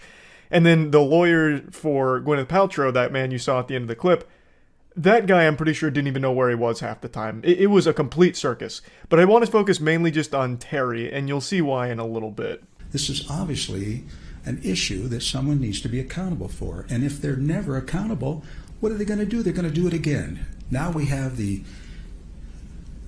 molesting of young children on an island. Your Honor, Denial. This is ridiculous testimony. He's talking about... Sustained as to relevance, the last part, the jury should disregard. This is really Terry's most iconic moment here, referencing Epstein's Island and putting himself as like the hero that could stop all of this if he only wins the lawsuit against Gwyneth Paltrow, basically. He hypes himself up like the fucking Batman who's standing up to her to put a kibosh on her hitting people on the slopes, as well as like, you know, not letting it spiral out of control where kids start getting molested on an island. Now, like I said, I would wager a guess Gwyneth Paltrow has probably flown on Epstein's airline. Half of Hollywood has. Bunch of fucking evil weirdos out there. But it also has no relevance to the case at all in a fucking skiing accident and figuring out who was at fault. Now, I mentioned at the beginning, Terry was claiming he suffered huge injuries from this thing. Traumatic injuries, you know, debilitating stuff that, you know, made him a shut-in because he was afraid to go outside now after experiencing such pain. Well, that got called into question in a big way. I'll just give you a little montage of all of the pictures that Terry took over the last few years since the incident of him traveling the world and doing pretty intense things like fucking parasailing. So they start poking holes in that claim of, you were so injured that it turned you into a shut-in, yet literally, you know, not even a full year later, you're already back skiing, you're parasailing, you're riding mopeds, you're going fucking hog wild. After the collision, up in the ski resorts, or what is this? Yeah, about a year later. I think I was just walking up in the hills above my house. Okay, page 63. Is this you skiing after the collision? Is this you on a camel? It is. What country? It's Morocco, because the Kia had Morocco heritage. Let's go to 84. Is that you in front of something cool? Yes, one of millions of temples in Thailand. Is that you? It is, yes. Poster boy for fitness at age 75. Would you agree? Driving range, right? Yes. 80. Is this you? Are you in this river cruise, river boat? I believe so. Okay. Yeah. Page 81. Did someone you were with or you go parish sailing? This was in Switzerland. It seems Terry has traveled more than Jackie Chan did in Around the World in 80 Days. Terry has been everywhere and done everything, fucking parasailing.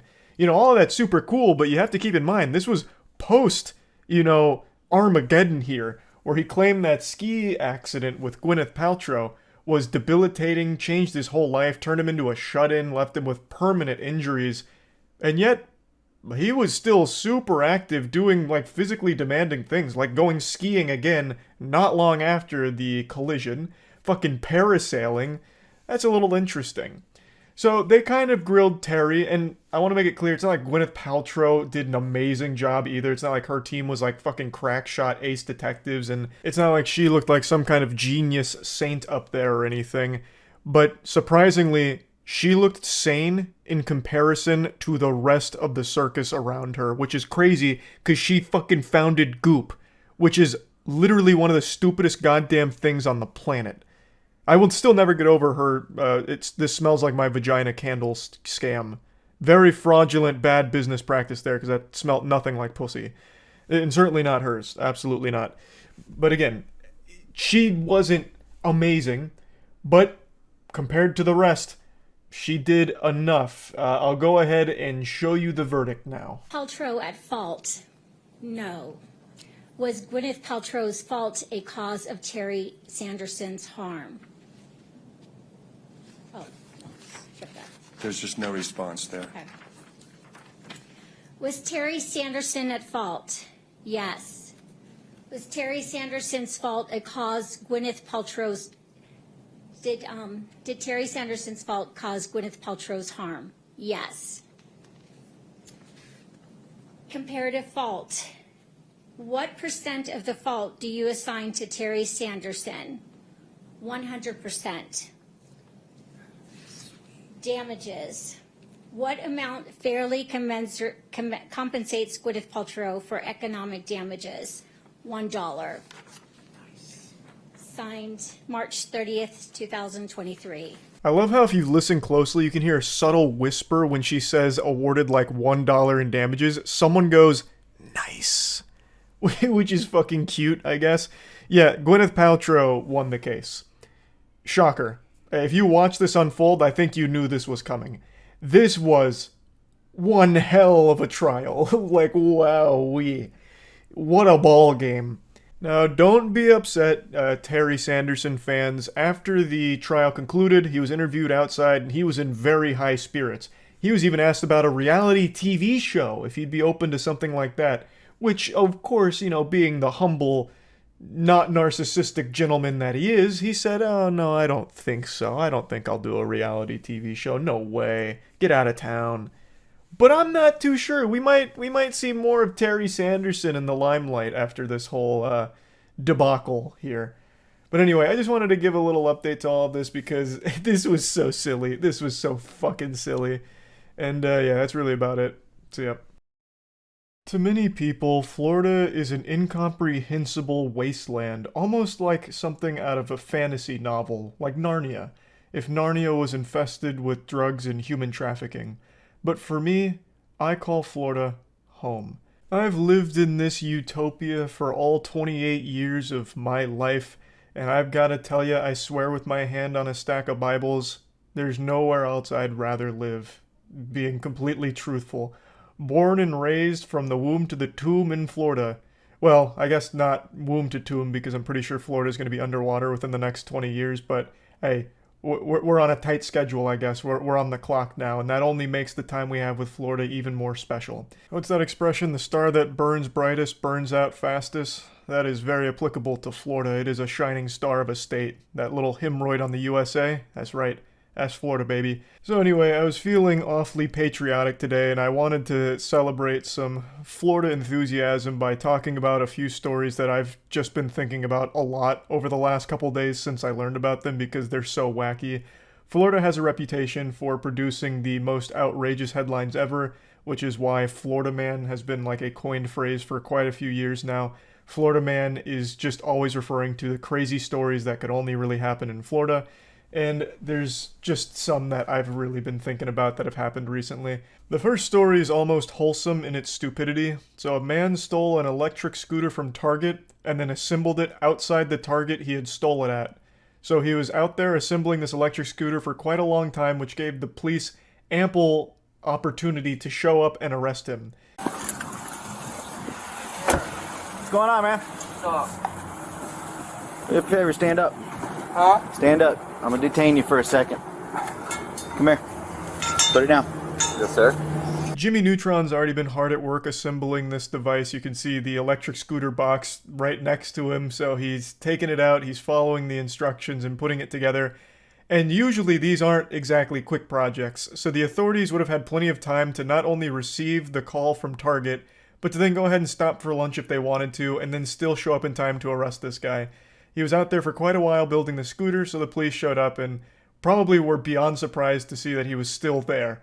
This was probably like a jump scare for them as well, that this guy who had stolen a scooter like 30 minutes ago was just outside putting it together.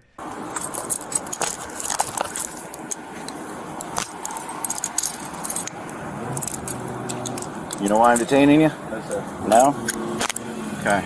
Once I get these on you, I'll explain it to you. We'll get it all figured out, alright? Alright. A confounding mystery, no doubt. Why would this good Samaritan just casually putting together the electric scooter he just stole possibly be getting arrested or detained here? Something that science can't quite explain, I suppose. I just really like this whole idea here. He steals the scooter and he's like, alright, great. Oh man, I can't ride this. It's in the box. Well, guess I'm gonna have to put this shit together like it's some fucking Legos. And he just does it outside the Target he stole it at. He could have taken that anywhere else. Literally anywhere else. He could have taken it to like a nearby park or even just on the sidewalk somewhere and started putting it together, but instead he puts it together at the danger zone, the hot spot where he had just committed a crime. Did you buy this scooter?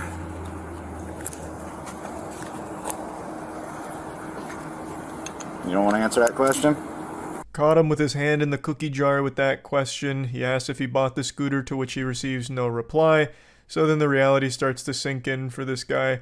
I'll go ahead and break down the story here, though it's not super interesting, very generic. Target employees saw him grab the Razor electric scooter, so then they just called the police on him, who then showed up and arrested him because he was outside fucking building the thing. What I really love so much about this one is the fact that this is actual, like, Skyrim NPC behavior. So this guy committed a crime. He takes the scooter, he steals it, and then the second he leaves the store, he must have forgot how he acquired that scooter and thought it was totally okay to just go ahead and start putting it together there. That item he just stole. The next story I want to share with you all is actually a really interesting crime plot. This one's got a lot of layers to it. This one's like almost a huge scheme. It's a $1 million plus milk theft.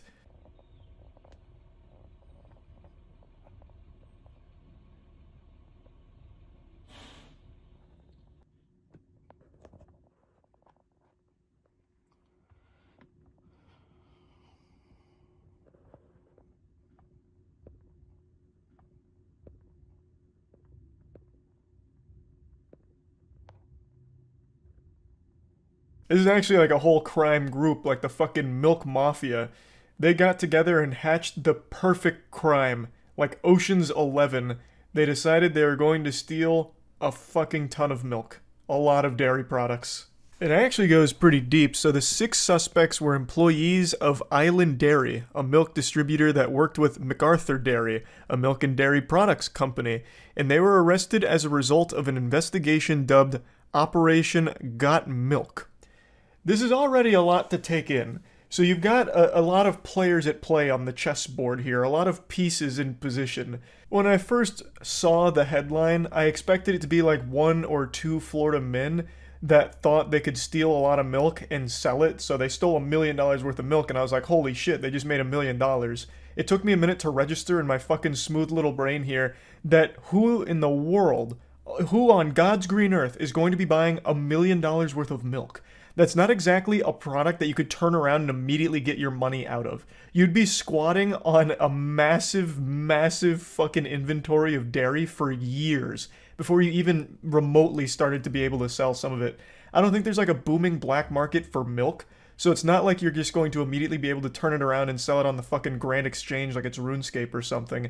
And I've got to be honest, I'll admit my ignorance here. I don't know if Big Dairy buys from random people, right? So if you have $1 million worth of milk that you have stolen from these trucks, how are you going to try and sell it to a different distributor or a different company? I just don't think they'd be buying your, trunk of milk, right? You pull up behind an alley and you're like, all right, I've got the fucking product here. And they give you money for the milk. I don't think a huge market to be able to immediately turn these products into money in their hands. News stations reported that suspects were delivery drivers and dispatchers for Island Dairy. Since 2021, the suspects systematically pilfered more than $925,000 worth of milk from MacArthur Dairy, along with around $350,000 worth of crates. So obviously we're dealing with a lot of milk here. This is more than a Morton Joe was able to harvest in Mad Max Fury Road. The men would allegedly manipulate the ordering system, causing extra dairy products to be loaded onto the distribution delivery trucks. Police said that the delivery drivers would deviate from their pre-assigned routes, meet with another individual, and transfer the extra dairy products to their delivery truck. So they even reveal the method here. They're just giving away the formula that they used. One suspect allegedly sold each stolen milk carton for $10. Let's pump the brakes for a moment. Who the fuck is buying that? Not only is the price not great, but it's also extremely sketchy just to be buying a carton of milk from a stranger? Who would do that? That shit could be poison. It could be just fucking liquid cyanide in there. Like, what? Why would you do that instead of just going to Walmart and getting a carton of milk for like much less than that usually? It just doesn't compute. Who would treat this guy like he's their drug dealer, like their plug? Like, passing out free milk cartons like, hey, come here. I've got some milk cartons in the trunk of my car. First one's free. But if you ever need your fix, you can meet me by the CVS dumpster. I got plenty more milk cartons where that came from. Like, I just can't even imagine that world. That's so wild. This was an organized crime, basically, where they are working in unison to steal products from a company, and obviously the person receiving those products was selling stolen goods. Officials told WTVJ that Island Dairy conducted an internal investigation that uncovered the irregularities and identified the potential suspects. Police were then contacted and began surveillance on the suspects. Hours later, investigators said they captured the transfer of stolen dairy products on video. So they got him. They got him. This is actually a pretty sizable theft here. $1 million plus worth of milk is fucking crazy. So yeah, I definitely wanted to share that one because, wow, what a plan to steal and sell milk, of all things. Anyway, these are just two stories I had read recently and watched, I suppose, since there's videos of both, that have really just stuck with me. I keep thinking about them because they're so goofy. So I just wanted to share that. That's really about it. So yeah. Chris is back in the hot seat, casting yet another chase. It's good to see you, Chris. I also would just like to point out real quick, breaking news streaming now. They actually do treat this like a legitimate sport. Where's this one taking place? Do you even need to ask? You have to wonder whether the person it's LA, in their right man. state of mind. Are they under the influence? That's where like every chase happens now. Or is this a larger crime spree? Driving in LA right now is like driving in Spy Kids 3D. It's all just like a giant fucking race. Is he going somewhere? I don't know. I don't know what his plan is. I'll wager a guess he doesn't have a plan. Okay, time to go full cam. I'll take Chris's job for a minute and tell you what happens here. I know that it's around this point. Yep. What happens is the driver slows down, leans out of the window, and fires a fucking machine gun at the police behind him. So he leans out and fires, I believe it's just like a assault rifle. That's what it looks like, at the cops. And then he speeds off again. Rifle that just came out of that driver's side window, shooting back at those units. He just shot in the direction of those law enforcement units. That is believed to be Corona PD. I can't confirm that. That's believed to be Corona PD. Right around a ton of just cars everywhere. Ton of very, very not good. This is not a good guy, if you can believe that. Guys, we are dealing with, obviously, I mean, it goes without saying, we are dealing with a major criminal behind the wheel of this pickup truck. Right you are, Chris. A major criminal indeed. I would be inclined to agree with you there. I'd even go as far as to call this guy just a downright jerk. Pardon my French. I'll say it. Getting off. And coming at us. He's coming at us. Now he is, look at this. Is he wearing a uniform? Is he wearing a uniform? I can't tell for sure. Or it's maybe a sports jersey? What uniform would this be? What? I don't think he's wearing a uniform, Chris. I also don't even think it's a jersey. I think it's just like a normal shirt with some kind of brand on it. A civilian uniform. Either a sport, maybe it's a, okay, it's just a t-shirt. Okay. I thought I saw an arm patch there, excuse me. Yeah, it caught me off guard there. Obviously an older gentleman with a goatee wearing a baseball cap. Man, is that wait, what the fuck? Chris, I think I know who this is. Isn't this the guy from Orange County Choppers? Yeah, fuck is his name? Oh man, wait, wow. That looks, it actually looks like shockingly close to that guy. What is his name? I can't remember it now. It's not fucking Fred Durst. Don't be ridiculous. Fred Durst would never do this. Well, not like the Orange County Chopper guy would though. Why can't I find his name? I'll type in Orange County Chopper's main guy. Paul John Teetle. Tell me this doesn't look somewhat close.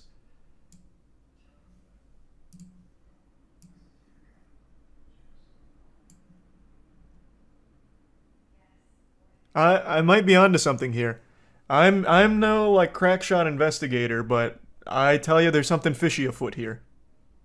With that gun in his lap. Jesus Christ. Yeah, he's got a gun in his Oh, he is wearing a jersey though. You were right about that, Chris. Next to him, The driver rolling down the window, taking his AirPods out. What the fuck trying is to happening communicate here? with another driver. Looks like he's asking for directions. He's asking for directions. He's at Tustin Avenue, just off of the 55 freeway, and it looks like he was trying to figure out where he is or where. What the fuck? That is... This is real life. If you showed me that in a movie, I wouldn't believe you. Hey, buddy, how can I escape the police? Oh yeah, if you just go up right there, there's a paint shop you can park in and you'll lose all your stars. Running never works, why would he do that? Well, he's obviously not very smart. Like, you have to be pretty fucking dumb to try. And you have to be even dumber to shoot at police. Why does it still say suspect? It reminds me of what I read today, where Chris Brown picked up, or not Chris Brown, Travis Scott picked up a fan's phone and threw it, and it was videoed the entire way of Travis Scott picking up the phone and throwing it, and they still said allegedly through the phone, even though you can see it. It's verified, it's confirmed, but you still have to say suspect or alleged, which I think is very silly. It was Chris Brown? No. I mean, this isn't that important to pause it for, but no, you're thinking of something different. This actually happened twice. Chris Brown was giving a lap dance to a woman on stage who wouldn't stop being on her phone, so then after he was fucking dry thrusting his butthole on her leg, he picked up her phone and threw it. But Travis Scott was in the headlines today because during one of his sets, he took some fan's phone that was recording and threw it. It's two different instances. Cameraman better be getting paid well. Well, cameraman and Chris, they're a great team. They work really well together. The coverage they provide of car chases is like Super Bowl level. Red light, through the light, cutting off somebody going in oncoming lanes of traffic, westbound Artesia Boulevard, coming up to another red light with lots of cross traffic, going through the red light again in the wrong lanes. He's going the wrong way on Artesia Boulevard. Oh, you know those horns are ripping at him. Continuing westbound Artesia He's got to be so Boulevard. embarrassed. Guys, what we don't see here The is ultimate shame. law enforcement yet. Surprised he hasn't been shot by another driver. You can't predict. Man, what? He hasn't established any kind of a pattern. Why would he? It's not like they know that this guy's a criminal. It's not like they put out an APB over the fucking radio where it hijacked every car's system and just blasted, be on the lookout for a black pickup truck. Open fire on them if you can. SUV, perhaps a different. This might be the worst time of the day to see this happening. I mean, yeah, this is terrifying with how many people are walking around. People getting off school, as you said, people coming home from work. The streets are obviously very busy. We have a couple of vehicles here. It's not even like a big traffic jam. He is just Yeah, he's just a fucking idiot. What was that? What the fuck was that? This guy is just an absolute maniac. I can't believe it. Look at this. It was the van. There was only... Oh, Jesus Christ. Look at this. A whole group of kids crossing Holy the street. shit. School letting out here. This is the worst. This is the worst. This is the worst. Let's just... Oh, he's going to try and fucking inch his way through. At a slow clip here. Lets the kids cross and just keeps going. Nobody here has any idea what the fuck has happened or what is going on inside that pickup truck. Please just keep going. Please just keep going. He's stopping. He's stopping. He's trying to maybe... That is... If I was watching this live, I would have been panicking. There are a bunch of units now. There they are. He is face-to-face in oncoming lanes of traffic. This is a fucking wild chase. He has spent more time in the wrong lane than he has in the right one. Squeeze through. Those units are going to... I mean, what are the options? Oh my God. Wonder to be taken off the road as soon This as is also one of the... Okay, hold on. I already know TOS is coming up because I know he shoots again. I know no one gets hit. I don't want to take any chances here. Those officers. Police should use grapple hooks. I actually said that like a day ago. They should have these kind of almost twisted metal-like vehicles where it shoots out like a grappling harpoon or something, like almost a Batman device, into the back of it and they just reel it in. That's what I said. That shit would be incredible. Hoping to lose those Because this is one of the very few chases where I completely understand why the authorities haven't been able to stop him yet. He's not only heavily armed, but it's heavily populated, the areas he's going through, so they can't pit maneuver him. They can't engage in a shootout because there's too many potential victims that are just getting hit in crossfire. They really can't do anything here. I totally get it. They can't spike trap him because they can't catch up to him and get ahead of him, and they'd probably still hit other cars in the crossfire with it. Like, their options are super limited. This one I totally get. A sniper from the helicopter. Jesus Christ. This isn't a video game. Like, that would be the most unreal shot of all time. Like, this is perfect. Look at how far out the helicopter is. We're zoomed in heavily. That shot would be crazy. You'd have to lead the shot by an unreal margin, and the vehicle's going over 100 miles per hour with fluctuating speeds. Chris could do it. Yeah, maybe Chris could do it. They should just paint fake tunnels on the walls like Looney Tunes. That'll get them. Oh, some Wile E. Coyote shit. They just paint like escape tunnel here, police not allowed, and it's just a wall they run into. Yeah, that could work. Why haven't they tried that?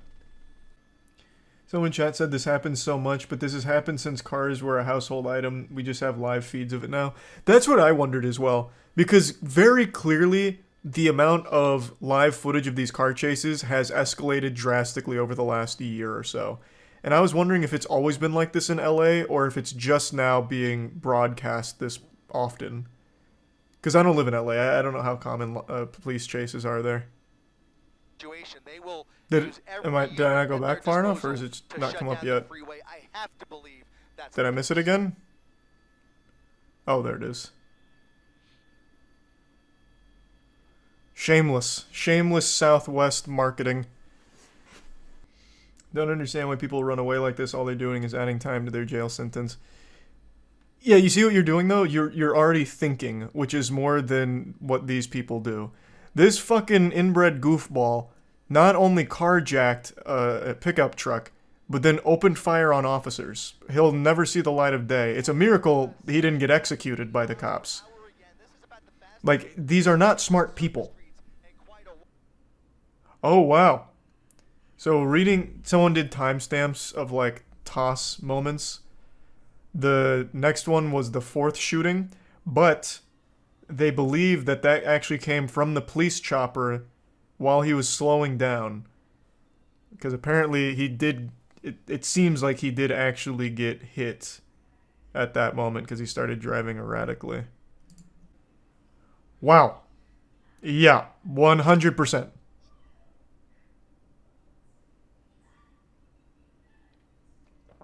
Holy fuck, they blasted him with a goddamn musket. Jesus Christ. Obviously can't show it on stream, but just seconds ago, a giant, like, blast came off of the truck, and you could even hear it through the scuffed audio from ABC here since they're having audio problems. It actually sounded like a goddamn elephant gun. It's coming to a stop, coming to a stop. Oh, actually, okay, hold on. I don't think I can show this because apparently he was bleeding from it. Oh, wait, that's not yet. Yeah, I don't know what they shot him with. It must have been a fucking blunderbuss, though, because the shockwaves... Newscopter has to come down. Take newscopter off. Damn, Chris. The shockwave on top of the truck was huge. So the chatter who said snipe him from the helicopter was right. Yeah, I guess fucking so, actually. They're all following, okay. Oh yeah, I'll eat crow on that one. I'll eat some shit there. Yeah, apparently the chatter who said, why not just snipe him from the helicopter, 100% was right. They actually did that. Which is a crazy shot. Well, to be fair though, he wasn't really moving when they pulled the shot off. So they might have just been waiting for the right time. Oof! Oof! Alright, hold on. Now I know this is coming up. Damn! I don't even think that officer knew there was a chase going on. The dude was just kind of hanging out. He was like, man, today's been really uneventful. Not much going on in the department. Oh, Jesus! Jeepers! Zoinks! Alright. But yeah, he apparently gets out and there's some blood, so I need to skip past that. Oh, it's after he gets taken down is where the blood is? Oh, yeah, you're right. It's okay. So everything up till the takedown looks fine. Right. I'll tell you one thing. This guy was no star running back for his football running team. Without the gun. Running without the gun. They're going to take him down here. He's now That on is Western Avenue. rough Oh for my him. goodness. Oh my goodness. He's on foot trying to carjack But he immediately somebody else. goes to try and carjack someone else. Somebody else. Whoa. Yep. Okay, now I've got to stop. They dogpile on top of him though. And then you can see some blood on his shirt. Okay, there's no blood here. What the fuck? Is this a... Hey. I'm not familiar with normal protocol, but do they usually do this like a... Get him up here like a wild hog wrangling? The fuck? It's like a prized fish. What the fuck? Even Chris is stunned. Open my tackle box. That was a fucking crazy chase. Knocked his ass out. It didn't look like he was knocked out, but maybe he was. It's very possible. Yeah, that would explain it. I can't believe he didn't take the gun. I'm happy he didn't. But he ended up being the hero. He finally stopped this madman. Actually, that was... apparently they arrest some random person at the end, so I guess we'll go to that in a second. But unironically, that officer, he's like Luigi. He won by kind of just doing nothing but being in the right place at the right time. So this right here was actual best case scenario. You couldn't have drawn this up any better.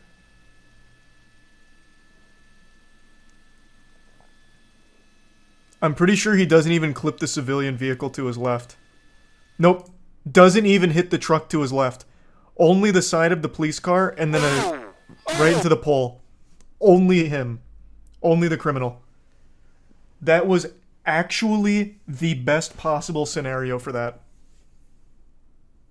He was trying to block him, was he? Let me see. Oh, you're right. Yeah, he turned his car into him. I thought he was just in this other lane. Yeah, you're right. No, he does make an effort to turn the car into him. Either way, the man's a fucking hero. I'm not sure how much of that was calculated, but it worked out beautifully. I have no doubt that probably saved lives, too, because this guy was unhinged, just actually shooting into crowds. Well, shooting at cops around crowds. So that man really did save the day. I'm sure many of you have started to notice that my hard, intimidating, masculine exterior shell has begun to crack a little bit over the last month or so. It's almost like a Gundam, where this peak masculine body is being piloted by a more sensitive Charlie on the inside. And on stream, I've been getting kind of emotional. Very nostalgic, really. Remembering and ranting about the golden glory days of entertainment. And without fail, every time the conversation immediately turns to Attitude Era Wrestling, WWF, WWE, and also, of course, by extension, Backyard Wrestling Productions.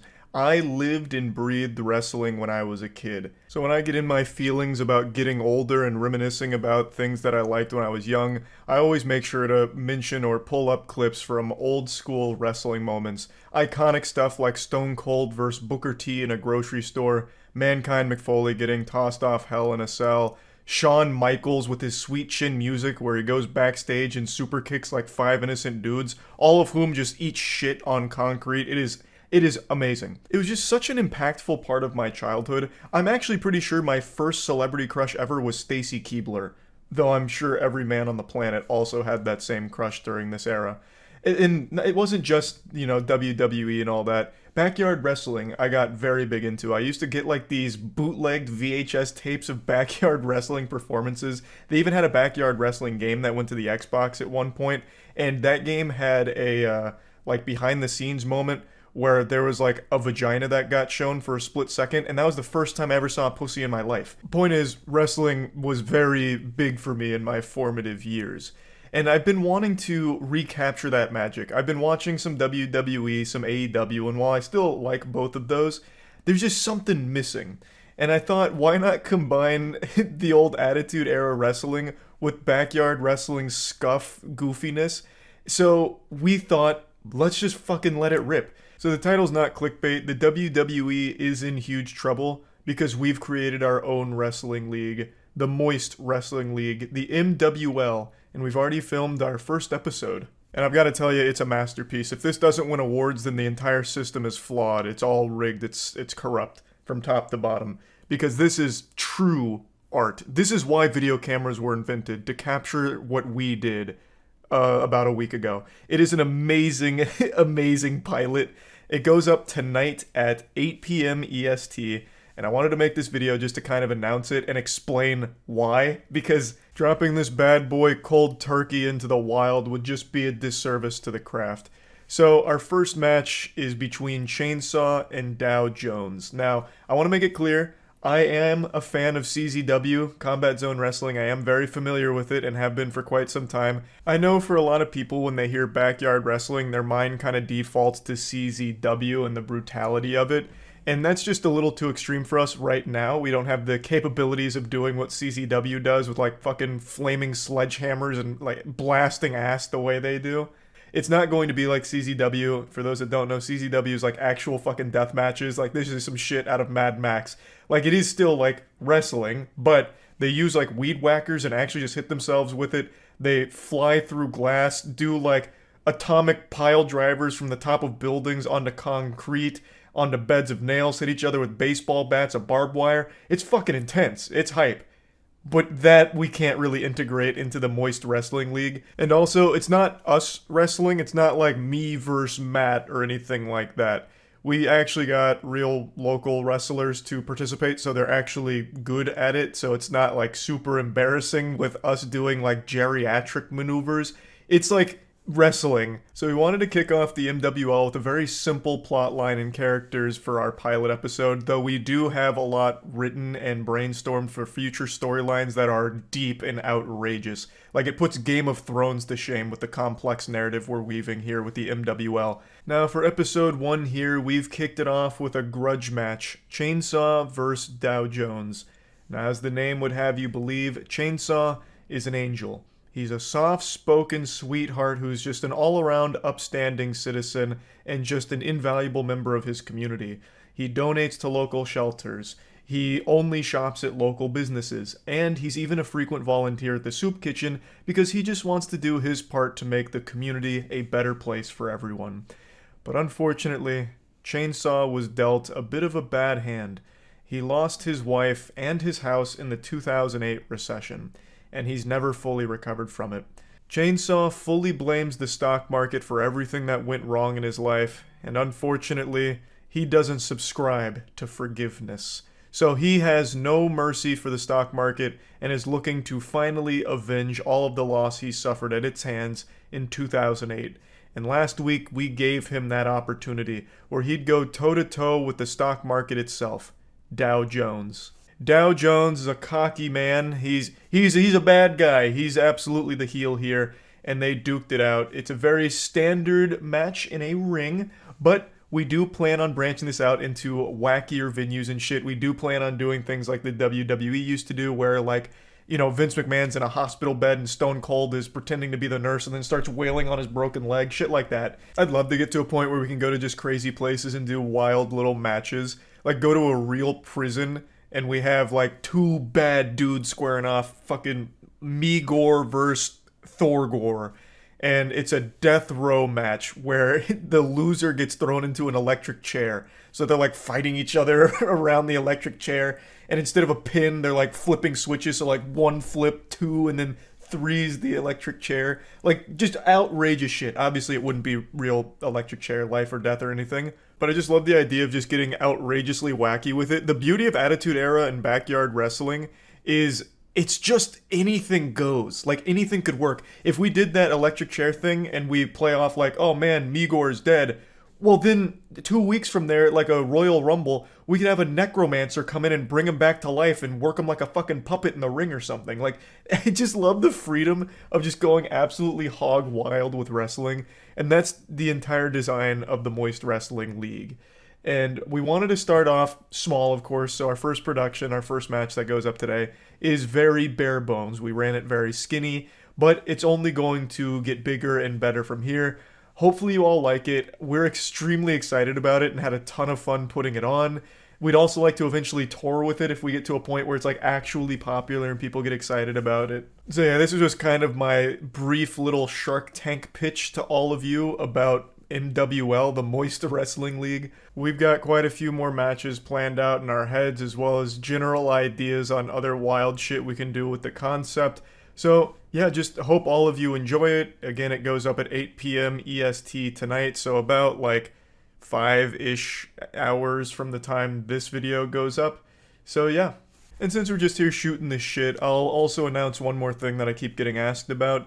When does issue 3 of Godslap release? It comes out on March 8th. So issue 3 of Godslap is coming out March 8th. Per usual, standard cover, 2 variants that'll only ever be a limited supply. So once those are sold out, they're gone forever. Issue 3 of Godslap's right around the corner. So March 8th, mark your calendar on that. It's just 5 days away for that puppy. And yeah, that's really about it. See ya. Right now, Gwyneth Paltrow is locked in a legal battle that I think has to be the most unhinged court case I have ever had the privilege of watching live. It's such a blessing. It really feels like this is a parody of the legal system, like it's some kind of old college humor skit about how court works, because I just can't believe this is real.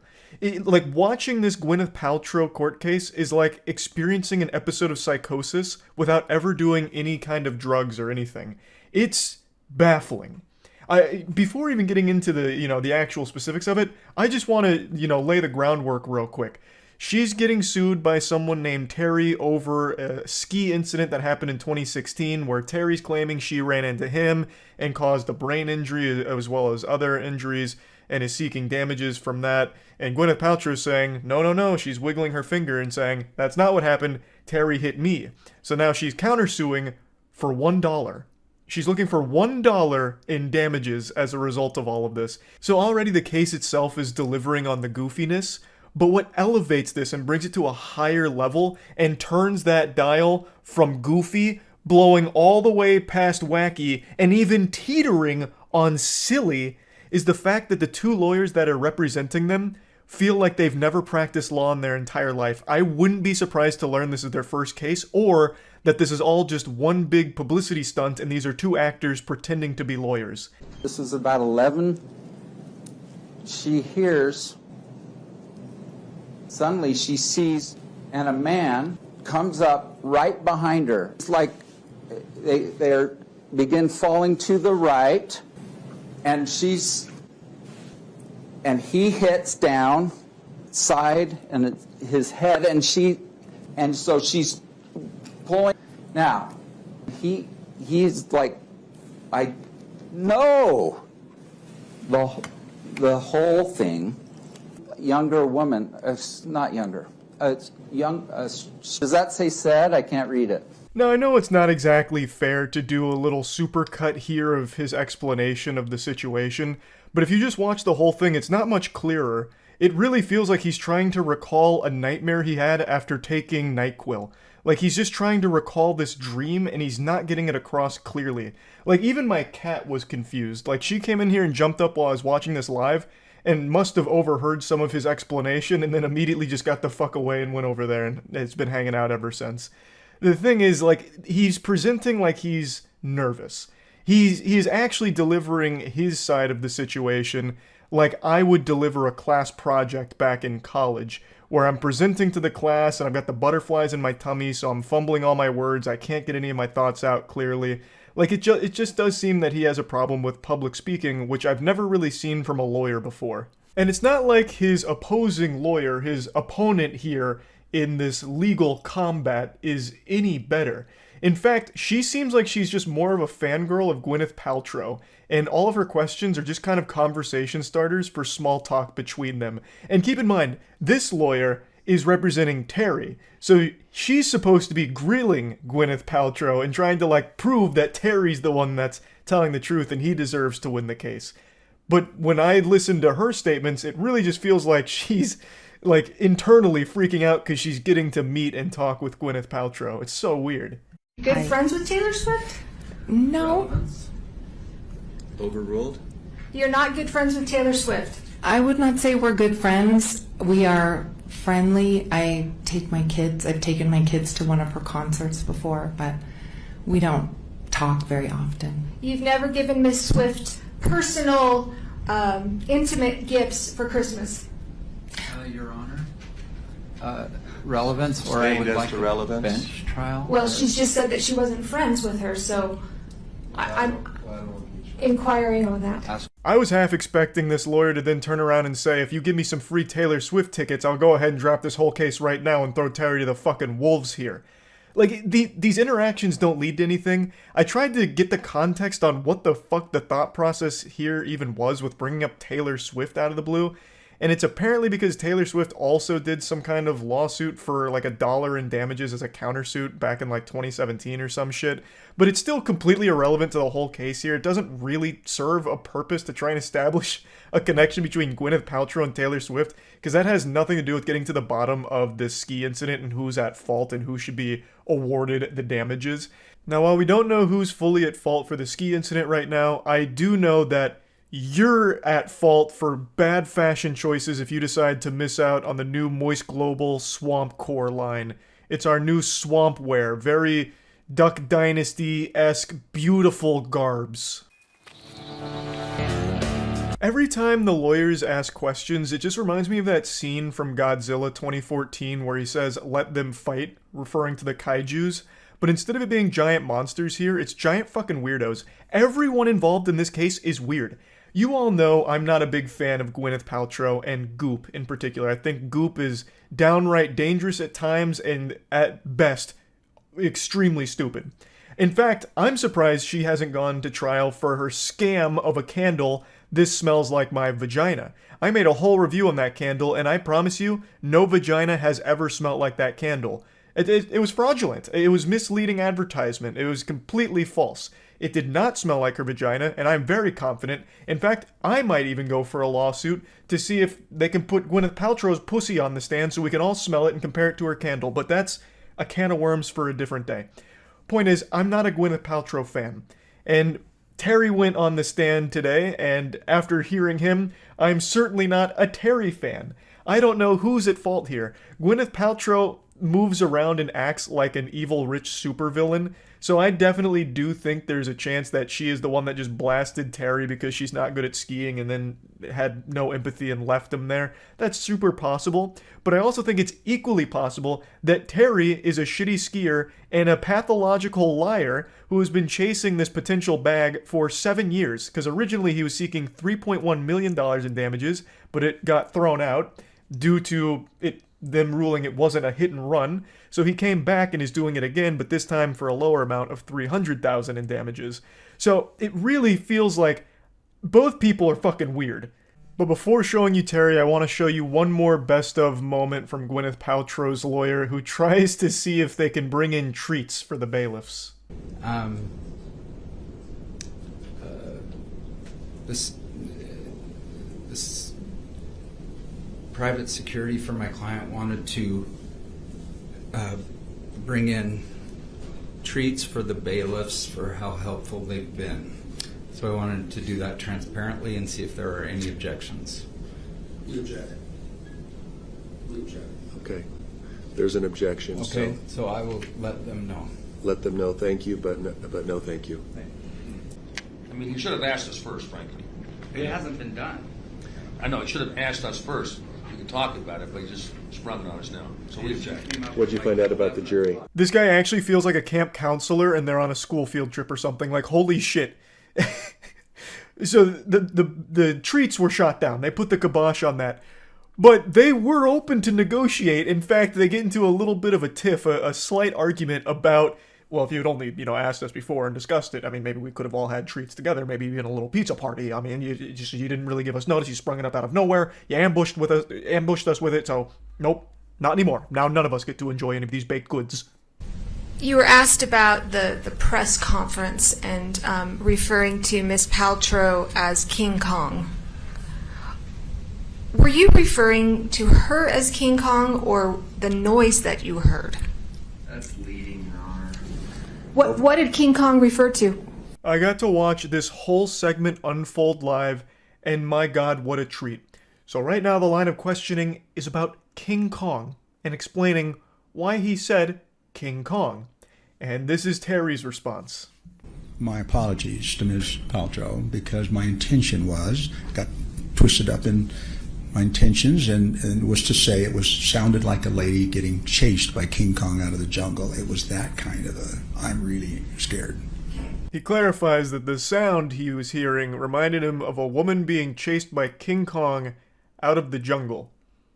So that cleared all of that up, luckily. Another question that I feel gets pretty much fucking nowhere. There was some testimony from Miss Paltrow again that she was hit in the back by a very large man, or that there was a very large man. Could you just step down for just a moment? Terry, do you... No, right here. Right here. Do you consider yourself a very large man? Many times I wish I was, but no. Definitely on the small side of most people. Finally, real evidence to poke holes in Gwyneth Paltrow's story. She said, apparently, that she was hit from behind by a large man. So, in order to prove that this is a false claim, she brings Terry out to just embarrass him, like, he is not a large man, this is a small man. Excuse me, ladies and gentlemen of the jury, this is a manlet. It just puts him on blast like that. Terry, my brother, I am also on the small side. I'm 5'6". If someone called me out to prove a point that there's no way this whole case is real because Charlie is too fucking short to fit this definition, he's too much of a goddamn hobbit for this to be true, I would have just said, it's not worth it, please. The shame is too much for me to bear. Let that claim be accurate. Let the large man claim stick. That's fine. We can fight on every other point. Please let the large man stay in the record as truthful. Don't fucking have the jury point and laugh at me because I'm short. Like, good lord, this was... I mean, I understand what the thought process was here, like, trying to prove that, you know, she can't be a reliable source of information since she says it was a large man that hit her and Terry's not that big, but I mean, holy shit, it's still a wild thing to watch unfold like this. You've been here for a number of days, you've heard all the doctors testify, your entire life has now been broadcast to the world.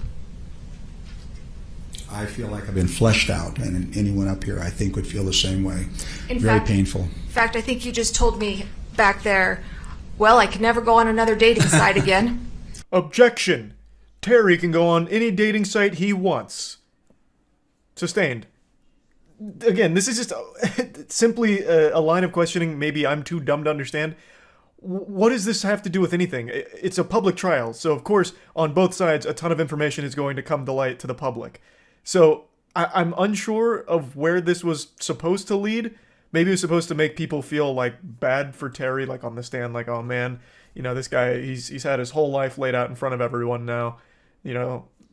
I guess? I'm not really sure, but it just doesn't really seem super pertinent to the actual issue here. Yeah, I'm classifying it as an insult, but it's absolutely ignoring me, ignorance. And that's what it felt like. It's like, what is going on here? This is obviously an issue that someone needs to be accountable for. And if they're never accountable, what are they going to do? They're going to do it again. Now we have the molesting of young children on an island. Your Honor, denial. This is ridiculous testimony. He's talking about... Sustained as to relevance, the last part, the jury should disregard. Now you can see things going a little off the rails here. So the question that brought this section up was, is the lawsuit important to you? Which again is one of those fucking galaxy brain questions, those chess master moves I can't quite process, because fucking obviously the lawsuit's important. He's been pursuing it for years now. I mean, Jesus Christ, clearly it's important. And it led to this situation where he's saying if he doesn't do something, it's just going to happen again, and then it leads to the molesting of children on an island. So that's a lot to take in right there. That's a lot to digest. I think he's talking about the Epstein Island and the Epstein book. I don't know if Gwyneth Paltrow's name was in Epstein's flight logs on his lists, but I certainly wouldn't be surprised if it was. Half of Hollywood was taking trips to Epstein's Island. Bunch of goddamn evil freaks.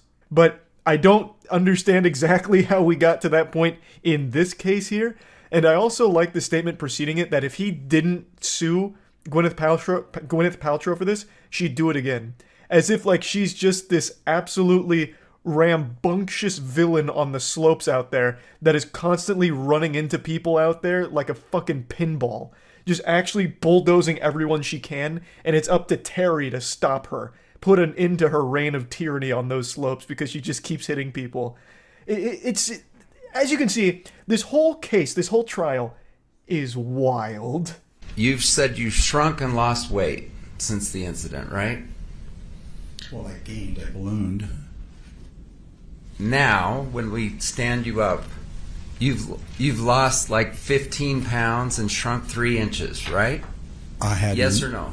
I had no idea. I guess yes. I was just a few days ago. You said I was 175 to 80 and 5'8". Remember? I said that not here. Oh, you know what? In this very trial. Overruled. I know why I said that.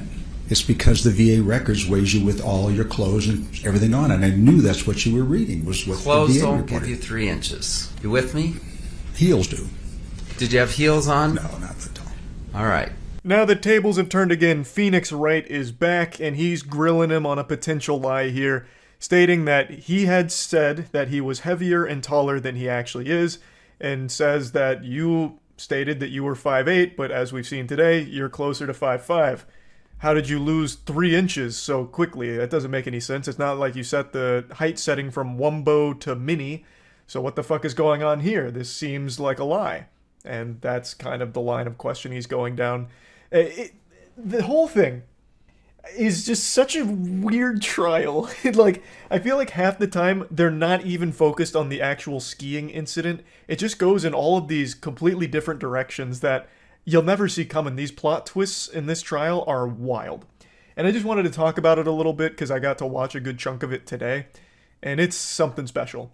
So yeah, I just wanted to go over it a little bit. That's about it. See ya. A couple months ago, we tried to get 2 of our friends onto the Netflix dating show called Love is Blind, but unfortunately things went awry. It didn't go as planned and didn't make the cut. However, I still want to share the whole process as well as their audition videos because this could have been something special.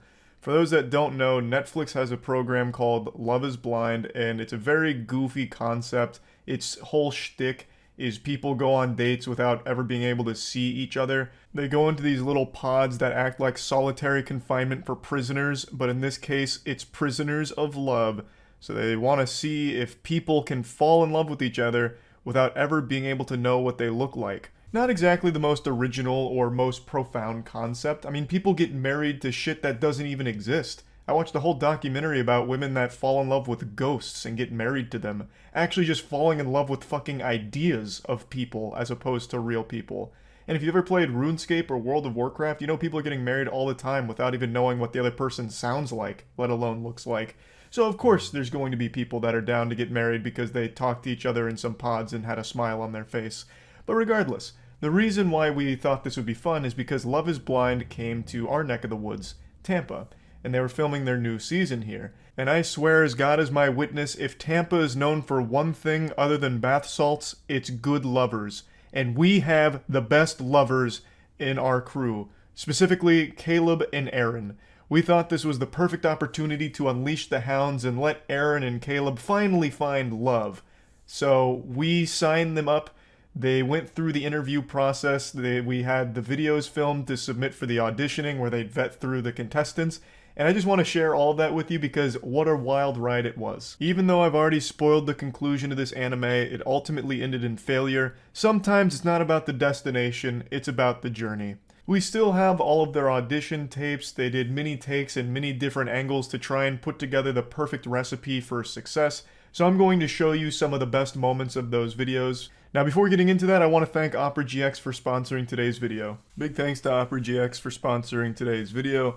Opera GX is the best browser available. I switched over a year ago and I've never looked back. Its features are just the best. It offers the best possible experience. Not only is it not a resource hog like Chrome and all of that, but it's also just has everything you'd want while browsing the web. You can have your messaging apps on the sides, that way you can talk to your friends while browsing the web without having to switch between tabs or anything like that. It's very convenient. You can also just fully customize it exactly how you want. They even have these cool wallpapers for Moist Esports and myself, which is just amazing. They even have a forced dark mode options, that way when you go to a new website, you're not hit with like a flashbang on light mode. There's just so many options and so many features. And if you're already on something like Chrome, they even have a way of just importing your current settings and extensions into Opera GX, so it's seamless and it's quick. One of the new features is also the ability to have the 12 newest uploads for myself in Opera GX, so that way you can stay up to date. Like, everything is just really cool. So I highly recommend getting Opera GX. I think it is the best browser available, and it's free to download, so click the link in the description. Thanks again to Opera GX. Now, the process for getting them signed up for Love is Blind was surprisingly simple. I thought it was going to be a big song and dance, a cutthroat competition to even get them considered. But I'm assuming that since they were in Tampa, they just didn't have a whole ton of people applying. Everyone was too busy doing literally anything else, so they kind of just got the fast pass through this process. Basically, you just say, hey, I'm interested and have a pulse, and they are super down to just like feed you everything they need to have you apply. One of the first things was answering a massive questionnaire, but even before getting to the questionnaire, there were some red flags that seemed that they might pose a problem for our boys here. They made it clear that they were going to be doing a deep dive through all of their social media, and for Caleb, that's a totally fine thing, his is all pretty squeaky clean, but this includes Twitter, of course, and for Aaron, we knew immediately this was going to pose some problems. This would be our first hurdle to overcome here, because when you go to Aaron's Twitter, there are some real nuggets of beauty. I'll just show you a couple of his tweets around the time that he was being considered for Love is Blind. So there's this banger here. Wowee, that pussy has ray tracing. Sorry to say, the war on Christmas was finally lost when Israel's Iron Dome shot down Santa's test flight, killing all on board. Breaking, Grimace from McDonald's has passed away after choking on my cock. My girl is doing CSGO inspect animations on my cock. If Twitter shuts down, my odds of being on Love is Blind improve dramatically. So pretty self-aware on that one. Now, I think all of these are wonderful. These are motivational even. I could see these being hung up on sorority girls' walls. But I could see why some of the octogenarians at the Love is Blind headquarters probably would have an issue with these. But regardless, we kept our spirits high, and then they moved into filling out the questionnaires. Now, Caleb took this very seriously, giving the most generic answers possible, kind of being like that baseline NPC. Like, everything he was giving is what we thought the Love is Blind team would be looking for. Like, a geriatric elderly person's definition of, like, what an old-fashioned good boy would be. That's every single one of Caleb's answers. Aaron, however, went in the complete opposite direction. It was fucking unhinged. He was like the Immortan Joe of Love is Blind auditions. He gave some of the wackiest answers imaginable. For example, one of the questions was talking about like a really hard period in the person's life, trying to get to like a more sensitive side, I guess, for like a sob story in the show. I imagine the responses they were looking for with that question were things like, you know, it was really hard when I lost my job due to COVID. You know, the lockdown took its toll on my mental health, that kind of thing. Aaron gave an entire fan fiction's worth of lore for his most traumatic experience. He told a story about how the hardest period in his life was the loss of his grandmother and grandfather when they tragically blew up in an oil refinery explosion. And the worst part about the situation was that he had to be called to the morgue in order to identify their charred corpses. So I liked his odds. After hearing and reading some of his answers to the questions, I thought he stood a great chance of making it. Hi, my name's Aaron. I'm 24. I love karaoke. I'm looking for that special someone to do karaoke with. I love blind women. Hi, my name's Aaron. I'm 24. I'm a cork pusher. That means I test drywall for businesses, and I keep up to date and make sure drywall's like completely safe. Fun fact about me is I ate 35 apples in a day, and I got arsenic poisoning. I was rushed to the hospital. I was gonna consider crying. I think I should like have a just a tragic backstory. Everyone I've ever dated has died. That's how I ended. It's like, let's see if you can be the one to break the curse. Overall, a pretty solid first attempt here from Aaron. This wasn't the one we ended up submitting, surprisingly. To further clarify on the cork pushing thing he's talking about, this is actually like well-established Aaron lore. It's a lie that he tells people anytime they ask him what he does for a living, pretty much. He tells them that he's a union cork pusher. And when they inevitably inquire about what that position means, he says that he takes wine cork bottles and puts them up against drywall and lightly taps them, listening for vibrational frequencies to make sure the drywall is safe for the establishment. It's a beautiful thing. I'm actually surprised it's not a real job. But yeah, we didn't use any of these here, but he gave it many more attempts. I'd like to show you Caleb's though, because Caleb's were pretty fire. I'm really surprised they didn't choose him. I feel like this is exactly what they would have wanted. Hey, what's up? My name's Caleb, Joel Dixon. I'm 27 years old and I am looking for love. I'm ready to get in a relationship and I'm looking for something that's really gonna last a long time. Hey, what's up? My name's Caleb Joel Dixon. I'm 27 years old. I'm looking for love. I'm looking for a girl to tie the knot with so that way we can have a successful relationship, maybe have a couple kids and get that white picket fence home. Let's go. Hey, what's going on? My name's Caleb Joel Dixon. I'm 27 years old. I'm looking for love. Looks don't really matter to me. They never have. I was really ugly and fat growing up and I got made fun of all the time. So on the outside, that doesn't really matter to me. What matters is on the inside. Hey, what's up? My name's Caleb Joel Dixon. I'm 27 years old. And I'm looking for love. I don't really care about looks, you know, much like food. Some food doesn't look the best, but it tastes really good. I'm looking for that special someone that tastes really good. These are textbook answers delivered with the appropriate energy that I feel like executives would have looked at and been like, okay, this guy's outgoing and will be a good fit. But I guess not. I really thought, I don't remember exactly which one we used, but I really thought like any of his would have actually flown pretty highly in like the internal discussions for who they should have for the fucking Tampa Love is Blind show. Like, who the fuck else would have even bothered auditioning? Caleb would have been like the only one that's not overdosing on Xanax who applied. Hi, my name's Aaron. I'm 24 and I love calling women bitches. Hi, my name's Aaron. I'm 24 and I'm looking for a bad bitch to make my balls explode. God, alright. Well, we should get. We haven't done any like accents or anything though. Hello there, my name. Hi, my name's Aaron. I'm 24 and I just got out of prison. Hi, my name's Aaron. I'm 24. Oh, are you rolling? Yeah, go ahead. Okay. Hi, my name's Aaron. I'm 24. I was born on March 10th, which is the same day Shaggy Dog came out in theaters. I want to find a woman. Hi, my name's Aaron. I'm 24. A lot of my previous relationships just, you know, haven't worked out, petered out, things like that. I'm hoping in the pods, you know, maybe I can get a real connection, get something going. You know, getting locked into a relationship like that, maybe that's what I need. Just, you know, to fully commit to it. I am literally Guts from Berserk. I can't quite recall which full take we used of Aaron to submit to them, but I'm pretty sure we Frankenstein together something that wouldn't make them scared of him. And neither one of our boys got chosen, which is weird. But I also would like to make it clear the footage I'm using here isn't the main camera footage. It's just the main camera footage was so big it took so long to import it to Sony Vegas because the program's kind of archaic that I just decided to use our backup camera, which was at this angle. So the actual footage was like straight on normal interview style footage. That's why this one's at like kind of a weird angle.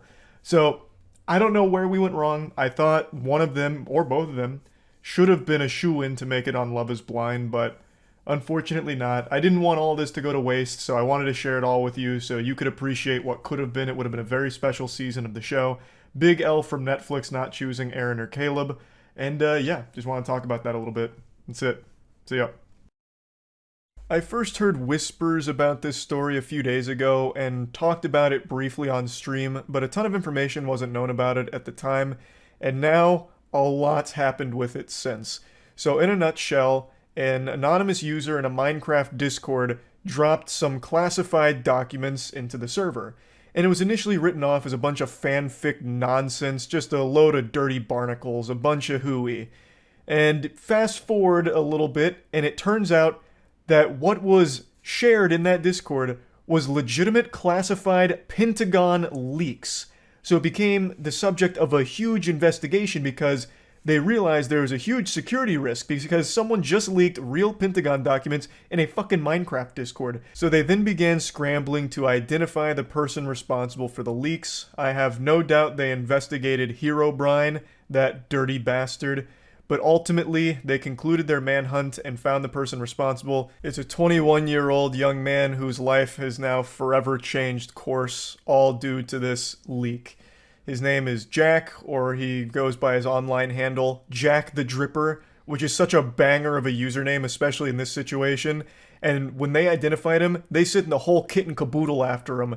They assembled the goddamn A-team to take him in. Like, look at this shit.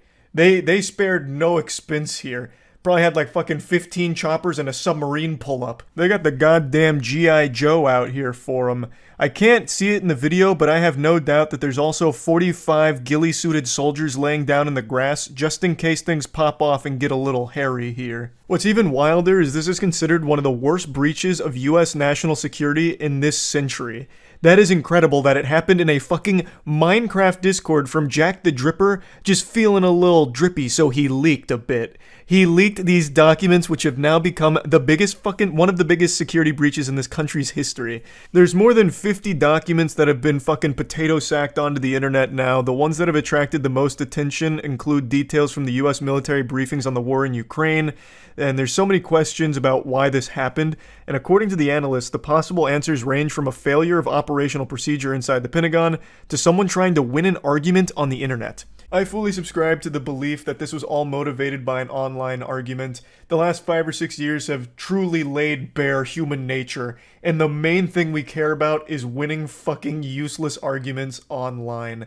There is no length people won't go to defend points, and there is nothing that they won't sacrifice for it. It's like a religion at this point, just arguing on Twitter about nonsense. Oh, you said Demon Slayer's mid? Bang! Here's some classified legitimate CIA documents about Area 51, bitch. Ratio. Demon Slayer top tier. Like, literally will do anything. It's sacred to win an argument online. So I really do feel like that was the primary catalyst for why these leaked in the first place. There's also these tweets that show screenshots from 4chan with someone using some of the information in these documents to argue. On March 4th, over a month before the Telegram and 4chan post, 10 documents were posted in a Discord server called Minecraft Earth Map. So, clearly, these were dropped and then used in arguments in order to get, like, a one-up on people. And I bet they immediately wrote that shit off as fake news, garbage, baloney, which is wild because they are legitimate Pentagon documents that are confirmed authentic. But I guarantee it was useless in the argument and it got slapped down and written off as absolute fucking horseradish. Arguing online is more important than breathing to a lot of people. Like, I wouldn't be surprised if this really was why it leaked in the first place, to win arguments against people. So I agree with the tweet here. This is going to be like an iconic 4chan moment up there with like pool closed due to AIDS and shit. Pentagon leaks just to argue on the boards. I'm getting a little off topic, but I absolutely have to slide this in here and mention something that's very similar.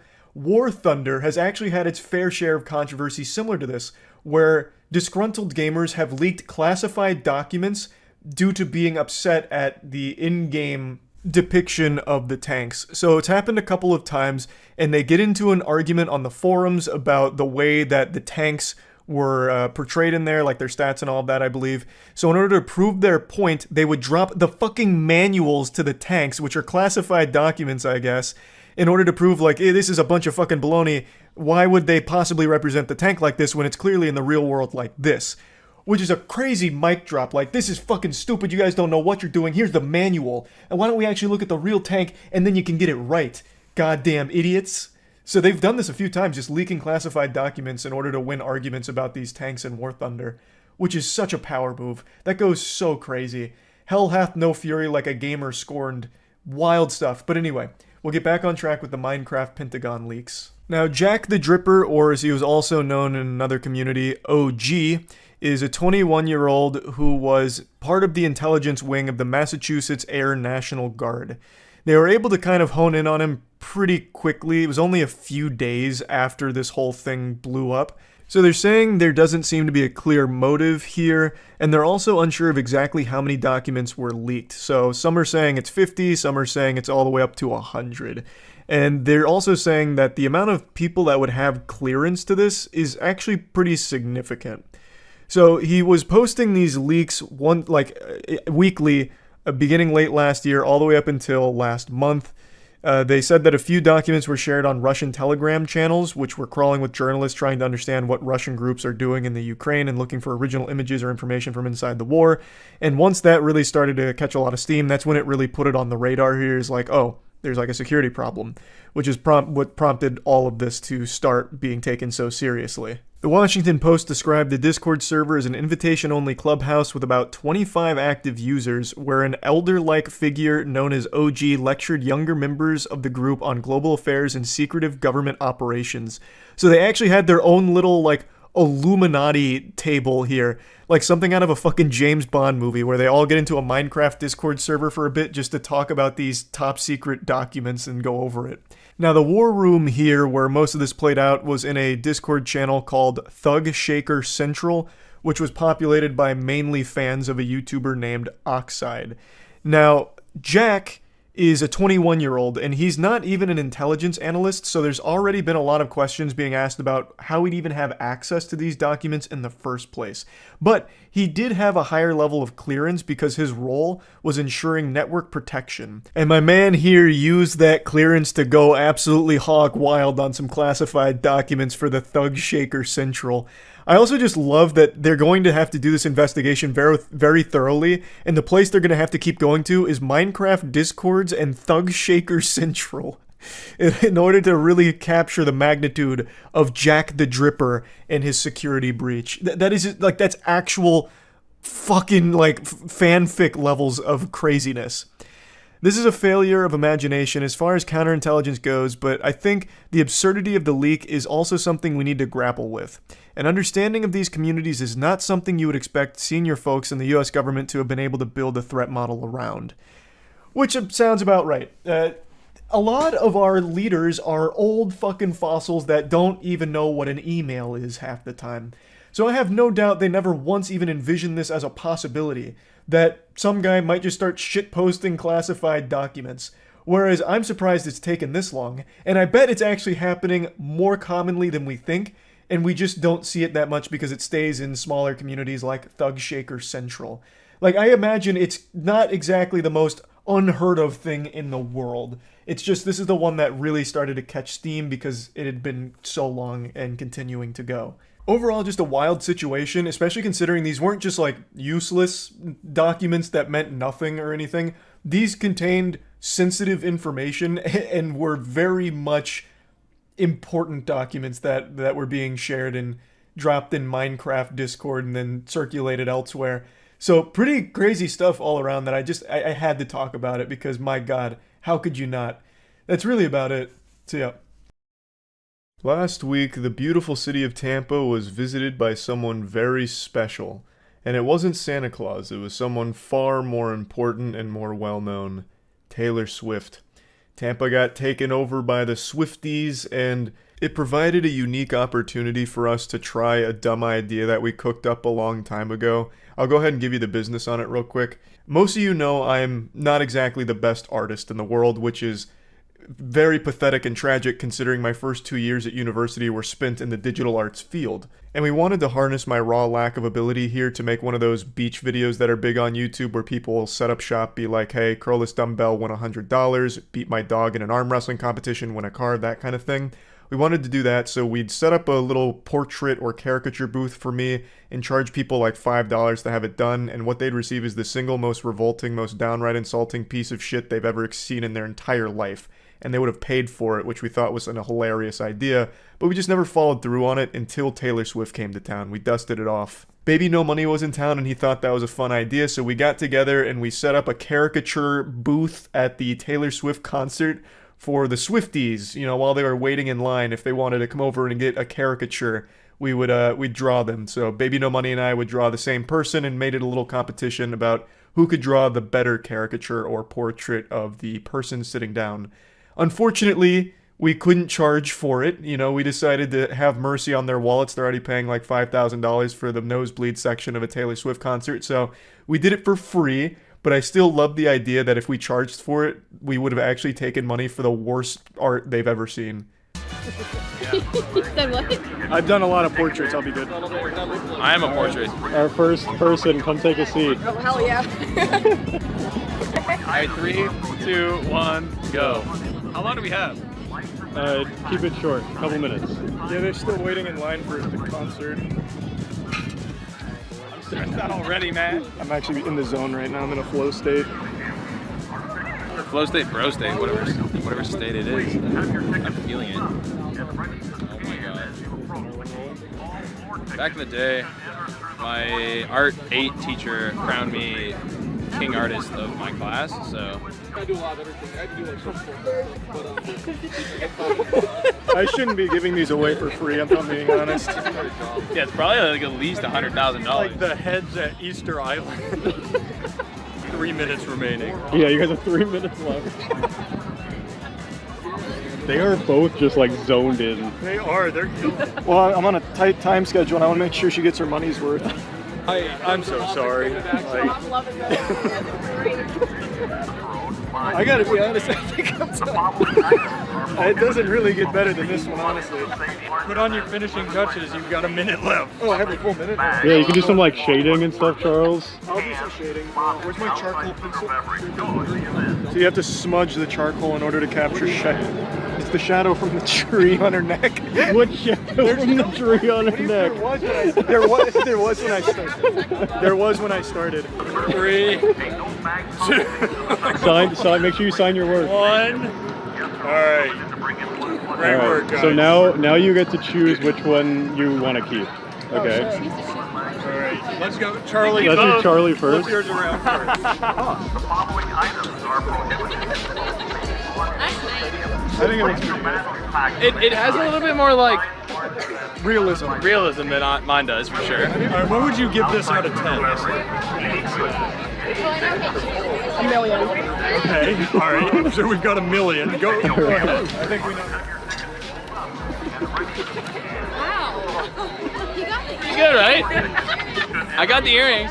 Did you get the earrings? I did. Yeah. All right. So knowing that this is $1 million, what would you rate that? $1.5 million. That one's better. Oh wow. That one's better. All right, you can take both because you need both. My favorite part is you're now giving people walking into the Taylor Swift concert 2 giant pieces of paper to carry. You can use them as Hey, like at least my car's nearby. There's recycling right there. No, this isn't getting hung up on my wall. That was great work. That was great work on the First win for me. Nice. I knew I came out today to paint, to draw, to show my art through my hand. Well, once I just need to get warmed up. I don't think she understood like what my style was, which is why she went with yours. Hair is so difficult. Oh, yeah. I feel like there's no point in spending time on hair until the very end. Huh? Yeah, I'll just do both. All right. You guys ready? Just get my beauty part. My face. Go. 3, 2, 1, Go. This is a crayon. Okay. I think where I went wrong is I didn't use the whole page last time. That's true. Framing is important. Fabulous. No, it's kind of looking like Egbert right now, but we're getting there. That's fine. It's like when Squidward is drawing the perfect circle and he like erases. You have to start, all the way in. I have to. They're pretty zoned in. They are. Yeah. They are. True art. True artiste. Artiste girl. Really big on you. What's that? I look really large on what you're doing. This is just hair. Yeah. A lot of flowing hair. That's good. Oh yeah, you got the hair going on. Yeah, Fuck. this is, you're going Super Saiyan on mine. You're a natural redhead, right? Fantastic. I am now. Okay, good. Yeah, make it go. I'm doing it too. The clock's winding down. I don't think Charlie needs any more time, actually. I think he's I'm getting basically done. Holy shit. You realize they got away from you a little bit. Laughing is terrifying, honestly. This is really funny. I came out today to win, so That's the only thing I'm thinking about right now. I mean, you got tough competition over there. Competition. Minute 40. I'm going turbo mode now. There you go, that's better. I'm channeling my inner Damien Hirst.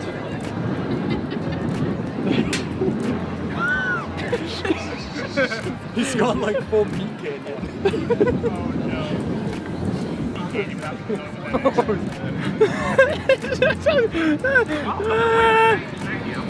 30 seconds. What else? Alex has gone into a full-blown panic. Yeah. I don't know why. It looks pretty good. It actually is very Meat Canyon-esque. Dude, all these crayons look the same. Are we both done? All right. All right, Oh wow, fantastic. you went crazy. Well, No, you went crazy. I changed up my last time I just didn't use enough of the... Wow, I don't know about crayons. So let's have Charlie turn first. Oh, yeah, that's good. Capture the antlers and everything. Yeah. How about? I like my nostrils. It looks like big saggy boobs. But that's fine. All right. What would you rate it out of 10? Okay. What's the scale of like creativity or like artistry? On how? 100% that's going on my fridge. Yeah, I'll give it a 7. 7. All right. A 7 is strong. Yeah. Respectable. 7 is okay. So my art direction was kind of like, you know, go more about like the things that really bring your face alive and like, you know, what you're wearing and like the, you know, like just the beauty. Wow. I look like a cross between me and Ruth Bader Ginsburg. It's a good one, right? Wow. It didn't really come out as well as I was expecting, but Also the hair, do I have dandruff or no? no. I don't know. The follicles. Yeah, I was trying to make, yeah. Okay, I appreciate the effort and the yellow eyes. Okay, I'll give, because I like your heart and your spirit and you laughed a lot, I'll give you a 4. I'll take a 4. That was a no contest. So yeah, all right. You deserve to take both home. Yeah, I need them both. Thank you so much. No, thank you so much. These are excellent. Thank you. Thank you.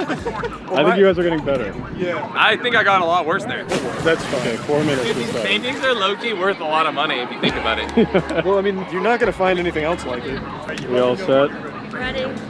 Here we go in 3, 2, 1. Go. 4 minutes.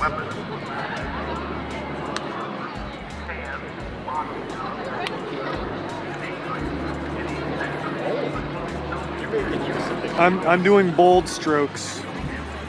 Oh yeah, those are the glasses. All right. I just got lost. Hold on. Need to take.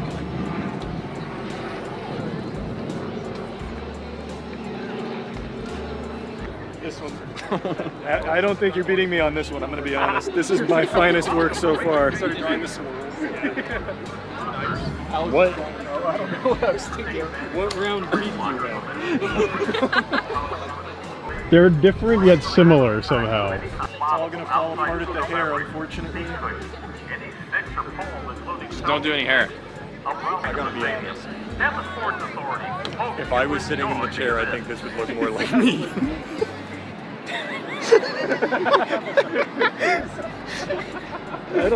I just disagree. I mean, you're not done yet. A lot can change. Let me add the shading first. Speaking of, you've got a minute and a half left. Oh god. Oh no. Fumble. Now it's ruined. God. I think the little specks of dirt really add to it. Oh no.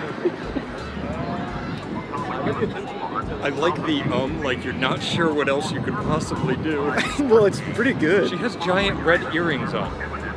I actually didn't notice. That's a huge save. We're mixing mediums. You gotta mix the meads. Is this the ponytail? Yep. How much time, Matt? 20 seconds. Finishing touches.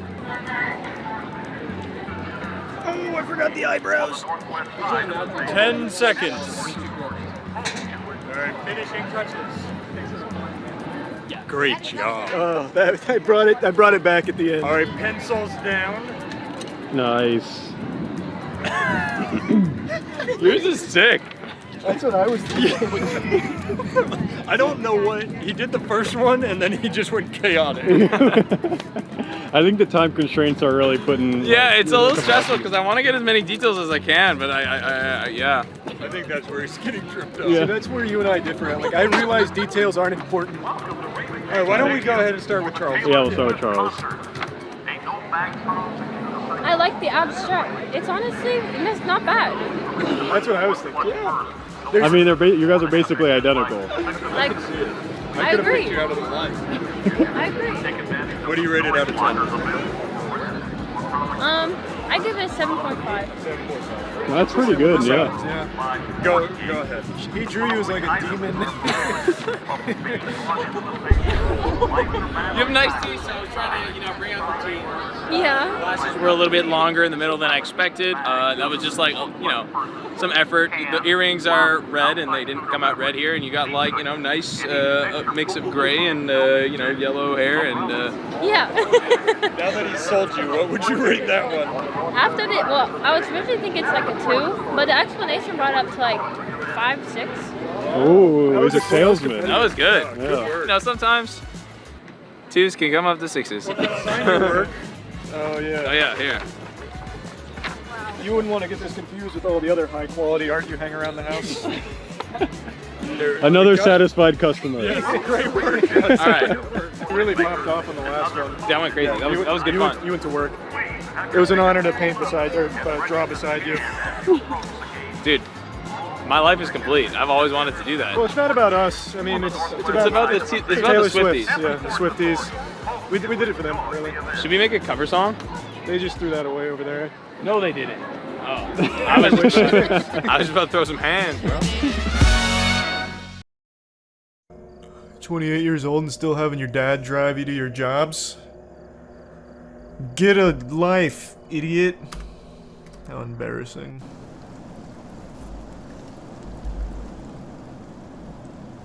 Oh, he was 18 at the time. Wait, you're right. I immediately got my timelines mixed up. 18? You're old enough. Move out, loser.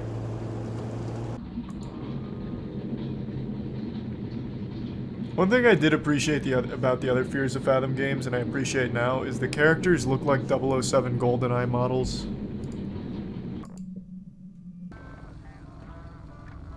Ooh, this is just like the first Fears to Fathom about not opening the door for anyone.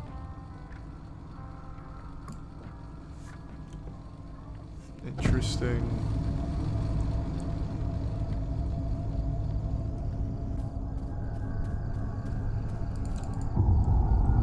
Boy. Didn't even bother to try and think of a name for the dog. What's up, boy? Oh! Who lives here? Mr. Beast? What is this? Like a green screen and everything? Content creator definitely lives here. Where's the shitter at? You wanna know something crazy? I bet anyone that played this game on YouTube and showed this peeing scene got demonetized for it because of the new rules. Very well hydrated as well, good stream. A little too yellow though.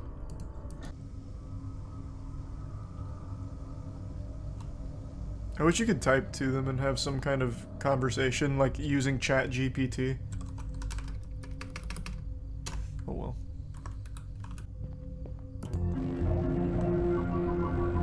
Hello. My favorite channel. My name is Cora.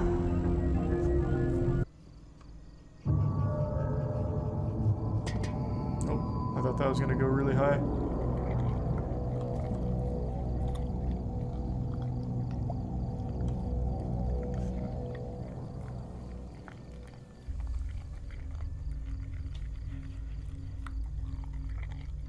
I left the back door open! Oh shit! The boogeyman may have snuck in.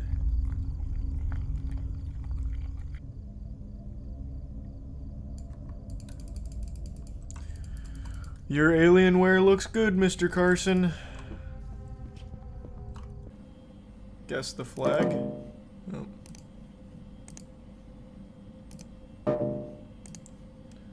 Alright, let's take a peek here. How do I fix it? Probably the, Nope, egg didn't work. That's weird. Well, I feel like there's only one way to fix this. It's with the antivirus. Can I search anything, though? Damn. This all looks good to me. Your computer's gonna be good as new. LimeWire downloaded. True, yeah, maybe it's LimeWire. So this guy used to make expert village tutorials. Cool. Whoa,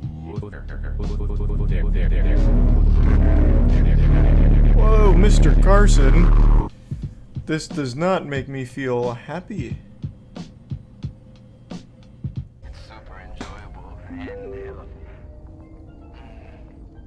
Evelyn, shut the fuck up. I'm trying to watch. You're interrupting. It's raw. So first, Thanks for some tootie. next, we dip the cardboard into the mill. Roy, please, I'm busy. I'm looking at recipes with Squidward. Look at that. Doesn't that just look nice? Alright, I'll go get the groceries. I'm assuming this place is walking distance.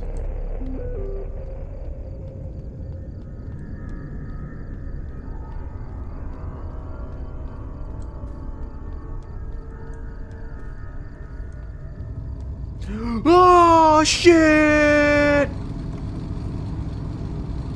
Speedrun strat. Oh. Invisible wall. Speedrun strats.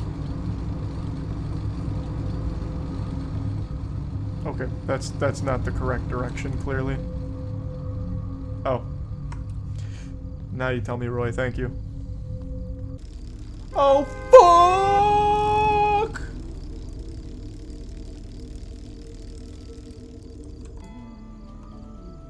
Is this what you're looking for? Idiot. Good luck cleaning with rice in the bucket. Just in here to cause trouble. Okay, come on. Okay, I actually need this one. Where's a basket? There we go. MILF energy, bro. Amen. Alright. So my ex is a MILF. Let's go. That's so big for us. Alright, got the Uncle Tony's, ranch, jam, chocolate spread, milk, garden pies, honey, ketchup, milk and eggs. Very important. Does it matter what milk? Peas? Oh, I don't know why I kept thinking that said pies. Garden peas. Gotcha. Alright, where the peas at? Alright, last thing I need is that honey.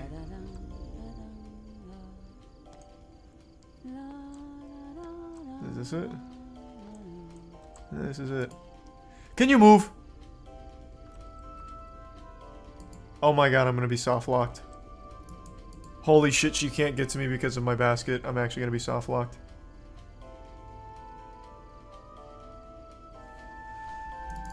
Oh, that's tragic. Wow. I can't do anything. Oh, whoa, there we go. There we go. We broke free. We broke free. Oh. Alright. No. Get that out. Get that out. Get that out. Forgot the ranch. There we go. Now we're good. Alright. Well then, I'm trying to pay for it. You just keep saying I can't even see you, and when I leave, apparently now all of a sudden you can fucking see me.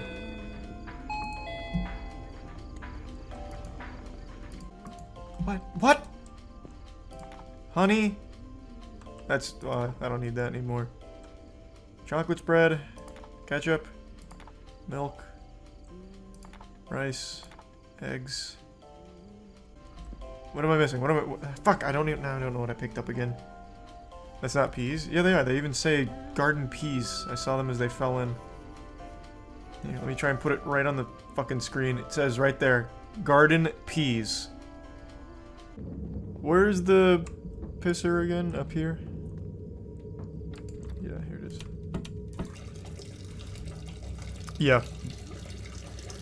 Yeah, that's a lot of urine. Oh yeah, that feels good. Needed that. I'm gonna see someone on these cameras, I already feel it. Jesus, Andy. Roy Carson. Okay. Roy's divorced and looking for a new wife, and he's gonna choose me.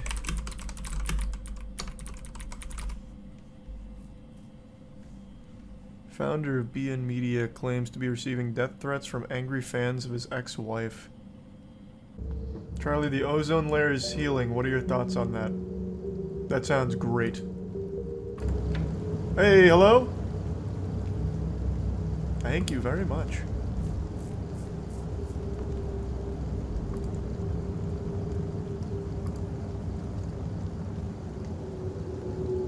Yeah, of course, bro. Get in here. Why can't I say yes? Yeah, you best be going. Oh, I was gonna chase him down and throw the pizza back at him. This is my favorite show. It's like a bowling alley strike animation. Can I use the bathroom? Oh, man, I'm really scarfing it down.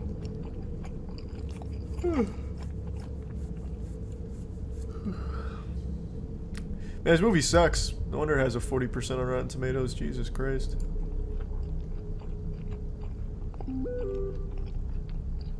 Evelyn, I'm busy. I'm eating a whole pizza to myself right now.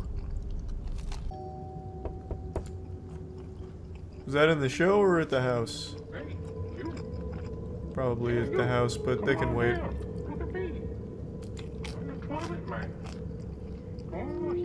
What a wonderful pizza.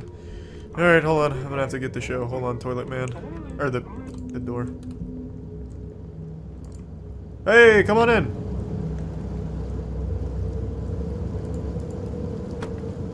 You can have my pizza. Thank you. What?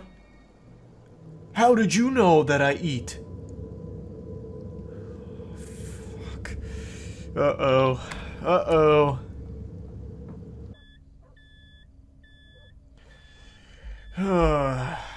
Jiminy Christmas. Can't get anything done around here. Todd's such a tool, though. I'm just busy. God damn. So the power's off everywhere but to my computer. Luckily, I kept the door to this bedroom open, just in case.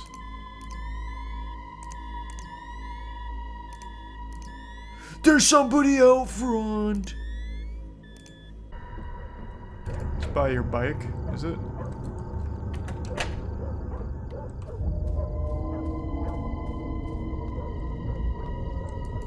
Oh, I can get on my bike and just leave.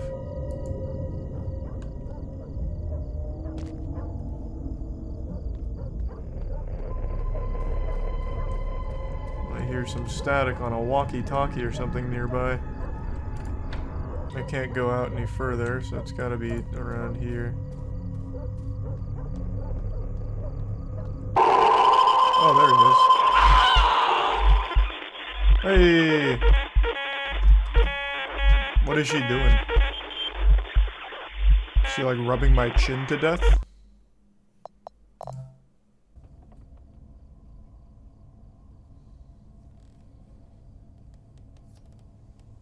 I heard a knife, but I'm so engrossed. She turned on the oven! That bitch! She came in here to run up my electricity bill! You've got some nerve, Harpy. It's a trap. She thinks I'm like a moth attracted to a flame. Well, I'll show her. Back to my homework. I'm not going down there to turn it off. That's what she's counting on. I can't just... God damn it. We're falling for her trap. We're better than this.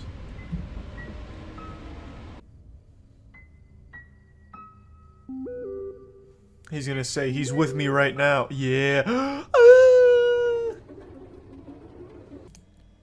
The back door's open.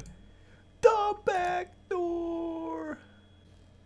Does it want me to go close the door, or how am I supposed to play this? Like Five Nights at Freddy's or something? Hey, what's up, lady? She's here to watch my TV! No, that's my favorite show! It's brainwashing her. Uh-oh, she's looking at me.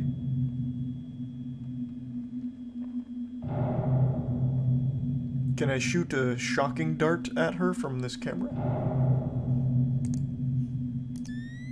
She's coming this way. I think I'm supposed to hide.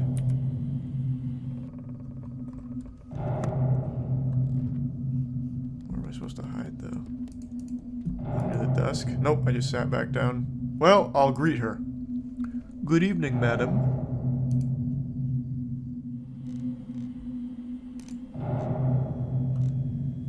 Oh, she didn't make much progress.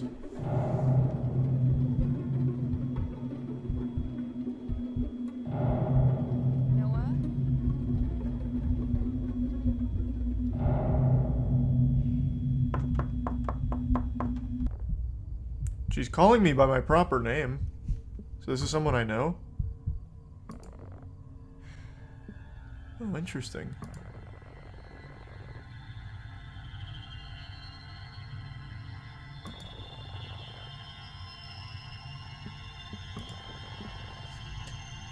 She doesn't look like a MILF at all. Is this really my ex-girlfriend? Also, what's the point in the whole Roy Carson's house had death threats or whatever, if it's just my ex who's over here now? You'll never break open that door though, Kara. It's got a titanium core deadbolt on it. You couldn't blow that door open with dynamite. I'll stay in here all night. Oh, okay. She gave up quick. Oh, it forced me up. Did I lose? Hey, idiot, you're stuck. Oh, Kara, you fool. Look at you. Look how silly you look. Look how dumb you look. Oh my god, this is so embarrassing. This is why I left you.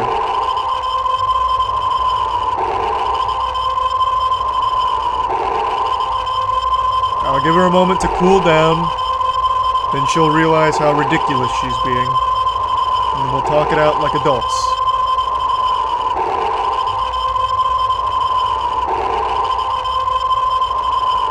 Are you quite done, Kara? I do say, the nerve.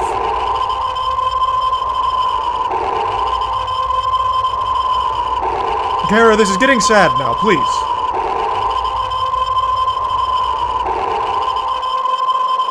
Well, fine. If you don't mind, I'll just be... Oh, shit. She found her way around the door at the very end.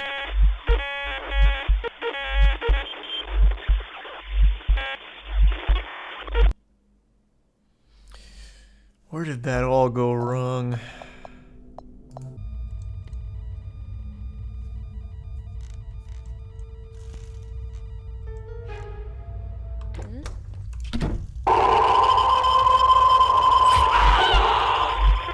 I didn't think I'd fucking slam the door open. I thought I could open it gently and then walk out behind her.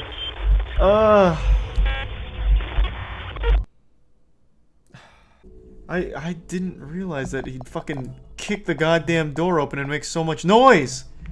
Fuck!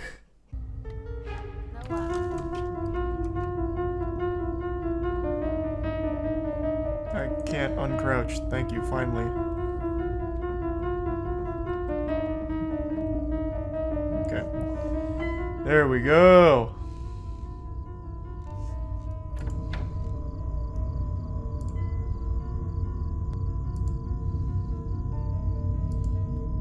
That's how we do it.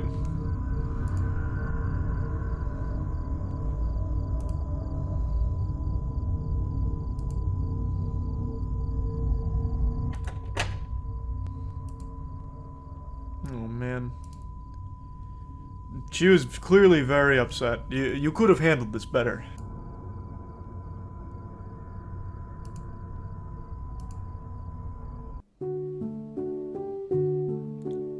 What a happy ending.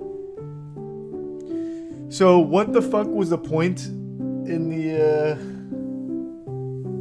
side plot, side arc of Carson getting, like, death threats or whatever? That didn't play a single role in here. Brace yourself, Rick and Morty fans. I've got another huge squanch for you today. It's more bad news. For those that are unfamiliar with the situation, I'll go ahead and briefly break down the cliff notes for you. It recently came to light that one of the series creators, Justin Roiland, has been facing felony domestic violence charges for an incident that took place in 2020. It's been an ongoing thing, but has only recently made it to the public eye, and as you can imagine, this news has been a massive hit to the plumbus for the entire fandom. They're very serious charges, felony domestic violence as well as a false imprisonment charge. Like, that's serious shit. There's nothing swifty about domestic violence. So when all of this news broke, a lot of people were rightfully upset, but since he still hasn't stood trial for these things, it still was left up in the air with what's going to happen to the series going forward. There's been a ton of hearings and even a pre-trial, but still no official trial date has been set, though that does seem like it's right around the corner. And as I mentioned, I was assuming that Adult Swim wouldn't make any statements or any changes like firing Justin Roiland or anything like that until after the trial, whether it's a conviction and he's found guilty or he's found innocent. I didn't think they would act in the meantime. But just like my doctor when he said I would grow up to be 5'8", I was wrong. Just a couple hours ago, Adult Swim flopped their meat on the table, releasing this statement, which is super cut and dry and to the point. Adult Swim has ended its association with Justin Roiland. Rick and Morty will continue. The talent and dedicated crew are hard at work on Season 7. This was very shocking to me because, again, I didn't think they'd do this when he still hasn't been found guilty on the charges yet. So it really seems like they must know at least more than the public does about this case and feel confident that whatever's happened here is not good and it's not someone that they'd want to associate with their brand anymore. Though it is also possible that they're just doing this because keeping him around is bad optics for Rick and Morty, which is by far their biggest cash cow that Adult Swim is still suckling the tits off of. So maybe they're worried that by keeping Justin Roiland around, it'll be a huge hit to their bottom line because of everything that's already surfaced. Even outside of the charges here, the majority of people have already kind of ruled that Justin Roiland is creepy at the very least. There was this massive flood, this opening of Pandora's box of weird DMs that Justin Roiland was accused of sending to people, as well as text messages going out to people and employees.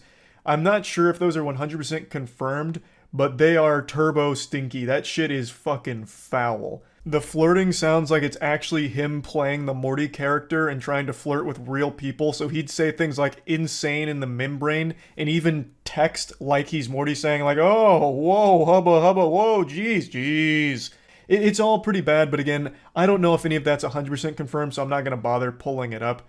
But yeah, once all of that shit pulled itself out from the deepest pits of hell and hit the Twitter space, it pretty much banished his reputation to the Shadow Realm even before the courts did it for him.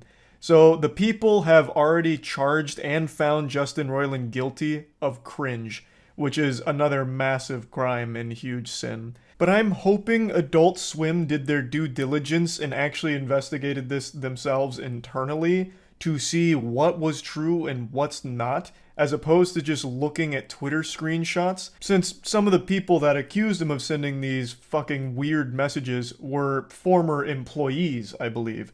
So surely there'd be a way for Adult Swim to verify the authenticity of some of the claims, and I'm hoping that's what they did before making this decision. I hope it wasn't just impulsively done as a way of trying to save face in the public eye. But as of right now, we just don't know a whole lot about it. There's not a ton of information about the specifics of the case, and Adult Swim's statement is only 26 words in total. Like, there's just barely more letters in this statement than a single League of Legends username. And there's also not any deeper information from other outlets. There's no big scoop that's breaking somewhere. Right now, everything's just pretty unclear of exactly what's going on behind the scenes. And I don't think the statement Adult Swim put out is a problem or anything with it being so brief. It makes sense considering how serious and sensitive this case is. So I'm not surprised that they didn't go into details about it because I imagine they probably can't. Now, there is another big development that I haven't seen a ton of people mention yet, and it has to do with Justin Roiland's video game company, Squanch Games. Now, I'm sure you know of the game High on Life. It's been glorbing a ton of trick holes all over the planet, a very divisive game, but a very popular one nonetheless. That was published by Squanch Games, and now they've put out a statement letting everyone know that Justin Roiland has resigned. But Squanch Games will continue to develop games even without him at the helm. Squanch Games is also no stranger to controversy here, because they also had their own little scandal where they settled a sexual harassment lawsuit in 2019. Yep, once again, just more horrible shit all around. There's just nothing good recently for Rick and Morty fans, but I will quickly wiggle my finger and say, I told you so, because I made the prediction that if they do shit-can Justin Roiland for all of this, they would still continue Rick and Morty without him. A lot of people said that if Justin Roiland isn't there at Rick and Morty, you know, developing it, writing it, voicing it, that they just wouldn't let it continue, it'd just die. But I made the argument that it is just too lucrative. It's a fucking billion-dollar franchise. It is by far the biggest thing Adult Swim has under their belt. I said that with that kind of money, there's no way they just bury it, even with Justin Roiland not being there anymore. That's exactly what they've done. Justin Roiland will no longer be there, but they are going to continue to make it going forward without his presence. That means there's going to be new voice actors voicing Rick and Morty, as well as probably very different writing. For some people, that might actually be exciting, but for most fans of the franchise, I imagine that's pretty upsetting to hear, and I think a lot of people will drop it after Season 7 if it's super drastically different. I made the prediction that should they continue going forward without Justin Roiland, Rick and Morty would peter out like a little sad wet fart over time, just falling off, dwindling further and further. And I stand by that shit like a proud kid at a science fair with his little baking soda volcano. I really do think that this will be the slow demise of Rick and Morty with the entire different group at the helm. I think if Justin Roiland's not there, the best thing to have done would just be stop it altogether. But like I said, there's far too many clams on the table for that. The amount of doubloons Rick and Morty brings in is ridiculous. So there was never really any chance of that, but this is going to be just a very slow and steady decline in the quality of it, I would imagine. But who knows? Maybe I'm super wrong about that as well. It's very possible. Maybe they bring in a really talented team and they just fucking knock it out of the park without Justin Roiland being there. Maybe it's even better without him being there. A lot of people, myself included, have become very tired of his style of writing where it's all just kind of the same formula of stutter through a joke and then over-explain everything and repeat yourself 50 fucking times in the space of like 20 seconds. So maybe it actually does improve. It's possible, but I do find it unlikely. But anyway, that's kind of where this whole situation's at. Justin Roiland himself hasn't put out a statement. His legal team did put out a statement talking about how optimistic they are with the case and proving his innocence, but he himself hasn't said anything, which I think is obvious and par for the course here given the magnitude of this situation. So I don't think we'll hear from him anytime soon, but we'll see. Anyway, that's about it. See ya. I've seen a lot of gross videos on the internet. Usually nothing phases me, and I know that's a cliche a lot of people toss around like some kind of hardened, seasoned warrior of internet usage, like, nothing gets under my skin or gives me the heebie-jeebies anymore. Been around too long. And then light up a fucking cigar or something. Like, I know a lot of people say that, but it's just very rare that I find a video that actually unnerves me. And a couple days ago, I found one of those rare cases where a video actually is just so yucky that it put, like, the fear of God back in me when it came to, like, internet gross-out content. And it wasn't, like, a planned shock video. We're not talking about, like, you know, Goatsy, Lemon Party, or any of the classics or anything, or New Age shock videos.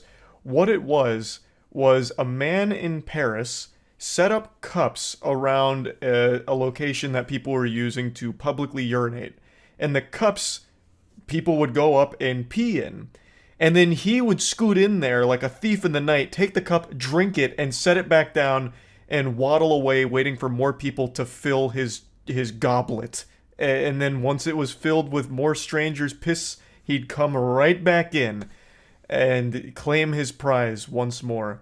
It is so foul. It is revolting. I'm not going to show you the video itself because I'm sure that would be a terms of service violation on YouTube. It is very clearly sexual. There's no way this guy is drinking strangers' piss for nutritional benefits or because it tastes yummy. It is very much some kind of unreal fetish that I've never even heard of just drinking strangers' pee-pee. But I'll show you what he looks like. So this is the Tinkle Goblin, and he's got multiple cups set up waiting for people to fill it with piss. And I'll show you him about to claim his trophy. This is him approaching the cup in one of the videos here. And he drinks pretty much all of it because he doesn't want to waste any of that sweet nectar that he works so hard to collect here in his cup. In the video, you can see two men pissing into that cup at the same time. They are turbocharging it. Like, it is actual urine. It's not like some kind of staged video. This isn't like a fake CGI experiment or anything, I don't think. It's all one continuous shot from a guy that is just filming from inside of the building and catching this guy in the act, drinking strangers' urine. He sets up these, like, booby traps for piss, so that way he can drink it. It's so weird and gross. I don't even really understand why it's so disgusting to me. I've definitely seen objectively more disturbing and gross videos, but there's something about the repeated nature of him doing this and the idea that he does this often. Because like I mentioned, in this video there is once again another cup that he has strategically placed to catch more piss, but that one's empty, so he must have already had his fill. But like, it might be more than just these two cups. He might have cups all around the city. He could be like a Batman tier villain who's trying to suck Gotham dry of their piss. Like, it's just so bafflingly weird and gross to watch him drink all of it after watching the men piss into the cup. It's strange. It's just so odd. I'll show you clips where I talked about it on stream with chat, and we just kind of went over it for a little while. Again, don't show any of the clips of it because I do think it would be a violation of the rules too, but man, is it wild. You see about the guy in Paris stealing strangers' pee to drink?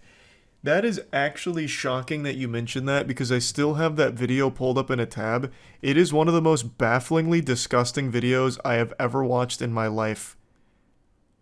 Like, it's on the same level as, like, my initial impression of Two Girls, One Cup. Like, the emotions I felt watching that for the first time, I felt again when I watched this video a few days ago. It's so gross. And there's a cup that's filled with fluid.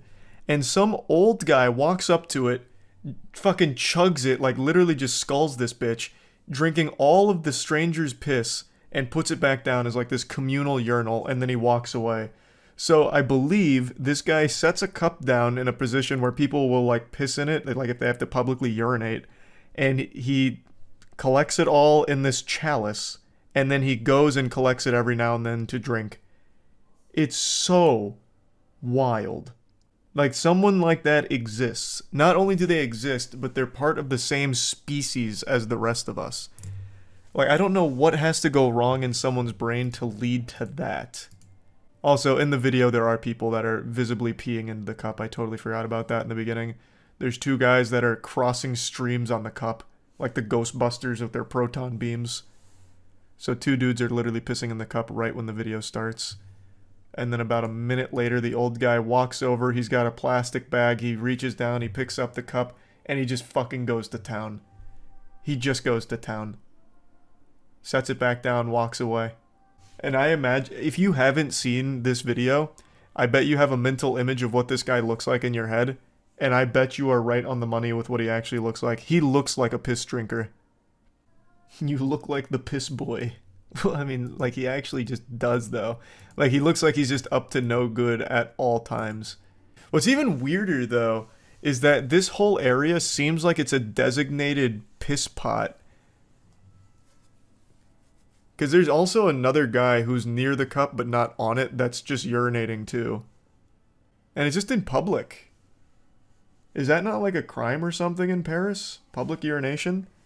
You know it had to be sexual. It is. It is very clearly sexual. No one's drinking strangers' urine for the flavor or fun. This is some kind of weird fetish. Can't find the video. What's it called? So it's on Reddit. It's called "Man Sets Up Cups for People to Piss in and Drinks Them." Is it possibly fake? It'd be quite a wild fake, because it's a continuous shot here. From the men peeing in the cup to the man walking over to the cup and drinking it. That would be a pretty impressive fake. And it'd be a weird thing to fake, because they get actually nothing out of it. People don't usually piss in the street like that. This video was taken during one of the biggest public protests in 50 years. Oh, is that why there's so many people here urinating on this building? I guess that would make more sense. So he's getting angry pee. Maybe this is part of his protest. I'm gonna keep drinking urine until you revert the retirement age changes. And you can't stop me. I'm gonna keep doing it. You better change your ways. But here, I'll bring this part down. This shouldn't be toss. So this is him leaving the scene of the crime there. But you can see all like the piss drivel streaks everywhere. It's, oh my god, it's so fucking revolting. It's so bad. I wonder how many bait cups he has scattered throughout the area, because this is probably not his only spot. He's probably dropped cups in all of like the hot spot corners of public urination. So that's where he's running to right now to go claim his prize from another area. He's like a fisherman with like lobster pots, so he's going to collect his his haul. The guy filming it showed an empty one under the window. No, that was that one, I'm pretty sure. It was just before the other two guys came in and defiled it. Well, not even defiled it, it's exactly what he looked for. Fed him. Oh, you're right. Oh, yeah, no, you're absolutely right. Nice. That's cool. No, that's the shit cup. Oh, yeah, maybe. Maybe the one in the corner over there was for pee and the other one's for poop. Right. You might be onto something. Like a rain catcher. Mm-hmm. That makes sense. Now it's all coming together. Now he doesn't even seem crazy anymore. I thought it was appropriate to do a little drama follow-up and update to a few stories I've covered over the last few days now that they've begun to settle down a bit and the smoke has started to clear. So this will be the little after credits scene to a movie to give you closure. The first one being the clown YouTuber that violated the Geneva Convention of the Internet and committed the unforgivable war crime of abusing YouTube's copyright takedown system and strike system in order to bully creators that were making fun of him. Now, normally I'd call someone like this a mustache-twirling evil supervillain, but that just doesn't apply here because I'm pretty sure this guy couldn't grow a single fucking molecule of facial hair if he was given 1,000 years in the wilderness surviving off nothing but bear liver. It's just not in his DNA. His name is Brent Rivera. He's a massive channel. Unfortunately, he was born with glass bones and paper skin, so when people started making fun of him, those words cut deeper than Excalibur ever could. So he turned to his team and looked for a solution, and what they suggested was the nuclear option of filing takedown requests and copyright claims on people that were being mean to him, that were kicking sand in his face on YouTube and ruining his reputation at the middle school lunch tables. Now, this isn't one of those like silly, trivial, oops-a-daisy moments that people just forgive and forget as if it never mattered. This is a very well understood, severe thing that can legitimately ruin someone's career based on nothing other than hurt feelings. It's also illegal what Brent Rivera did, which is knowingly filing bogus takedown requests and copyright claims. That's not exactly allowed. So he used this option against some people that were making videos that weren't positive about him, and one of the most vocal victims was a channel named Dumpy. Dumpy fought back very hard against what had happened because his channel was at risk of being taken away from him because he had hurt this asshole's feelings. Now, the situation was YouTube actually sided with Dumpy and they weren't going to take down the videos, but they did end up taking down one piece of content, which is still alarming. And the future of his channel was, of course, in a pretty scary spot, not knowing what Brent Rivera would do next. Like, would he double down on it and try and go even harder? So he was rightfully upset and concerned. And now it's been 2 days since then, and Dumpy has posted a follow-up video where he went over the whole situation and actually showed a DM that Brent Rivera sent to him, which claims that he will be releasing all of the copyright notices on his channel, and then even says that he applauds him for grinding and putting in the work to make a career on YouTube. It's something that a lot of people are scared to do, but you have proven otherwise. I wish you all the success on YouTube and your career, bro. Hope he can resolve this. He also says that he won't be taking down any of his future videos if he makes them, and I hope that extends to everyone who has made videos about you, Brent, not just Dumpy being the biggest one. That should be a no-brainer that people are allowed to criticize you and make videos talking about your content without fear of you coming in and trying to snatch their entire fucking channel away because your feelings got hurt. So hopefully it's not just Dumpy that you're doing this for. But I do want to mention that second paragraph where he talks about, like, Dumpy's grind and how he's like proud of it, happy to see it, and, you know, wishing him nothing but the best in it. To me, that just reads very insincere and phony. That seems like very corporate PR speak, because his whole grind and everything you had a huge issue with because it was at your expense. So why are you going to pretend like you actually really appreciate it and admire it? Like, just be honest. Like, it just doesn't seem honest at all. There's no reason to put up a facade. You can just be like, bro, your videos fucking hurt my feelings. I overreacted. Yeah, is what it is. I'm releasing it now. I see this as a big fuck up, a big blunder. And that'd be a lot more respectable than trying to put on this, like, bro, you're a fucking grinder. You're out there nuts to butts and you're doing it big. That shit is so fucking lit. And I know you're going to keep doing big things. I am so proud of you, actually. I'm so fucking proud of you.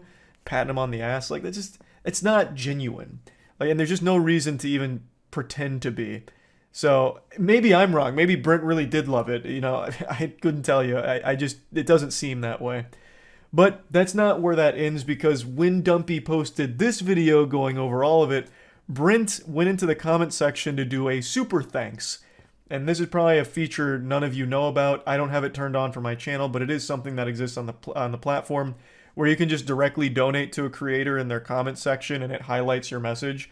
Brent used that feature and donated $400 to Dumpy and said this. In the meantime, while the copyright request is being retracted, here's something to help, smiley face. Again, sorry about that, bro. So he's putting an apology on the back of $400 here.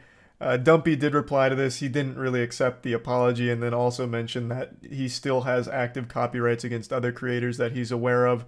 Which, you know, I think Dumpy is well within his right to not accept that apology, because, you know, it's you almost took away his entire fucking career because he hurt your feelings. There's not really a whole lot you can do to make Dumpy like you or just, like, forgive that. It's just a matter of moving on from it. You are doing the right thing, which everyone will appreciate. You are walking back on this bullshit here with these takedown requests. That is good. But I just don't think there's a whole lot you can do to earn anyone's trust back or view you positively.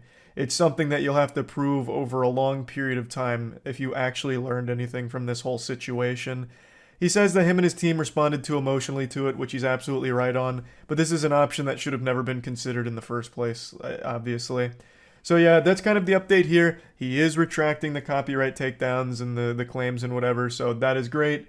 Though his image is still ruined as a result of all of it, but big appreciation for doing the right thing. So that's always good. Now moving on to the next one that I'd like to give an update on. It's my least favorite Twitch streamer. This was a Polish woman who was streaming while driving, and while looking at her phone, because she was distracted driving and just looking at her fucking phone while driving, she ran over someone's dog.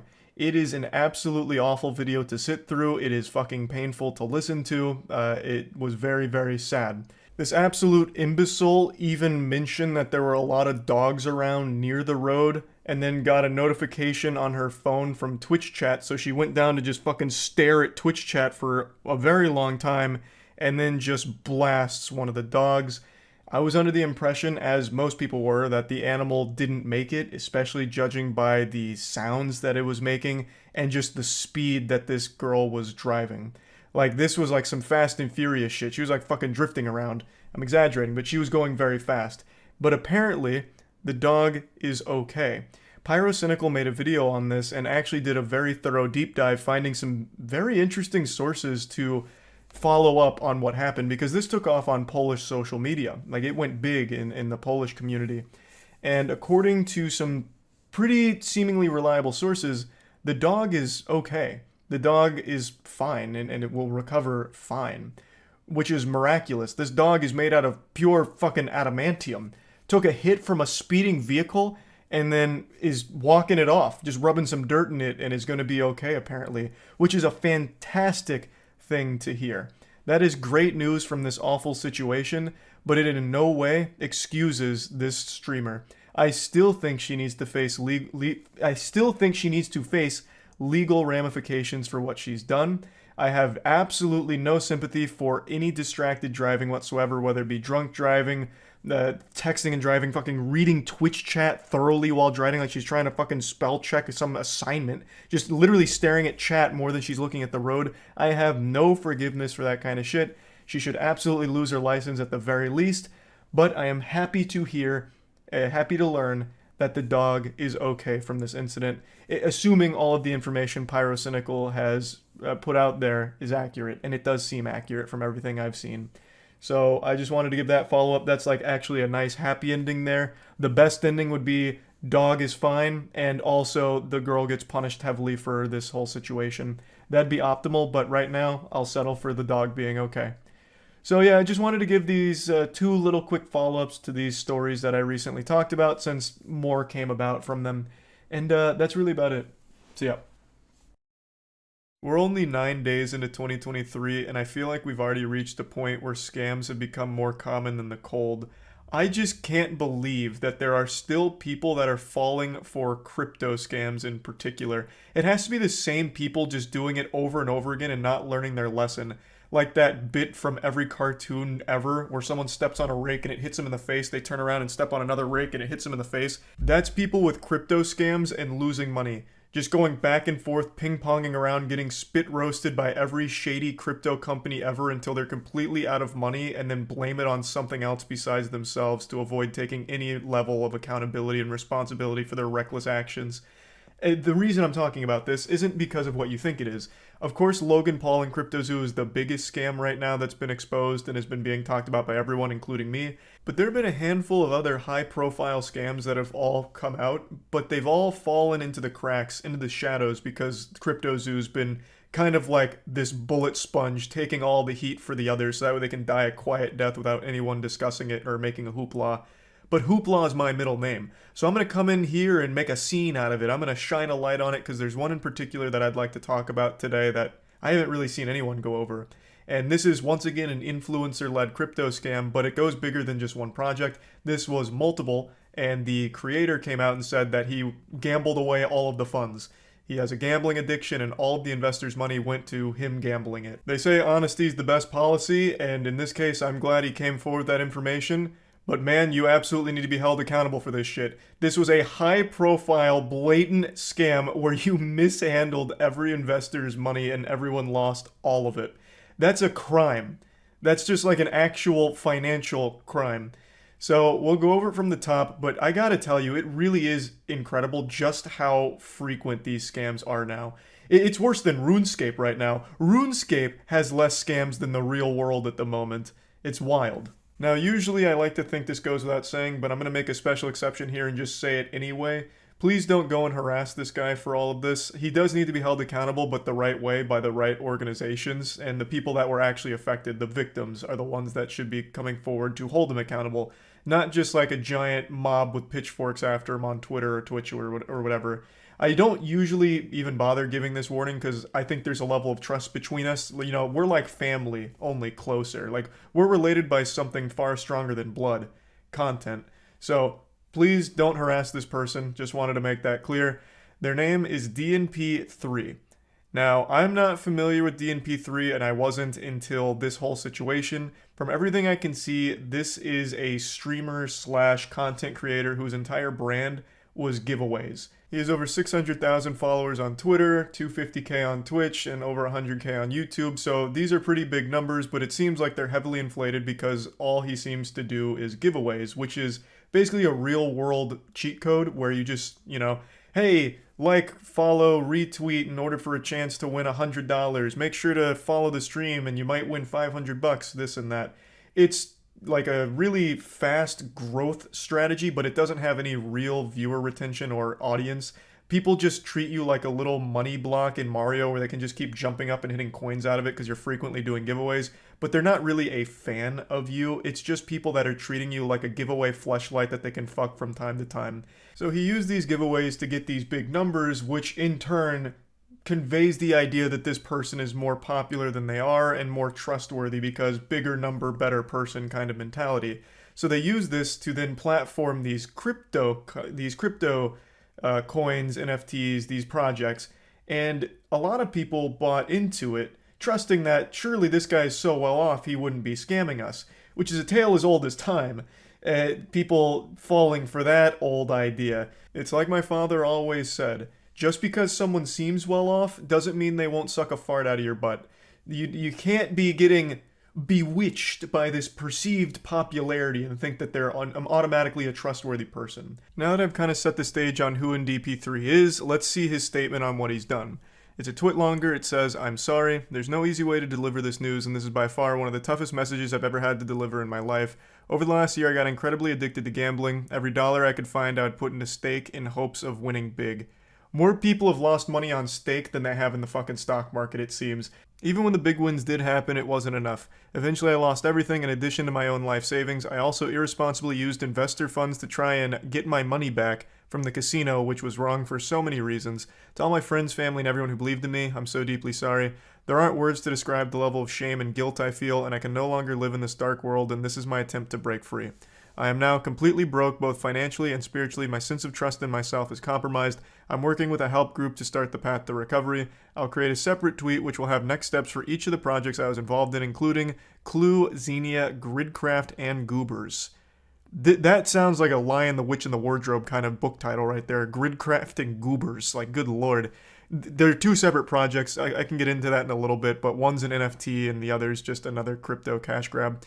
"I'm sorry that I betrayed your trust. I'm sorry that I did not live up to my values of integrity. I'm sorry that I let you all down. I'm sorry."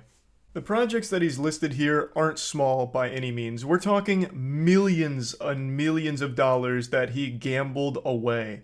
Now, I want to just go ahead and take a look at what I think is the biggest one, at least based on what I've seen, and that's ClueCoin. So I took a bit of a dive onto their website, and let's see what we got. And it is the most generic shitcoin imaginable. Just unapologetic and shameless. This is probably copy and pasted from 1,000 other shitcoins websites. Together we can change the world. Yeah, I'm sure by purchasing these imaginary schmoobles, it'll all of a sudden change the world. It's just once again a cash grab, and there's DNP3 right there as the founder and CEO. Now, if you want to look at the graph, it's tragic, and it's as you'd expect. An absolutely colossal failure. Everyone's money lost. And DNP3 gambled all of it, most of it, I suppose. To me, even if he didn't gamble these funds, you were going to lose them anyway. It's a goddamn shitcoin. The inevitable fate of putting money into a shitcoin is that all of it vanishes as if it never existed in the first place. So I feel like no matter what, if you put money into any of these projects, it was going to go poof right down the shitter at some point anyway. It just so happened that the person behind it is even shadier than I would have ever expected, and he's just openly taking the mask off and letting you all know that he took your money and gambled it, and he's saying it right to your face. We can also trace back where the addiction started, it seems. Go back to the genesis. "Oh man, I used to watch all your streams and I really didn't notice your addiction. I thought it was just fun for you. Really sad to read these words. I hope you can find some clarity, dude. Stay in peace with yourself and your family." DNP3 responds saying, "Started with a sponsored stream and unleashed an addiction I never knew I had." That's very interesting. So it seems the patient zero to this disease happened to be a crypto casino itself that sponsored one of his streams and threw him deep into the rabbit hole of gambling addiction. It's crazy. These crypto casinos have claimed more souls than Shang Tsung. They really like get their fangs in you, it seems, because this is not the first story, far from it, from these new crypto casinos that are sprouting up everywhere. Gambling addiction is really popping off these days. It seems like as there's more access to this kind of shit, more people are getting hooked on it. Addiction in any of its forms is bad, but gambling addiction is a super serious and scary one. Now, having that kind of real addiction doesn't excuse anything DNP3 did here. Far from it. It's still very much his fault, his responsibility, but it is sad that he's been struggling with a gambling addiction. But it's even sadder for all the victims that he stole money from to gamble, the millions that he used to gamble. That's what's more sad than the addiction itself, is the people that were affected by it because of him. What really rubbed me the wrong way about his twit longer is he says all of these things and they're sad, and it seems like he's trying to farm a little sympathy, but at no point does he offer any kind of action to help people that have been affected by his reckless gambling. He doesn't have any plan to get their money back. He doesn't have any idea on what to do to help the victims be made whole again. And I think that's one of the most important components that he needs to address. Okay, so you fucked up, you've gambled all their money away. Well, now what? How are you going to help all of the people that you've betrayed? So yeah, that's kind of where the story's at right now. This is a rather new development. It's only a few days old, so the story's still being written here. We'll see how everything keeps playing out. But yeah, just another awful scam situation. I'm hoping the investors get their money back somehow. I don't know how, but hoping that they get their funds returned in a giant refund or something. But anyway, just wanted to bring this up. That's about it. See ya. There have been more fights at Waffle Houses than the entire history of the Roman Colosseum.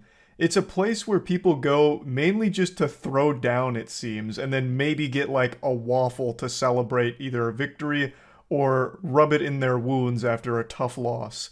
I wouldn't be surprised if one of the prerequisites for being a waitress or waiter at a Waffle House is a black belt in Muay Thai. The food really is secondary to the true Waffle House experience of being able to be either a spectator in a brawl or a participant. Waffle House is a lot like my asshole. You just never know when shit's gonna pop off. And it feels like it's always just a matter of time before a fight breaks out. It's got this big reputation now as the go-to Thunderdome for giving or receiving ass whoopings. It's like almost a curse that haunts Waffle House, where you go in there in a good mood, but the second you cross that threshold, it's like that scene out of Kingsman at the church where everyone just like flips on this switch and they're just fighting each other. I don't know what exactly it is about Waffle Houses that bring out the demon, but yes, it is well known now how often fights happen there. And recently there was a massive one that made headlines everywhere, and I didn't even cover it on my channel. I've covered a lot of Waffle House fights, but this one a lot of people noticed I was uncharacteristically silent on, thinking that I was like a Waffle House hipster where this fight was too mainstream for me to talk about, but nothing could be further from the truth. I was as entertained as everyone else was. I'm sure all of you have seen the big brawl by now. I can't show you any clips because with the YouTube's new policy, I would get fucked in the mouth so quick for doing that.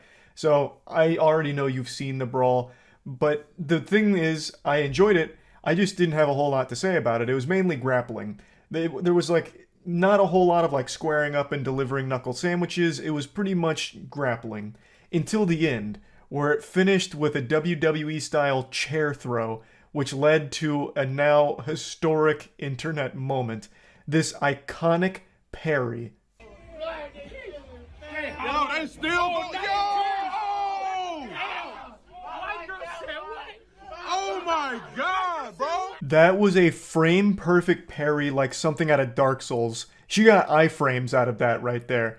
That is an absolute game ender. She threw that chair with velocity too. That was a cannon. And she not only deflected it, but she like fucking spun it around her forearm here and then threw it to the ground. It was so flashy. Fucking anime couldn't have been smoother than that. It was nutty, and it took the internet by storm. There's tons of edits around this now, with like John Cena being the one throwing the chair. It went super viral. However, this actually had a wildly detrimental impact to that lady's career. She got fired for this, which I think is just wrong. She didn't start the fight. It's a fucking Waffle House. A fight is inevitable. It's like trying to stop the wind from blowing. She was powerless, so what did she do? Defend herself, which I think is totally within her right to do. She shouldn't lose employment because she deflected a chair. Now, I do realize that leading up to this, she was actively engaged in this brawl, but even still, I don't blame her. The brawl broke out and she was defending herself as well as her fellow employees. It's something I don't think she should have lost her job over, but it goes even deeper than that. Not only did she lose her job, it seems she's been banned from ever working at a Waffle House again, which makes no sense. She should be like the head of security for Waffle House going forward. She should be training other employees on how to handle situations the way she did. Like, just imagine the wisdom she could share with everyone. By the end of her training, Waffle House employees will be able to slap bullets out of midair. Like, it just doesn't make any sense. She was punished for something I don't think she even did wrong. So, it's a big L from Waffle House. I'll go ahead and show you from the articles where she posted a video going over it. Can't ever work for Waffle House again. I tried working for another one, like, sometime earlier this year, and I had found out that I was blacklisted. That's so fucked up. After a successful parry like that? Man, Waffle House is so dumb for that. She should honestly have been promoted. She could have been the face of their marketing campaign. Like, yeah, we know we have a reputation for fights breaking out, but now we have our own Batwoman. And then it's just like her parrying chairs or something. They could have really leaned into it. Fucking stupid L Waffle House, man. Jesus. I don't know how they couldn't see this easy slam dunk for PR. What was she supposed to do? Just let it hit her in the face? I don't think she was blacklisted for parrying the chair. I think she got blacklisted because it might be company policy that when a fight breaks out and you're like participating, you get fired. I don't think it was necessarily this successful parry. I don't think it would matter if she got hit in the face with it or not. She threw the salt shaker? Oh, was she the one that threw the salt shaker? Okay, then that was probably it. Even still, though, this whole brawl isn't her fault. If they fire everyone who gets in fights at Waffle House, how are they still finding so many employees? Yeah, good point. The turnover rate of employees at Waffle House has to be unreal. If you're getting fired for fights, like, you're going to be going through new employees once a week. It's so sad how such a triumphant moment with that chair parry could turn into something so devastating for her career. Because she's still out of a job, to my knowledge, which is shocking. I would have thought, like, some other corporation or something would have picked her up just even to capitalize off of her, like, the viral marketing capabilities she now has. But to my knowledge, that hasn't happened. So I feel really bad for her because, again, I feel like she was just defending herself from the chair being thrown at her as well as just, like, the general brawl. So I just wanted to share this because I think this is a big fuck up from Waffle House. And yeah, that's about it. So yeah. This is what it looks like when a man is operating using 100% of his brain power at all times. It's like I'm perpetually taking that pill from Limitless. I just came back from pickup basketball, and hooey, what a performance I put on out there. That's one for the textbooks. It's really a shame that I was cursed to be 5'6", because if you take my raw athletic abilities and my pure prowess at basketball and you just scale me up, like if you slide the slider on my character creator sheet just a few inches to the right, I'm a real threat in the NBA. But regardless, I'm getting carried away. That's why I look all disheveled and shit, because I was out there going hard. I was grinding, and if you want to know what a real man smells like, take the side of your hand and rub it in between your ass cheeks like you're swiping a credit card and take a sniff, because that's what it smells like right now for me. But I'm not here to talk about basketball, though I am here to talk about something just as stinky, if not stinkier, than myself right now. The banning of books. We're going backwards. The human race is devolving. It's pretty clear we've learned nothing from history, since it continues to repeat itself, and right now, there's been a lot of books that have been banned, but one that I want to focus on today is a really, really wacky target for this. Assassination Classroom. It's a manga, and you've probably seen the anime because a few years back it was a very popular anime. And yesterday it was announced that it's been banned in at least one middle school, removed from their library, and faces potential bans in other schools throughout the district. To quote Jennifer here, the local chair of Moms for Liberty, she states, "We don't want students to think it's okay to kill their teachers." Hey pal, you just blow in from Stupid Town? This is their real reason. They think that this manga is somehow going to encourage students to kill their teachers or become school shooters or some shit. If you don't know what the plot of Assassination Classroom is, I'll break it down real quick. Basically, there's an alien, he's already fucked up the moon, and he's threatening to destroy the Earth, but he won't do it on one condition: he be allowed to teach a class. He wants to be a teacher. And all of the students in that classroom are assassins that are determined to kill the alien before the end of the school year, before he has a chance to, wreak havoc on the Earth. And it turns out the alien's an amazing teacher, and the students all take their attempts to kill him. That's fundamentally the story in a nutshell, just like really simplified. I can also 100% guarantee you, I fucking promise that the people that have banned this book and are lobbying to continue to ban this book have never read it. They probably never even opened it. They read a single paragraph plot synopsis, most likely on a fucking Reddit comment somewhere. They probably have no fucking clue what the story is even about or what goes on in it. They just immediately went into this frenzied panic and decided to just slap the ban hammer on it. And the worst part is, I'm not even surprised. Like, the caveman brain activating here and using absolutely no rational thought process to just ban this book doesn't shock me in even the slightest.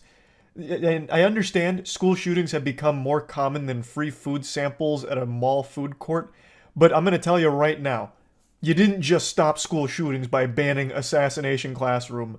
I don't think there's a single human being on this planet that opened that manga and was like, I might need to kill my teacher. What if they're a fucking alien? Oh my god! Like, that's never happened in human history, and it never would. If you genuinely think your children are at risk to becoming school shooters after reading a fucking manga, there is a lot more problems at play there. You're gonna need to really step up your parental duties and really get involved in their life to ensure that they're staying on the straight and narrow. If you are actually concerned that they are going to read this and just bring in a fucking Glock to school to blast the teacher. It's a crazy thought process. Growing up, I always heard the expression, history repeats itself, or we have to study history or else we're doomed to repeat it, and I just never subscribed to that belief. I thought it was all just a bunch of baloney, a whole load of hooey. But now, I see how true that is. They legitimately are going backwards into, like, the panic in the 60s and 70s or whatever, 50s, whatever, with rock and roll, where they're like, fuck, it's the demon music! This is gonna cause everyone to go fucking loopy and start causing violence. Or with video games are causing violence, they're responsible for so much violent crime. Like, it's mind-blowing. And now we're banning manga. A manga that is about a fucking alien. We are reaching like a comical status with the shitty decisions being made with decisions like this. Now, Florida and that other school district aren't the only two places that are looking to ban this manga. Apparently, other states like Virginia and North Carolina are also up in arms about Assassination Classroom, and various other counties have reported complaints against it. So honestly, at this point, this almost feels like a marketing campaign for Assassination Classroom. It hasn't had this much buzz in years. It's gonna pop off in popularity, I imagine, as a result of all of this. But yeah, it's tragically silly. This is so fucking stupid. Using this manga as some kind of like scapegoat for school shootings, like, oh, finally, we figured it out. This is what went wrong. We've had Assassination Classroom manga in our libraries. That's what's contaminating the kids' brains and turning them into school shooters. It's this manga. We've done it. Eureka. School shootings are solved. Ban this manga and we're good. It's so fucking goofy. This is gonna do nothing to help anything. And I really hope they continue down this line of logic. So the next thing they start going after is Romeo and Juliet, because it might encourage their kids to commit suicide. So they need to start banning every single thing of Romeo and Juliet. There's just so many ways that you could explore this absolute insanity. You can extend this to everything. Oh, we have to ban every book because something bad happens into it that might make the kids want to do something bad. Fuck! No more books! Words are the devil! It's getting stupid. It's getting real stupid. And since we're on the topic of books, there's another thing I want to complain about real quick, a little bah humbug in here for something that's a little different but still related. I am getting sick and tired of books being rewritten to fit modern sensitivities. I don't know how many of you are aware of this, but right now there's this movement going around to rewrite classic books in order to fit modern sensitivities. So, for example, Roald Dahl is an author I'm sure many of you are familiar with. If you don't know his name, you definitely know his work, like Charlie and the Chocolate Factory. It's been getting some revisions. They've taken out a lot of content from some of them, changed some words around, like really trivial stuff, but then sometimes outright removed not insignificant moments, like completely like changed it. All because they believe that it is no longer fitting for the current climate, our modern society. So they've taken it upon themselves to just rewrite it. What fucking heroes? Just rewriting books, huh? Amazing. Surely there's nothing wrong with that. Just completely changing the author's words around. Why fucking not, I guess, huh? I think it's ridiculous. I think that's absolutely ridiculous. I'm not a big book reader anymore. I've made that very clear. I don't really read a whole lot of novels or anything like that. That doesn't mean I never did. I used to read a shitload. Up until, like, late middle school. Well, yeah, like, late middle school-ish. I used to read a lot. And, of course, I hate the idea of just changing shit because it no longer fits in modern sensitivities. Like SpongeBob. SpongeBob, for example, had 2 of its episodes just completely scrapped when it made it to Paramount+. One of them being the iconic Panty Raid episode, all because they no longer believed it was appropriate. So they gave it the old 1-2 buckle my shoe to the shadow realm with you. They fucking axed it from the service, and you can no longer watch it on, like, Paramount. It's gone. Because they thought it was inappropriate now. I think the obvious solution, instead of just banning episodes if you think that it is offensive by today's standards, is to do what has been done in the past for like old cartoons if there was like racist shit in it. In the beginning you just make it clear like, hey, this happened a long time ago. By those standards it was okay, but by today's standards it's really not. We don't support, the beliefs of it. However, we want to keep the art intact and deliver it to you as it was aired and as it was written.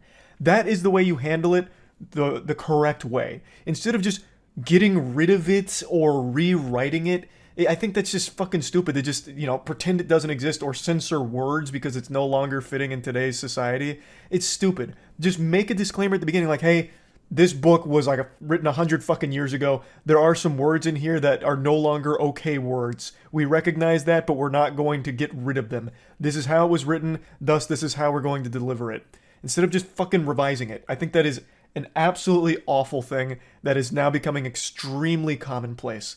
And I wanted to just rant about that a little bit and just, I don't know, it's just been grinding my gears because every couple of weeks now there's a new author that's the target of this like revision and revising, rewriting of their work because it's no longer modern sensitivity conscious. So just wanted to talk about that. This whole subject is just so fucking ridiculous. We are actually not learning from anything throughout history. It's pretty baffling stuff. That's really about it. So, yeah.